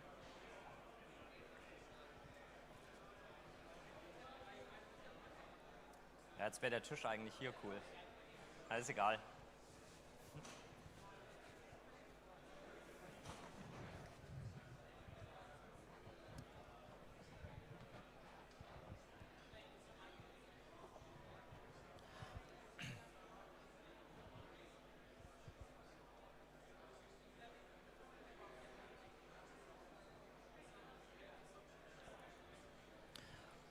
All right. You can all hear me well? Sounds good? Okay, I'm so happy to have you here. I have some people here. It's a Web3 talk, and I have some people here. I didn't expect that, and I'm so happy about that. So yes, we are having a little bit of a debate today, debating the blockchain backlash. So my name is Patrick Gross. I'm a product and strategy expert. I know a lot about how to make a successful game. It doesn't matter the business model. It doesn't matter free-to-play, premium game, or Web3 game. I'm an expert in a lot of these genres and platforms and game types and business models. So I've been dealing with many different companies, including big AAA companies, small indie studios, and so on. And I'm seeing a lot of things. And I thought this is an important topic to talk about. Are the criticisms of Web3 and NFT indie games fair? And how does it feel to be an Web3 indie game developer these days? I want to talk about these things. This is not a NFT or blockchain glorification talk. This is a panel where we constructively want to talk about criticisms within the Web3 space together with you. So thank you so much for joining this little session of ours. First off, I want to start with a little story of myself. I know it's about the panelists, it's not about me, but let me start with this one, because I'm very angry. Because I've been playing a Web3 game. That's actually a real story, like that happened to me about 2 or 3 years ago. The game was called Raid Party. The game is all about raiding monsters, like beating monsters, fighting monsters, even monsters like that one. That's original graphics from that game. The game was about buying hero NFTs, putting together your party, and then battling these monsters. The better party you put together, the more damage you make, the more potential experience points called confetti you received. With the confetti, you can buy new heroes and put your team together. So the gameplay was mainly strategizing about putting a good team together. So I purchased heroes from my confetti I've earned. At some point, I also realized the confetti is actually worth money. It was not that you can directly make money through the game. It was all done through a DEX, a decentralized exchange. So other people wanted to give me money for my confetti. I didn't necessarily play the game for the money, but I realized that I make about $200 per day in form of confetti playing this game. So me being a pretty unexperienced investor, I thought like that sounds like pretty decent investment. So I bought more heroes and more heroes and more heroes and more heroes. So I invested a whole bunch of money into this game, but I made my $200 per day basically. I did one big investor mistake. I didn't take profits. I kept investing without taking profits in real money. So what does happen then? So the team working on this game, some people, some leadership people, they took a lot of the confetti out of the system, and everyone was able to see that, so it was at least transparent, everyone knew that. But they paid themselves pretty well. That the community didn't really like that the leadership took so much money, and there was a lot of battling and fighting, and the leadership at some point was very passionate at first, but that at some point they got pissed. Sorry, my friend. And they weren't so motivated to work on the game anymore. But they already had all the money, so they thought like, yeah, whatever, let's not put so much effort into all this anymore, let's do only the most necessary things. In the end, they didn't do any work at all, but there was still a passionate team behind it who wanted to make a great game, but without the leadership, that didn't work anymore. So also they lost their motivation within a few months. What did that mean for my confetti? It meant that nobody wanted to pay for the confetti anymore, meaning all my confetti got worthless. How much money in total did I invest and lose? What do you think? One guess, come on. How much money did I lose? 2,000. Greg says 2,000. Higher? Anyone higher? 10,000. $10,000. I lost $10,000.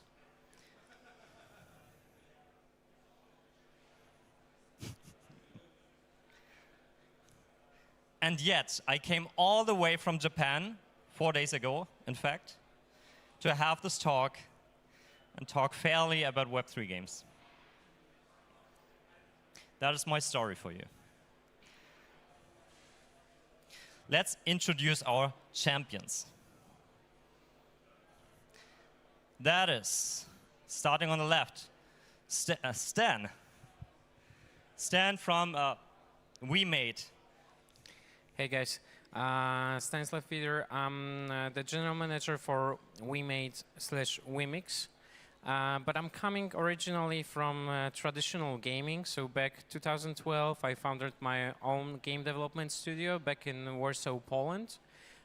We, for example, did the Witcher Battle Arena, so a cooperation between us and CE Projekt, a mobile MOBA set within the Witcher universe, and developed many, many more games. Around 3 years ago, I handed over the management within the company, moved to the supervisory board, started to mentor and advise some early founders and teams to support them, give a little bit back to the industry. And then over a year ago, some friends of mine from Korea did reach out if I could help WeMade/WeMix to become better known also in Europe and to help more developers from Europe to come to the WeMix platform. And what is WeMade? It's a game development studio from Korea, 24 years on the market, since year 2000. Focused on MMORPGs. They have like 1,700 employees, over $500 million revenues last year. And they were specializing in MMORPG games. And in those games, you want to own the character, you want to own the sword, the armor, and so on. But usually in the past, if I would ask you, Patrick, how much money or did you get back from any other game that you played all of the other years, it's usually probably zero. Because all of the money in traditional gaming goes in, nothing goes out, right? But when in Web3, so WeMade 4 years ago started to use the blockchain technology to give the users the ownership. So that finally, when you grind till the level, I can give you like an example that I checked just today.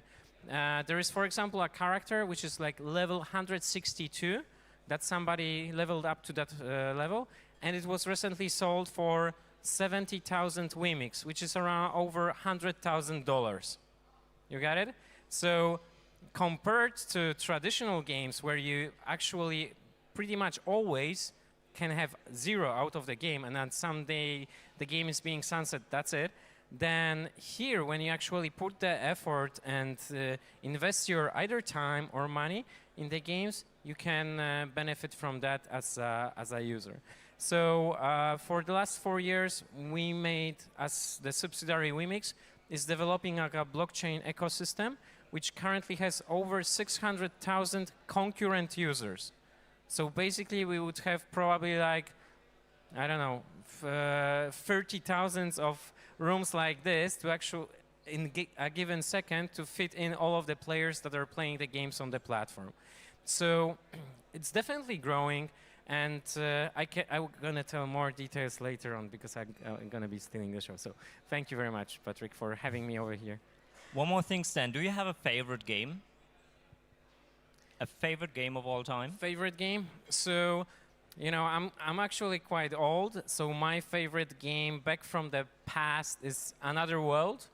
Wow. Yes. I love that game. I played myself. Yeah, because it's, look, if I think that it was like, what, 350 kilobytes or something like that, and there was the whole story, there were cinematics, there was amazing music, right, and everything you can imagine, whoa. Nice. Then a screenshot today of it weighs more than the game back then, so that's crazy. Thank you. Lenny from Antler Interactive. Hi, I'm Lenny. I'm the CEO of Antler Interactive. Been there for 5 years, but I've been in the media and entertainment industry my entire career. Worked at Cartoon Network for 8 years and at Warner Media for a very long time. Yeah, we're a Stockholm-based studio. We develop great games, and games comes first. Oliver, my colleague, will tell a little bit more about the game we're developing right now. Should I mention my favorite game? Yes. Favorite game all time, Mass Effect. Nice. The I whole love that. trilogy. Except for Andromeda, I hope. It's not included. Okay, and now Oliver, creative director from Antler Interactive. Yeah, my name is Oliver, and I'm the creative director of Antler. And we are developing a game called Cloudborne. We have it demoing here, so would love for you to come there, give us feedback, and play the game and see a Web3 game. So Cloudborne is a turn-based RPG game set in a fantasy setting. But I say you come and test the game and see it for yourself. Yep. Just a question, can everyone hear well over there? Perfect. Favorite game? My favorite games are Path of Exile and Diablo 2. I like theory crafting, so I like spending more time thinking about the games than playing games. So that is me. Good choice. Okay. Do I pronounce it properly? Okay, I tried to learn how to pronounce it. It's fine. Everyone butcher my name anyway. Hi everyone, my name is Åke Andre. I'm the co-founder and CEO of Crypto Games. We are a studio with offices in Umeå, here in Sweden, and in Tallinn, Estonia. And we are building a steampunk action RPG hack and slash loot-driven game called Crystal of Narmoons. And we have exactly the same favorite types of games. Nice. No wonder, it's loot-driven. It's good games. Yes. I like Final Fantasy though. So let's have a look at some trailers. Who likes trailers? Everyone, right? Yeah, everyone likes trailers. So there we go. We start with the game from Antler Interactive, which is Cloudborne. Let's go.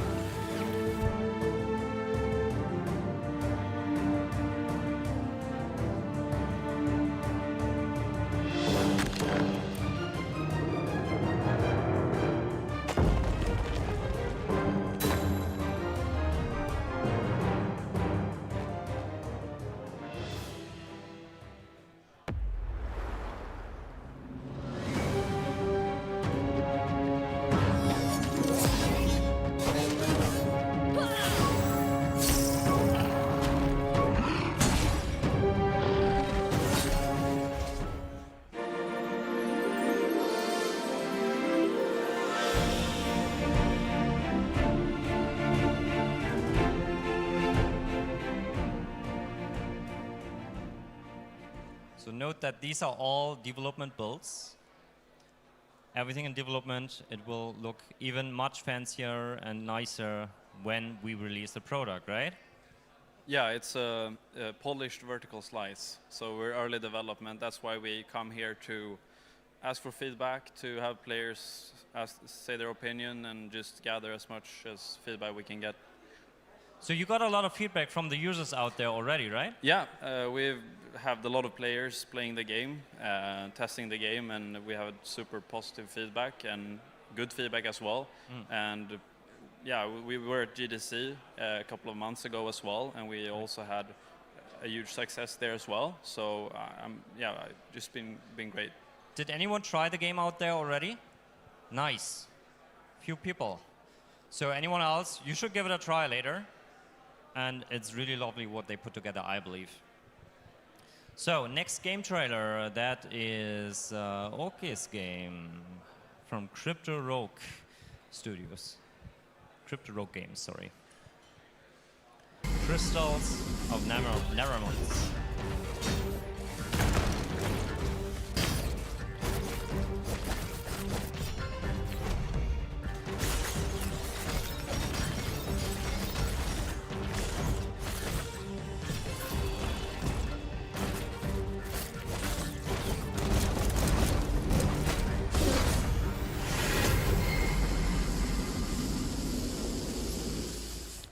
Feels to me like there's a lot of the games you mentioned you love in there as well.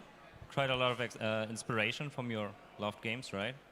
Yes, I mean, there is everything about the item progression in this game is definitely a homage to D2, which I do consider to have one of the absolute best item progression out of action RPG games out there. So, yes, and same here. It's been positive feedbacks. What has been interesting for us is that when people have been playing the game, they don't even know that there's certain elements where they're actually touching the blockchain, and that has been surprising people because they when you hear Web3, I think a lot of people have this notion it's like should be a lot of friction, so and they have been enjoying it, so that's fun. Right. Awesome. So the next game is from WeMade. Obviously, WeMade is not quite an indie developer. They are a huge studio, they have a lot of resources, and you will see that in these production values. Be hyped for this one.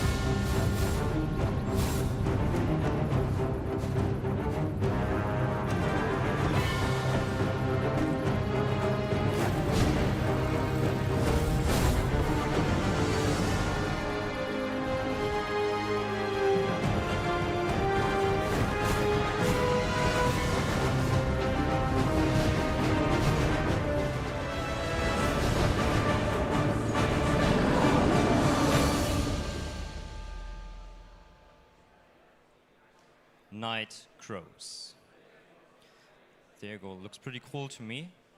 Seems like massive battles with lots of players, and you really can get a taste here of the talents of the Korean developers. I just want to say that thing. I know a lot of Korean developers, and they are extremely talented over there. It's crazy, really, what they put together with little resources. If And I just might add, that's a mobile game. Oh, yeah. On Unreal 5. So you can go to App Store or Google Play and download it. Just keep in mind that additional assets will be like 7 gigabytes. But come on, you can tell that it requires that. Yeah, Korean phones have a lot of memory. These people really know how technology works. So, you want to say anything else about Night Crows? Well, I'm happy to tell you a little bit more because when we were talking about Web3, the game first was launched as a traditional free-to-play version last year only in Korea. So let's say like a soft launch just in Korea.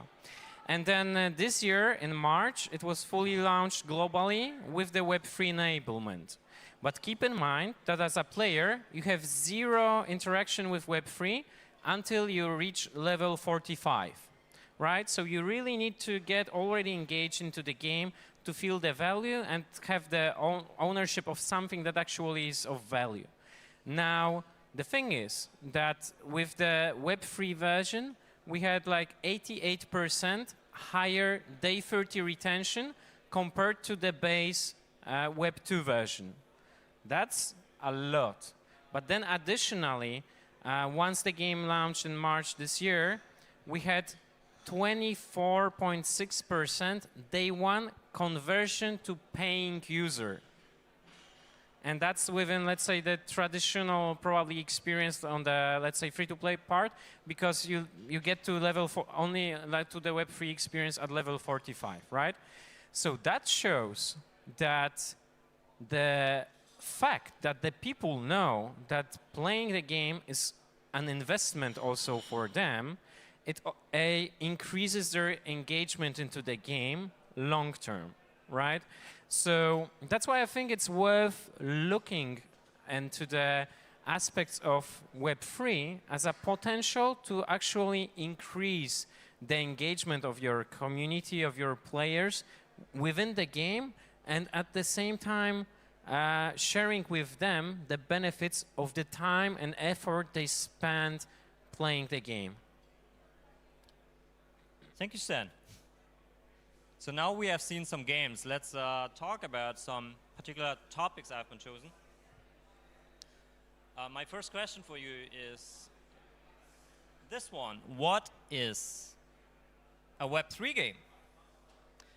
What is a Web3 game? What is that even? Actually, I did not check Wikipedia to tell you exactly.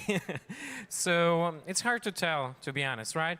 But generally, in my opinion, a Web3 game should have some kind of blockchain component within it. And for me, the blockchain is, or what is the beauty about blockchain is that you can have the ownership, that it's decentralized, right? So you can, everybody can see that, hey, you own the thing, but at the same time, without the need of the developer or somebody, you can perform a transaction to sell this ownership of the item. So you mentioned blockchain, you mentioned decentralization. I personally believe the decentralized aspect is one of the most important things about Web3. That's what it's all about. But I also wonder, does that mean Web3 also equals, for example, pay to earn? Is Web3 pay to earn? I mean, it's one early model of it, but it's like any type of games. I mean, there's so many different models. I mean, just when we've been showcasing our game here today, it's just a game. People love it for being a game, and then when we reveal that it's actually a Web3 game, they get very surprised because they perceive Web3 games to be something else. But yes, that was the first sort of generation of games that come out. But I would say also the ownership of your assets and the centralization is a main component of Web3 games. All right, but it can be any type of game. Can there be Web3 games without pay to earn? Of course, of course. That's interesting, because what I hear very often if it comes to criticism is that these are all pay to earn games and people hate this stuff. That's what I hear quite often in terms of criticism, and OK has a reply to that. Sorry, but that is just saying is every game, every free-to-play game, are all of them pay to win?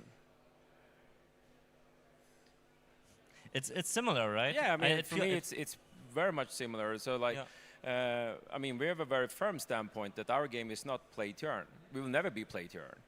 Yes, can I ask you then, why do you use the blockchain then if it's not play to earn?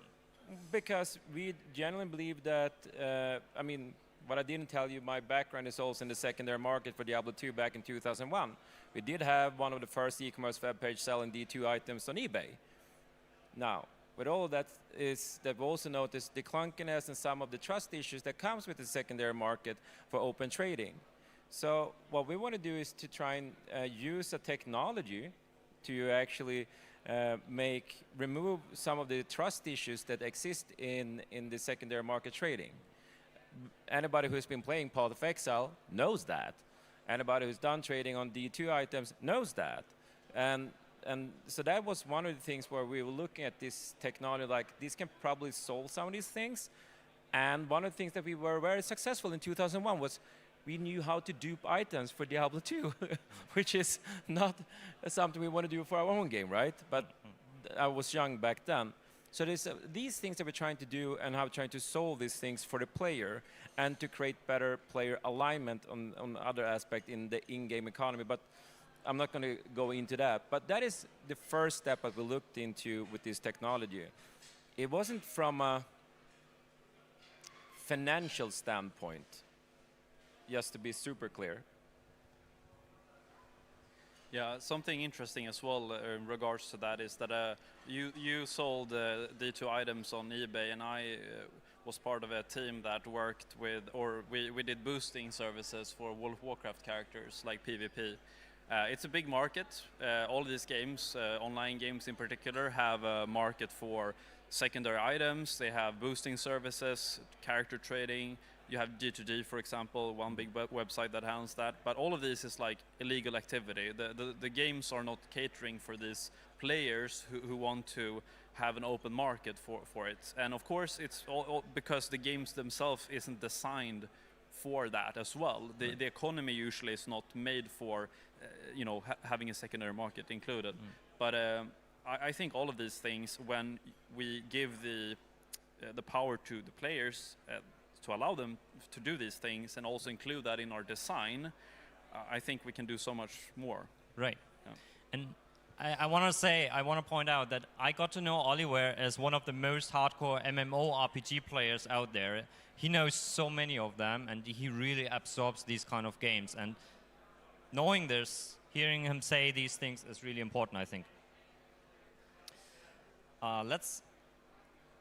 Lenny wants to say something. Yeah, I just wanted to add as well. I mean, we also use blockchain technology in our game for something that's not related to financial models or anything at all. We actually use it for our characters to have lasting memories. How does that work? What's that? How does that work?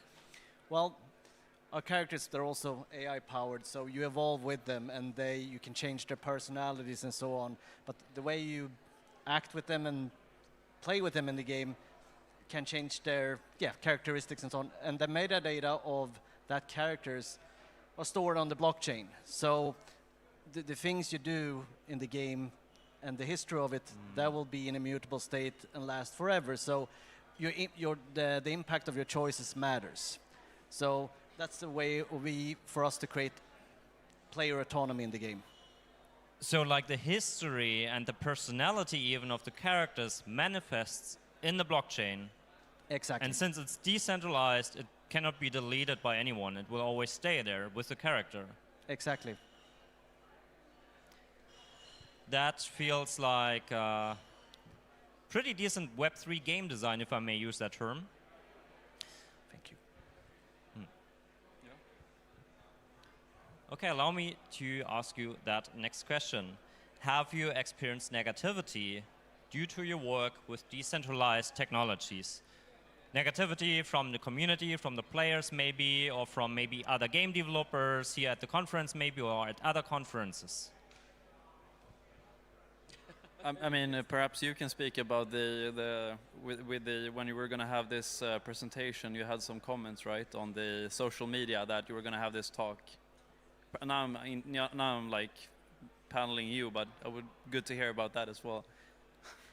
I have that. I have that with me today, actually. Okay, yeah. Okay. But there's been a ton of negativity. But I'm kind of the kind of founder that there's always going to be like this. I shouldn't use always, but touching Web3, we knew that there was going to be some negative comments, or from the traditional gaming industry, maybe publisher, prejudgmental mindset. But that wasn't new to us as a team, because we had the same, in my team, experience with free-to-play back in 2013, where people were telling, if you were a game studio launching free-to-play on Steam, you were stupid, basically. All the experts in the industry said it couldn't be done. And then it was fun to see what Path of Exile did for Steam, and was non-pay to win. And all of a sudden, all the experts, well, then it's like, oh, maybe it works actually. so we, as a team, we kind of like, okay, here we go again. Yes, you start talking about something, about the game and the game mechanics, and maybe a publisher leads, oh, that sounds cool. And then you mention something about Web3, then it's like, cringe. Right. I'm like, okay. I think that's an awesome example. The comparison with the free-to-play times when it was new and it came up. Who was there working for the games industry at that time? Like maybe 10, 12 years ago? Who has been working for the games industry already? Anyone? 1, 2, 3, 4. Oh, you guys over there hear me. Wow. The Mighty Diamonds, because the Mighty Diamonds are all like super experienced people working for 30 years or so in the games industry already. They all say like, yeah, we do. Yes, I experienced that the same thing. I started in free-to-play. That was my own career. And when I went to the conferences, everyone was like, oh, come on, pay to win stuff and so on. Nobody wants that stuff here. That's what I felt, the toxicity. These days, like half of the games over there are free-to-play games, service games of some kind. Times have been changing because we realize sometimes there's also some good free-to-play games out there, like maybe Fortnite, maybe some other examples there. Good free-to-play games, come on. Help me out, please. Good, what did you say? Free-to-play games. Good free-to-play games. I mean, like I said, I like Path of Exile. I think it's a good Path of example. Exile, yeah, of someone course. else have to come with an example, but I can just think of that right now. Yeah. With high production values, narratives, and so on. 10 years ago, everyone said free-to-play games don't have narratives, don't have stories and stuff. Now, the world looks a little bit different. I also did a little bit of research, and I'm not old enough for that, but apparently the dot-com bubble was a bit similar at that time, when everyone was like annoyed about the new technologies, everyone tries to do something with it now, but nobody really knows what to do with it, and everyone was just annoyed. Just to have a little bit of comparison. So I thought that's a really good example with the free-to-play. Thank you for that one. I think we're seeing something similar as well with AI, of course. I mean, people talk about AI as also something that it's like both negative and positive, but I know that like half of the industry is using it as part of their production, like not as like creating content or like using it in their game, but as part of the, you know, helping as a co-development or whatever. Like it's getting used in more and more. And it's going from this negative shift to like, you know, it's just accepted as being part of the everyday life. Yeah, it's a buzzword issue, right? I mean, I do understand.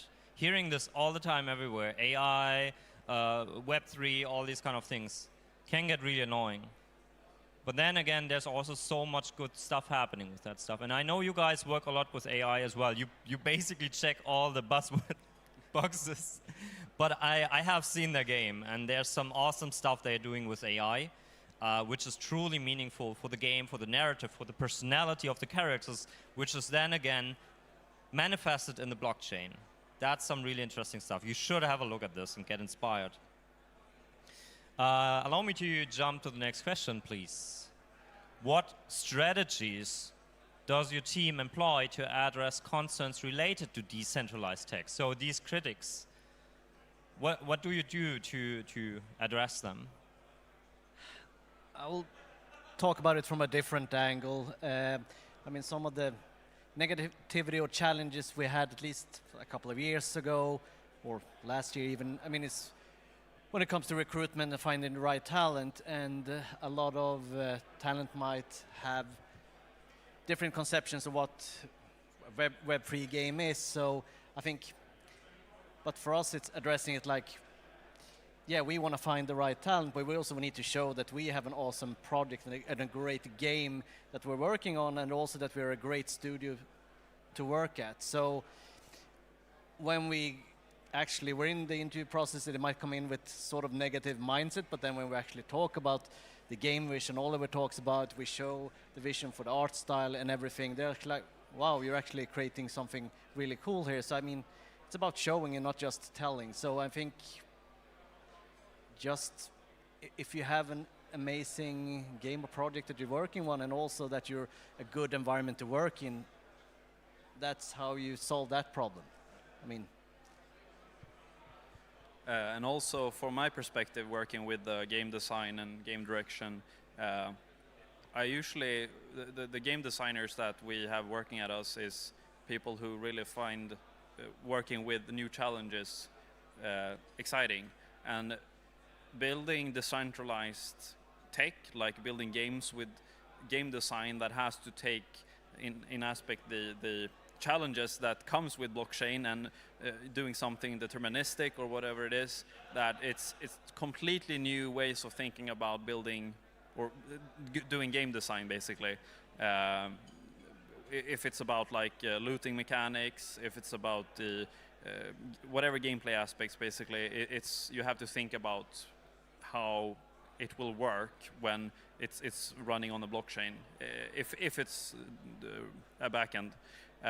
So yeah, that is something I think the team is really happy to work on, that there's a lot of new challenges that they want to, beat. Sounds like a lot of game design problem solving going on there. Yeah, That's very cool. much. Yep. You gotta know about the Antler guys. I know them for a couple of years now. They have been working on premium games, on free-to-play games, on PC games, mobile games, even VR, AR games. VR as well, actually. VR as well, wow. So they have been trying a lot of different things. I think the reason for that is because you always try to work with innovative or new technologies to put yourself into like a challenging position, but also improve and get better and solve these problems you have with the technologies, right? The studio has been up and running since 2016. We started doing VR. So I can say for the past 8 years, I've never worked on a normal game. Like, I've never worked with like a classic single-player experience with the traditional game design and just like, so but I think it's fun. I mean, I'm still part of the company because it's so fun to work with these new challenges.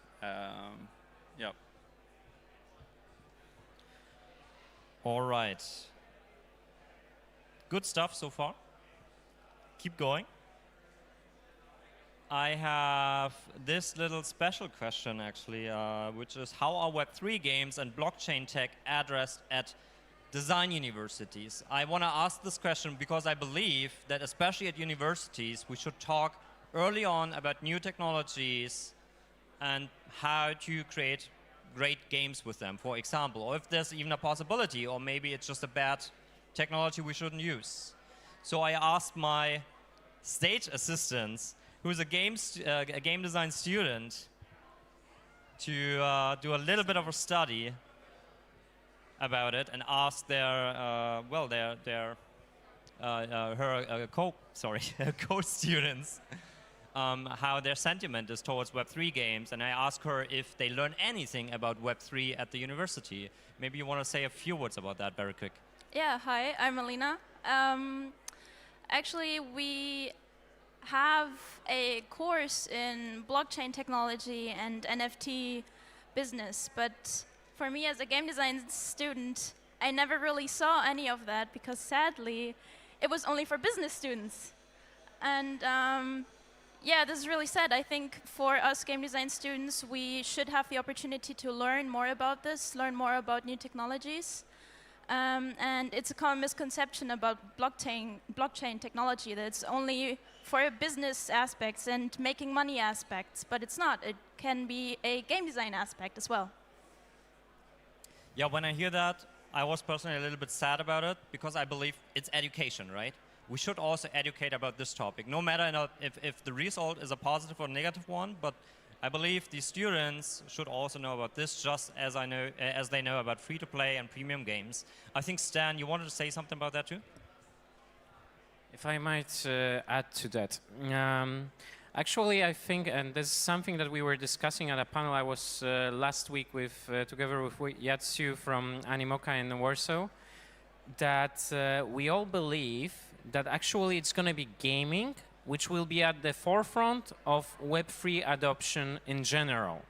I'm not talking just about Web3 gaming, but also that for many people, gaming in the future will be their first interaction with wallets and crypto, right? So that's interesting because usually if you think about, I don't know, traditional stock market and so on, not many people have an account on a stock exchange and so on. But how many gamers we have in the world? It's a couple billions, right?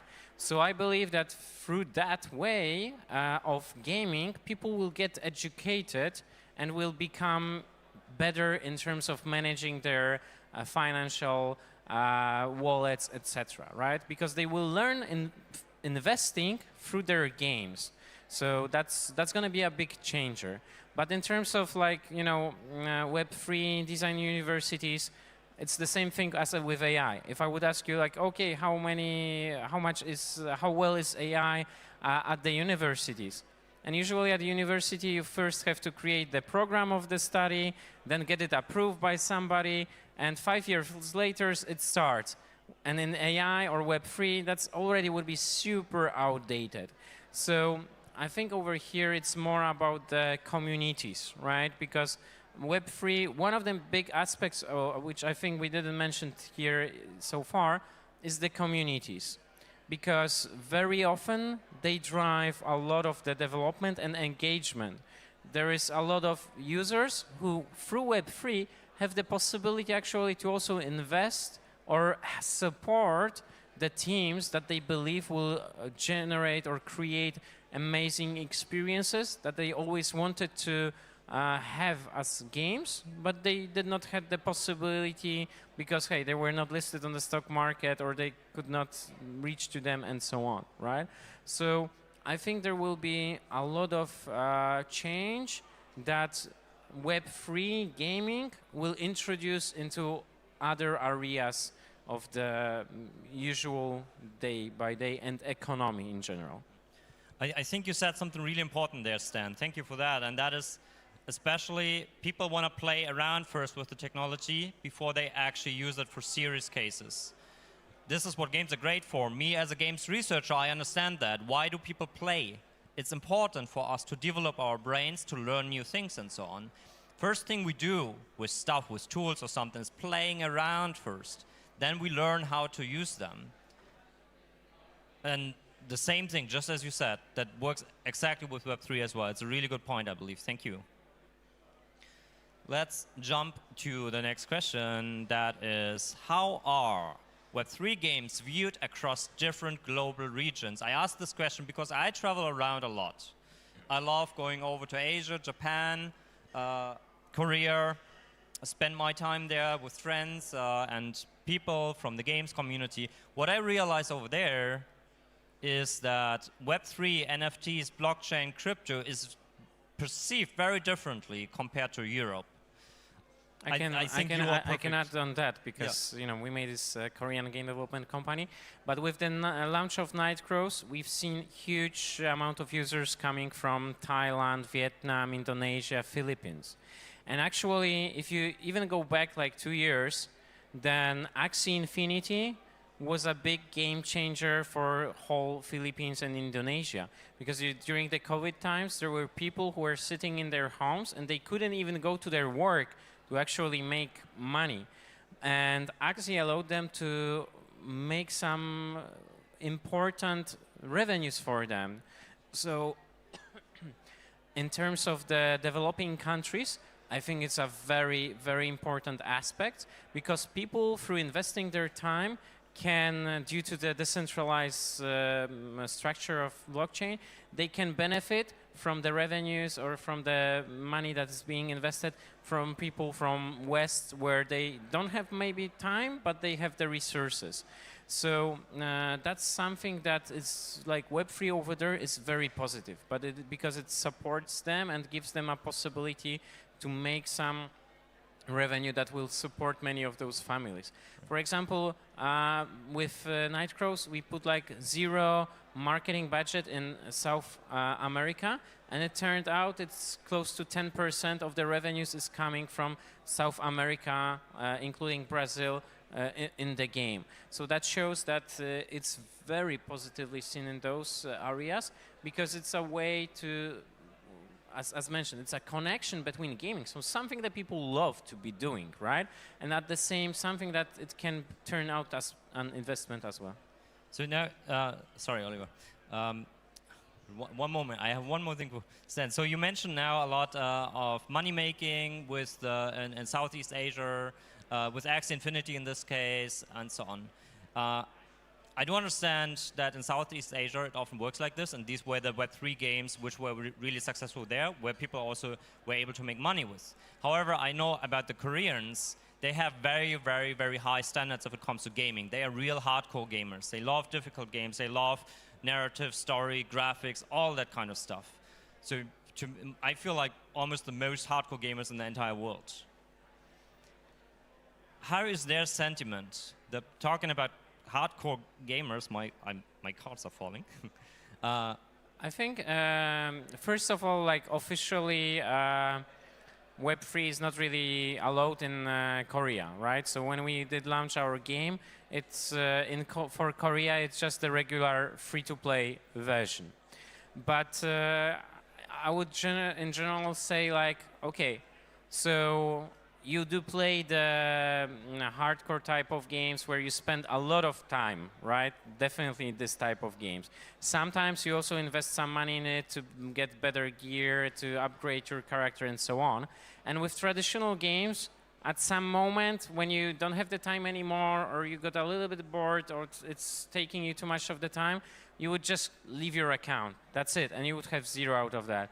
And with Web3, there is actually some value. If you need to switch, you have to drop it, then you can actually put it on the marketplace, and that time and effort that was put into it can be of value. So I think it's just like another, it's giving the users something back, in short.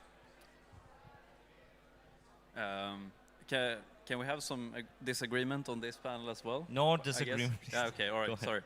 sorry. No, but I think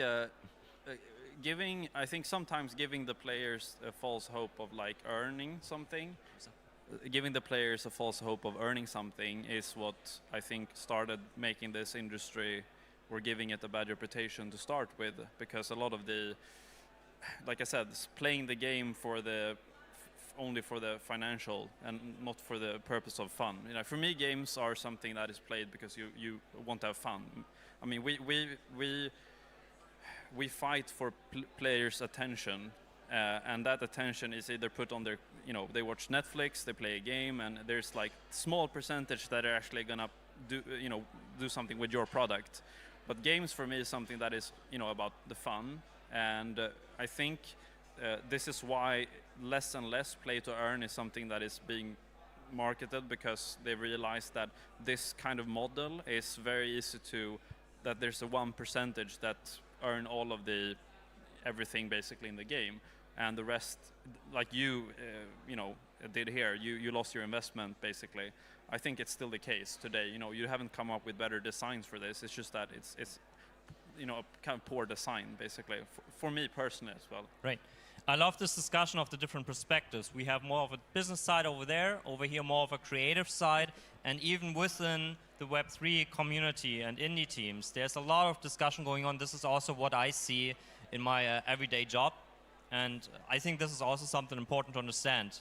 Even in these teams, there's so much discussion about how to make a good, proper Web3 game, which we sometimes forget. Okay. Yeah, I just want to add to that, and I agree to what you just said.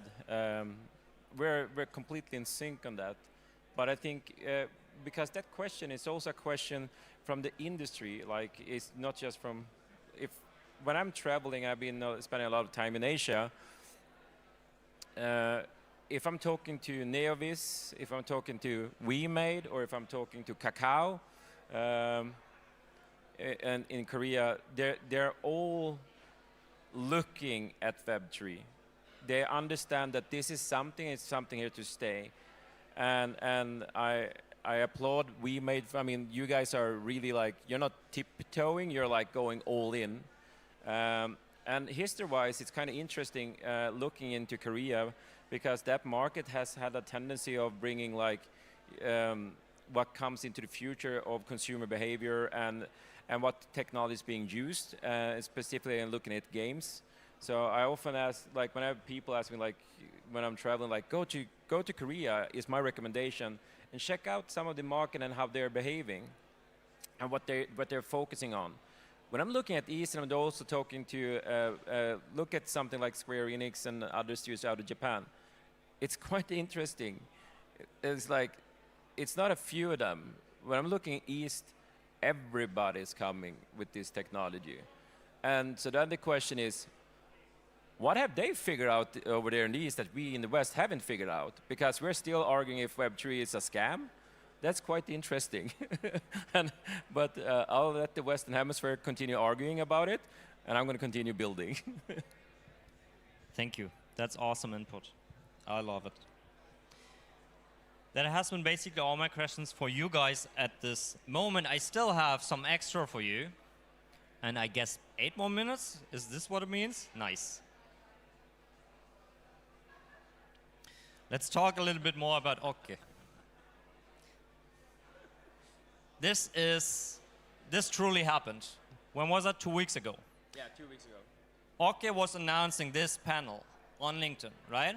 It had a different name at that time. It was still like a working title. We changed it later. However, he was announcing that he's going to be here. He's invited by me. I said, let's talk about stuff and so on. Harmless, I believe. So, here was the thing. A comment. 2 hours after he posted this. So the name, you cannot read that there. The name of the panel at that time, the working title was Toxicity Towards Web3 and NFT Indie Game Devs. The comment says, you spelled toward where you meant off. Also misused indie to the point of parody. So what that person is saying, the title of our panel here should have been Toxicity of Web3 and NFT Indie Game Devs, and the indie game, it's not indie games. That's what that person apparently is saying. At least these are indie game studios in my books. I don't know about you guys, but that's how I would consider it. Sounds still pretty harmless, right? It's not too bad. It's kind of weird, but okay. If you think that, if you agree with that, then also let me know. We are open here for criticism. However, I want to ask the question, is this constructive criticism or is this already toxic? What do you think? Toxic or still constructive? Anyone? Just shout at me. Shout at me. Toxic, constructive, anyone? Okay, toxic already. Okay, then wait for this. Okay, reply to that. Okay's reply, you can read it later. It's still there, I think. Reply to that, and then there was much more text coming. I'm not sure if you can read that from there. But what they are saying is, and you, of course, turned down this cringe fest and explained how ridiculous it is to call outing scammers toxicity, right?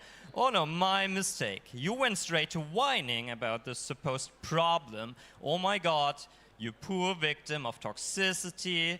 I hope you and your fellow scammers, victims, can recover someday and have fun at your lovely circle with gentle, rhythmic, mutual hand motions, crying to each other how persecuted you are. Constructive or toxic? Constructive, anyone? Constructive, anyone? Very constructive. And I'm not a Web3 developer myself. I just work with decent people. That's what I believe. And I think, why? On LinkedIn, a business platform, these people just want to make good games. Just leave them alone. You know what I do? I stay out of social media. Yeah, completely. He does. I just build games instead. Come on, like, of course there were also scammers, and there are, and there will be, but it's like regular word. If there is some potential money involved into something, there always will be somebody who wants to make advantage of somebody else.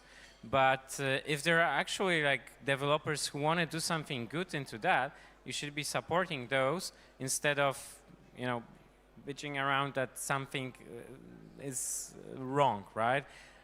So that's why I think we should definitely applaud to the guys who are trying to do their best to show a good example. You're welcome, guys.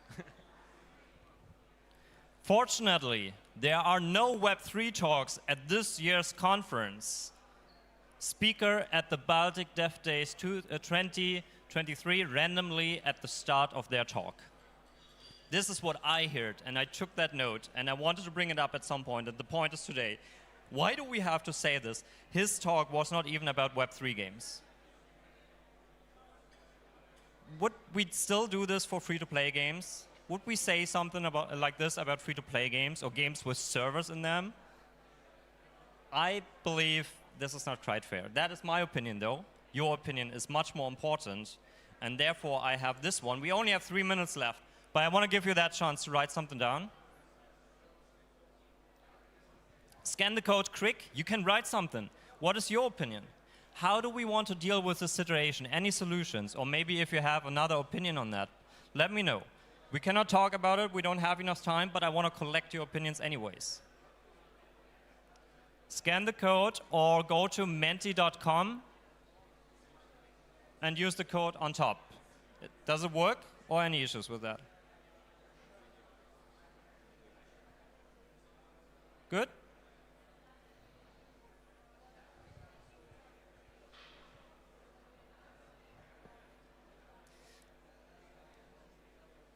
If you type it in, it should show up right away, actually.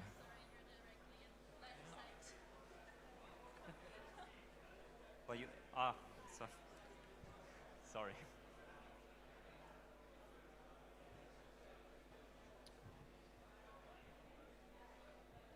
Somebody more needs to scan, let me know.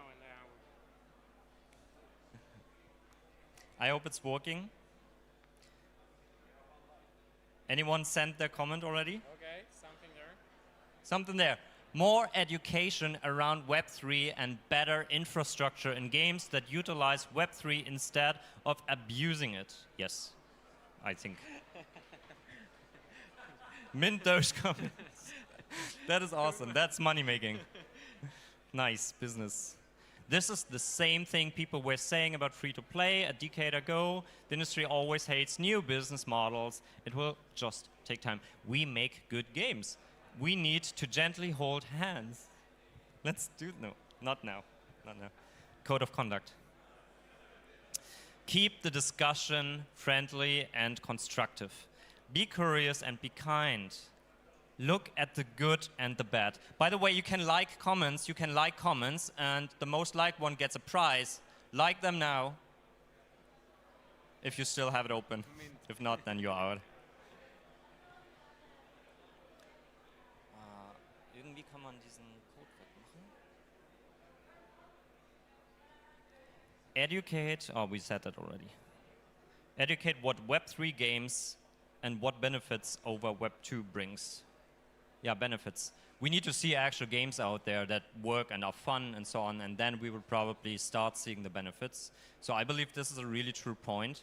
Obviously, people are skeptical until we have some really good examples on the market. But we are working on it, right? Yes, we are. I see. What about the likes?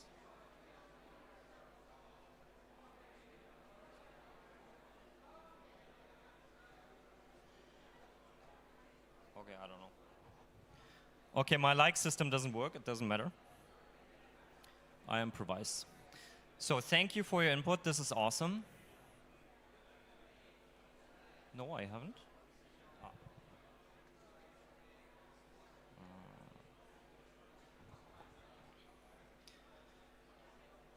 We have our conclusion, I believe. We did this very well. That was teamwork, awesome. If you want to follow me, that's my QR code. Follow me on YouTube. I have content, yes. It's cringe, but it's content. And I have a course that's going to release this summer. If you scan this, you will go to my link tree. Scroll to the bottom. You don't commit to anything, but I will let you know when the course is online, and you get 50% off if you still want it at that time. So no commitment. This is your chance. Who is following me already? Anyone following me already? No? No one wants the prize? Okay, no one gets the prize. I brought a Super Mario Kart deck from Akihabara in Japan. I brought it to you and nobody wants that prize. My cards are still over there. You can scan them later. Thank you so much for this. I feel that was really constructive this time. It was not toxic. Thank you so much for helping out here. If you liked it, let me know. If you didn't like it, let me know as well. You know how to contact me. This talk was brought to you by the Mighty Diamonds and by these beautiful people. Thank you very much. Have a very nice evening.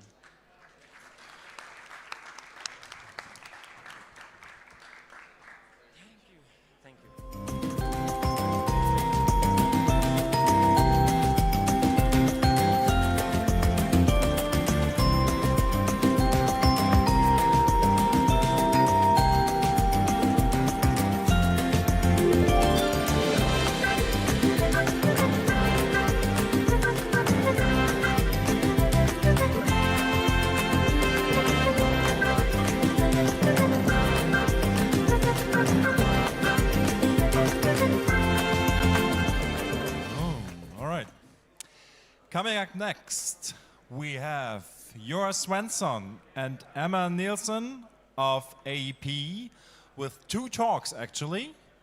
We're gonna have to have the first talk. It's it's about how to boost productivity, right? And another talk about how to make more engaging games. Enjoy. Do we get 2 microphones or? You start, Emma.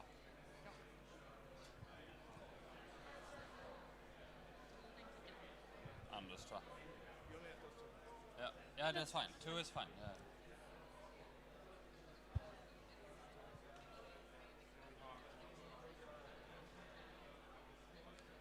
Thank you.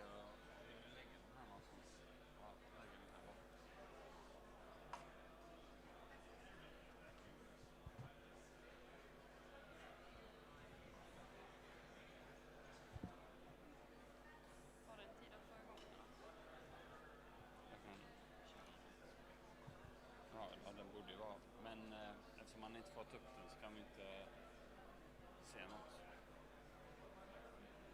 Du har ju musen där. Jag ser din mus. Nej.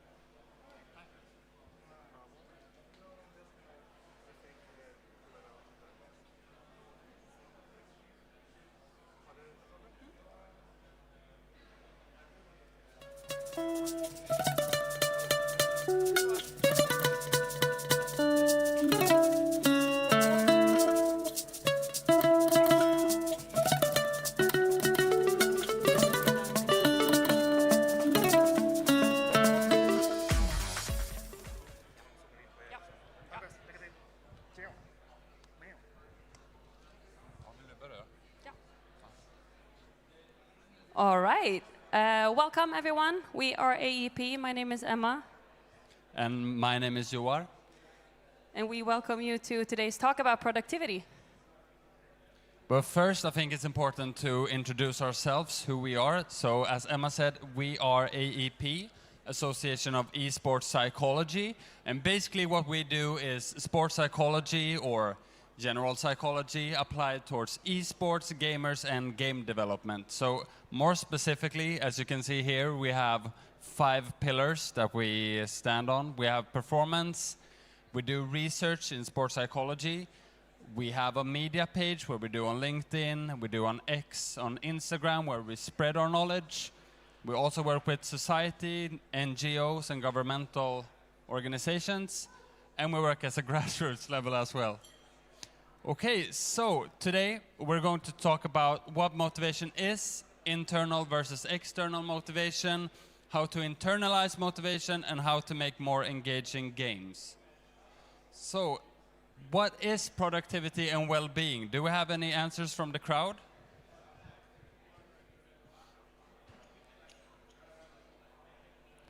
I'll take that as a no. So, Emma, what is productivity and well-being? Okay, so productivity is the amount of work stuff gets done with time. Okay, and well-being is the presence of positive emotions and mood, and the absence of negative emotions. Satisfaction with life and fulfillment and positive functioning. Yeah, that's about it. So what is motivation then, Emma? So when we talk about motivation, we talk about direction, intensity, and perseverance. So direction is where we're going.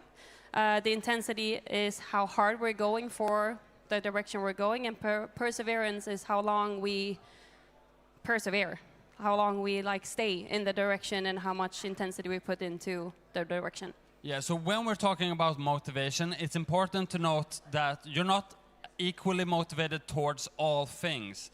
Motivation has to be directed at something. It could be developing games, it could be playing games, it could be composing certain part of the games, but not another part. So we're always talking about a certain direction. Then you can have more or less motivation, so you could be very motivated or not motivated at all. And you can stick with the behavior, as Emma said, for a long time, which means that you're very motivated, or you can stick with it for a couple of days or a week, which means that you're not that motivated.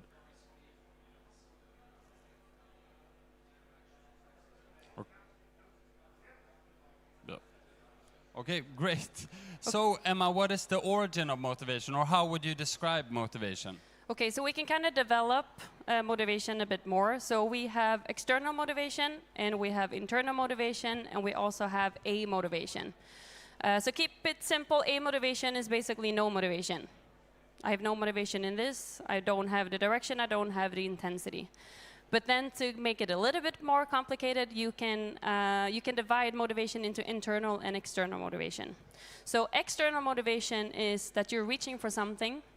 You have to do something. It's negative, but we'll start with I want something. So it can be a prize. It could be to actually develop this game to get money, to get an investor, or you can be externally motivation by I have to. So I have to do this to get my salary, or I have to do the dishes because otherwise my husband will be mad.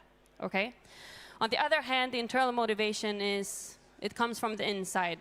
So the means is the goal. So you do something to kind of get this feeling of fulfillment, enjoyment, to have fun. Yeah. We're having some technical issues, so just bear with us. We'll go. Okay. Okay, so Emma, what are the pros of internal motivation? Why shouldn't you just have external motivation? So the thing with internal motivation is that to get this, to like kind of go where we're going, the goal, we put more effort in if we are internally motivated. So if we're only motivated by money or prizes or becoming the best of the team, as soon as we start to compare ourselves with someone else, it's not within our control. But if we are internally motivated, I want to feel joy, I want to complete this to get this feeling of fulfillment, I tend to put more effort in. And it also improves well-being and mental health. So it's more of our control, which is really good. Yeah, and what you see is that when companies and people have internal motivation as opposed to external motivation or a motivation, is that you get less absenteeism, so less people being sick and coming to work when they're half sick and performing worse, and you get lower turnover rates, which means that you can have the same personnel for longer times, which means less onboarding and more focus on performance. So one example we can have here is just an example. It's not like a real example, it's just a fictive example, is that if we look here at the chart, we can see in January, we have a company, let's say, that starts. Their motivation goes up. In May, the motivation continues to go up. October, January, but then around May the next year, something happens. And what happens is that their motivation kind of stops. So instead of them performing better all the time and developing, getting better, they kind of peak here around May, and then they just perform a little better, a little worse, a little better, and then up and down. But what happens if they were motivated all of the time instead of just for a year? What we could get is this. We have a team here that starts out very low in the performance metrics, as you can see on the y-axis. But then they keep their motivation. So what happens is they keep on trying, they keep on giving effort, so their performance goes up and up and up and up. And at May the next year, it continues to go up. So what we can see here is an example of how important motivation is. Because if you're not motivated, you're not going to try. If you're not trying as much, you're not going to improve. And this is just an example of 3 years. But this also happens 4 years, 5 years, 6 years. So it's very important to have motivation, so you keep on giving effort, you keep on trying, and you keep on performing better. So here you can see that two different examples overlapped. So what you can see here with the motivation example, with the motivated team, they keep on performing better, and at around January, May, they've reached the other team's cap. So the other team can't perform as well, even if they were motivated. So what we want you to ask yourself or reflect about is, who are you in this example? Are you the motivated team who has kept on being motivated, or are you the first team who has been motivated in the start but kind of gone down? Who would you like to be?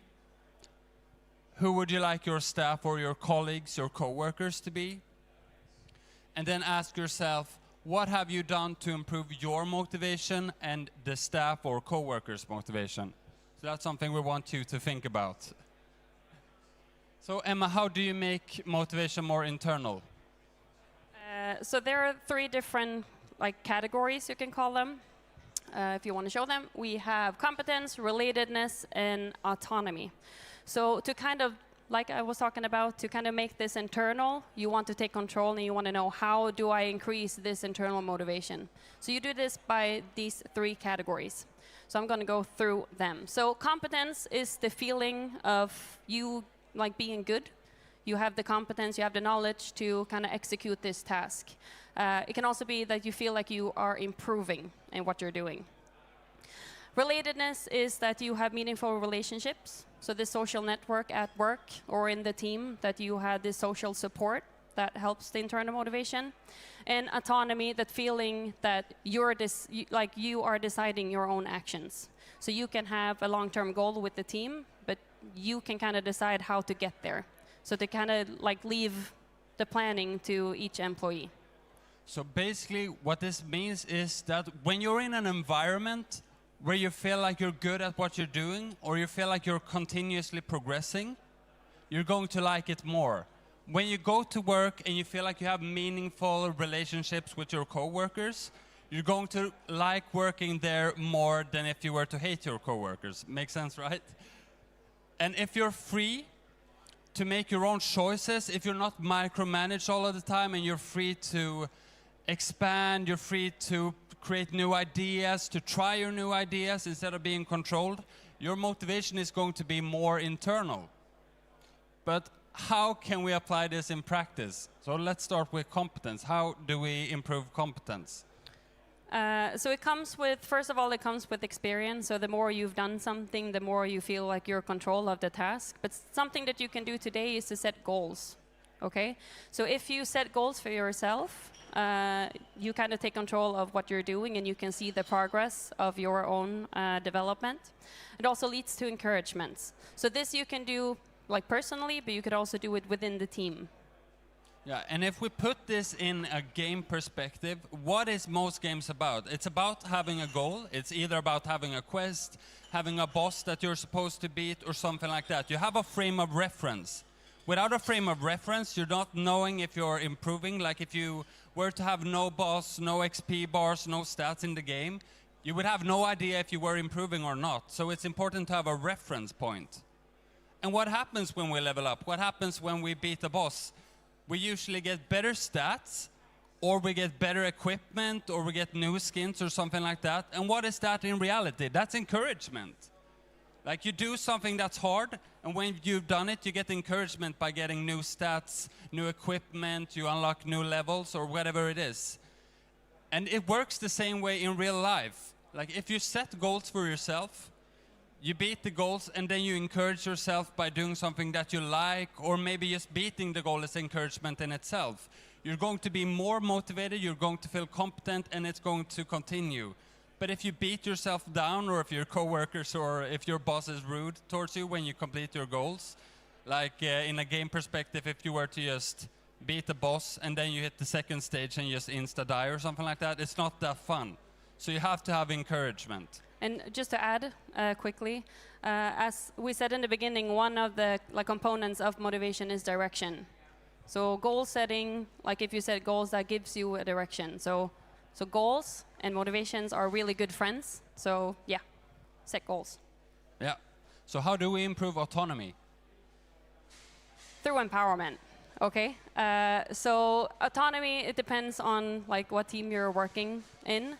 But the feeling of making your own choices, you have the big goals with the team, and you have the direction where you're going. But to kind of leave, the decisions to each team member helps the autonomy.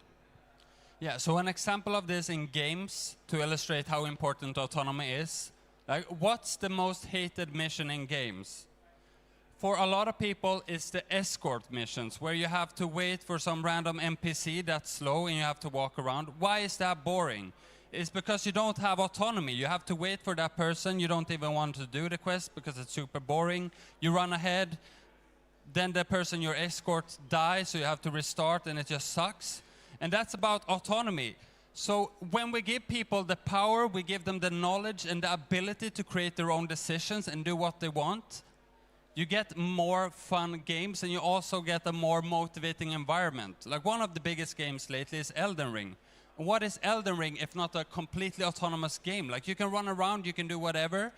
The classes aren't that set, so you can try different items, you can just go straight to the boss, you can just run around for ages and just explore. Like it's a very autonomous game, and that's why it's so fun. So you have to create that environment with your personnel, give them the power, give them the knowledge so they can make their own decisions and be successful. And if you do that, you don't have to micromanage, and you can spend more time doing what you want instead, which is also important. Lastly, how do we improve relatedness? It's basically to improve relationships. So you have to take care of the team, like actually care, ask questions, work with teamwork, and get to know each other, I would say. Yeah, and one good example of this in gaming is the toxicity that you just talked about last time. Like one of the most popular games at the moment is League of Legends, and everybody who's played League of Legends know how toxic that community is. I have a bunch of friends that have stopped playing League, me included, because the community is so toxic. So that's an example of how important relatedness is. Because when relatedness is low, when you don't feel like you have meaningful connections, where you don't like the people you're playing with, playing sucks. But in games where you play together, where it's fun, where it's collaborative, you feel like you make friends, you have fun, the games are much more fun. So relatedness is a very important aspect. And the same is about work. We had the pandemic now a couple of years ago, and what happened as a result was remote working, like people started working at home instead. And if you don't have good relatedness in your company, people don't want to come to work, they just want to be at home. But then you have no real connectedness, cooperation is harder. So without relatedness, people just want to stay at home, they don't really like the company, they don't like working there. But if you have good relatedness, and that doesn't mean that you have to be the best of friends, but if you like the people that you're working with, it's going to be a lot more fun working there.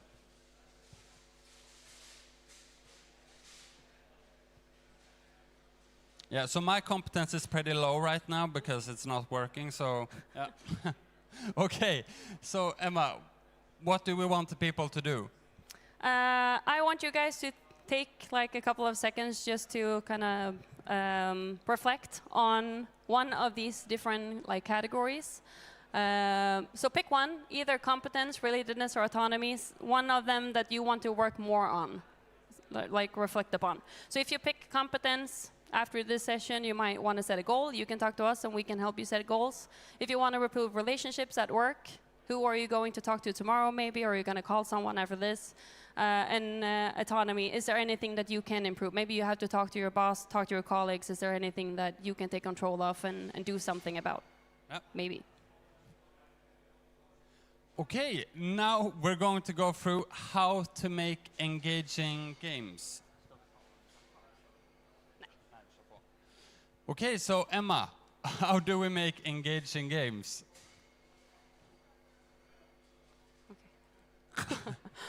That's a question I'm going to ask you, actually.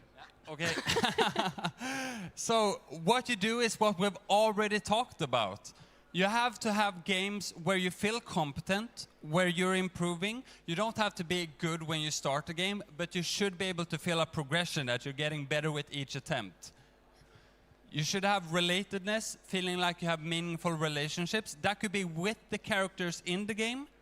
So it could be with NPCs or different characters there. There could also be fun communities like Elden Ring. There's a lot of meme posting, which I think is pretty fun. So even though I don't communicate in-game, there's a big community outside of the game. So I can still feel relatedness outside of the game. And then autonomy, feeling like you're the origin of your actions and you're free to explore and do things instead of being like arbitrarily bound. Like everybody hates the invisible walls in games. It's just stupid. So autonomy is very important. So how do the factors look in game?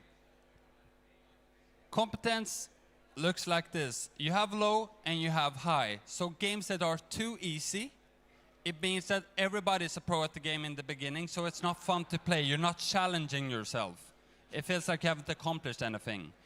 And games that are too punishing aren't fun either. So, for example, the Soulsborne game, some people like them, but a lot of people don't. And one of the reasons is because they're so punishing. So a lot of people just feel like noobs and they don't play the games because it's too hard. So you have to find a balance there, and you have to know your crowd. Like, you can't make too easy games, but they shouldn't be too hard either. They shouldn't be very punishing either. Like, if that's the player base you're going for, yeah, have fun and do that. But otherwise, like, try to keep that in mind. They shouldn't be too punishing. When the games have unclear progression, where you don't know how you progress, or you get XP there, but you don't get it there, it's not fun either, because you don't know if you're progressing or not. Like, it should be very clear if you're progressing or not. If you're not unlocking any items, any skills, or anything, it doesn't feel like you're progressing either. Like, you should be able to unlock something. For example, when you get all the characters, all the skin when you start the game, you're not unlocking anything, so it doesn't feel like you've done something fun in the game. But in contrast, when you level, when you get achievements, when you're able to get high scores and you're able to see that number go higher and higher and higher, you feel like you're progressing and getting better at the game. Also, when you unlock a new skin after grinding for 8 hours, it feels rewarding. But if there's nothing like that, you don't get that award, you don't get the encouragement. You can talk now. Okay, so we kind of already touched on this. When it comes to like creating games, when it comes to relatedness, we want to create a game that builds, like, you kind of set it up for a good community and good matchmaking, and not creating or setting it up as less toxicity as possible. And we want the community. So the relatedness is important when we are talking about internal motivation. So if we can create a game where you can find a community, that's really good. And something that you can do there as a game developer is, like, it's hard to control other people, but what you can do is try to engage with the community. Show that you're active in the forums, show that you listen to what the people care about, and engage. Like, we love when the game developers are interactive. For example, Helldivers is pretty big now. They had a bunch of bugs, but the community kind of liked them, and the game developers kind of memed the bugs, so it's a lot of back and forth between the game developers and the community.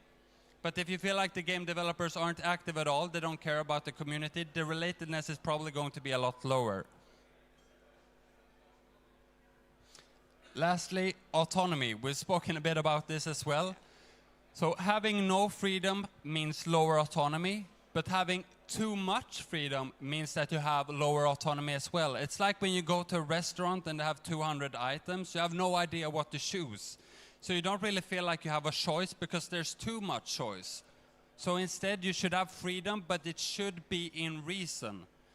Like games, all games have rules. If a game doesn't have any rules, it's not really a game. Like, you have to have a certain structure. But it shouldn't be arbitrary, it should be understandable, and it should be pretty free, but within reason. So no arbitrary limits like invisible walls or anything like that. If the limits are logical, like if you understand them, if you go into the game and it makes sense in the game's world, then people don't have a problem with limits, but it should make sense within that world instead of like invisible walls. Also, broken strats, meaning that you can just press like triangle or whatever and just complete the game that way, means that all the people are going to play that way, and no people are going to try different strats that go outside of that, because you could just might as well press triangle. So you should be able to make a game that's balanced, where it's fun and rewarding to try different strats instead of just going for like the broken strat. So try to have balanced strats. Yeah. Okay, so before we jump into flow, just to wrap it up, there are 3 components of internal motivation. So either if you are trying to improve your own internal motivation, or if you're trying to create a game that kind of enhances internal motivation, you want to work on competence, relatedness, and autonomy. Flow. Joar. So one method of making engaging games is trying to manipulate flow. What flow basically is when you lose track of time and you're so immersed in the game that nothing else is important. When you have games that are good at inducing flow, you sit in the games for hours and hours and hours on end, and you don't want to stop. So how do we make games that induce flow? pretty recent research, they've started to do this, I think 2023, from America, has shown that flow is basically a function of the means and the outcome. The means being what you're doing in the game. So for example, in Flappy Bird, it's just pressing. In Candy Crush, it's swiping. In basketballs, it will be shooting free throws or whatever. And the outcome is the outcome. Like if you get a high score, if you beat the level, whatever. So in principle, the function is like this. If you maximize the uncertainty before observing the means, so when you play the game, it's very uncertain if you're going to succeed or not, what score you're going to get. And you maximize the reduction of uncertainty after observing the means, the game is going to induce more flow. So this might sound pretty mathematical, but it isn't really that hard in principle. So what this means is that when you go into the game, it shouldn't be clear that you're just going to beat the level, but it shouldn't be clear that you're just going to lose. Like you should have like a 50-50 or as even chance as possible for each outcome. So you don't know. So every time you play the game, it's an exciting moment. But when you play the game and you like progress through the levels, it should be clear whether you're going to get first place, second place, or a certain high score. Like if you play a game and the points you get are completely random, like you don't know how the high score works, it's not fun. So for example, in Flappy Bird, you should know that each time you go in between the different columns, you get a point. So there, you're not sure if you're going to make it or not, and after you make it, you're 100% sure that you're getting a point. But if you were to just get randomly points, like every other time you go through it, or every third time, or just some random algorithm, it wouldn't be as fun. So in principle, maximize the uncertainty before observing the means, like before you go into the game, and maximize the uncertainty that's reduced after playing the game. So this can sound a bit complicated, but if you're interested in this and how to manipulate flow, feel free to talk at any of us at AEP afterwards. So to summarize, motivation impacts performance, well-being, and engagement in the games. Internal motivation is more important than external motivation. And we have the three components, competence, relatedness, and autonomy, and that leads to this internal motivation. And the information between the means and the outcome, so the maximize uncertainty before observing the means, and the maximize reduction of uncertainty after observing the means leads to more flow. Yep. So that was us. Thank you for listening. And if you're interested, you can scan this code to connect with us as AEP, or you can just chat us up if you see us around. Thank you, guys. Det var sist, så vi kan nog bara stänga av dem.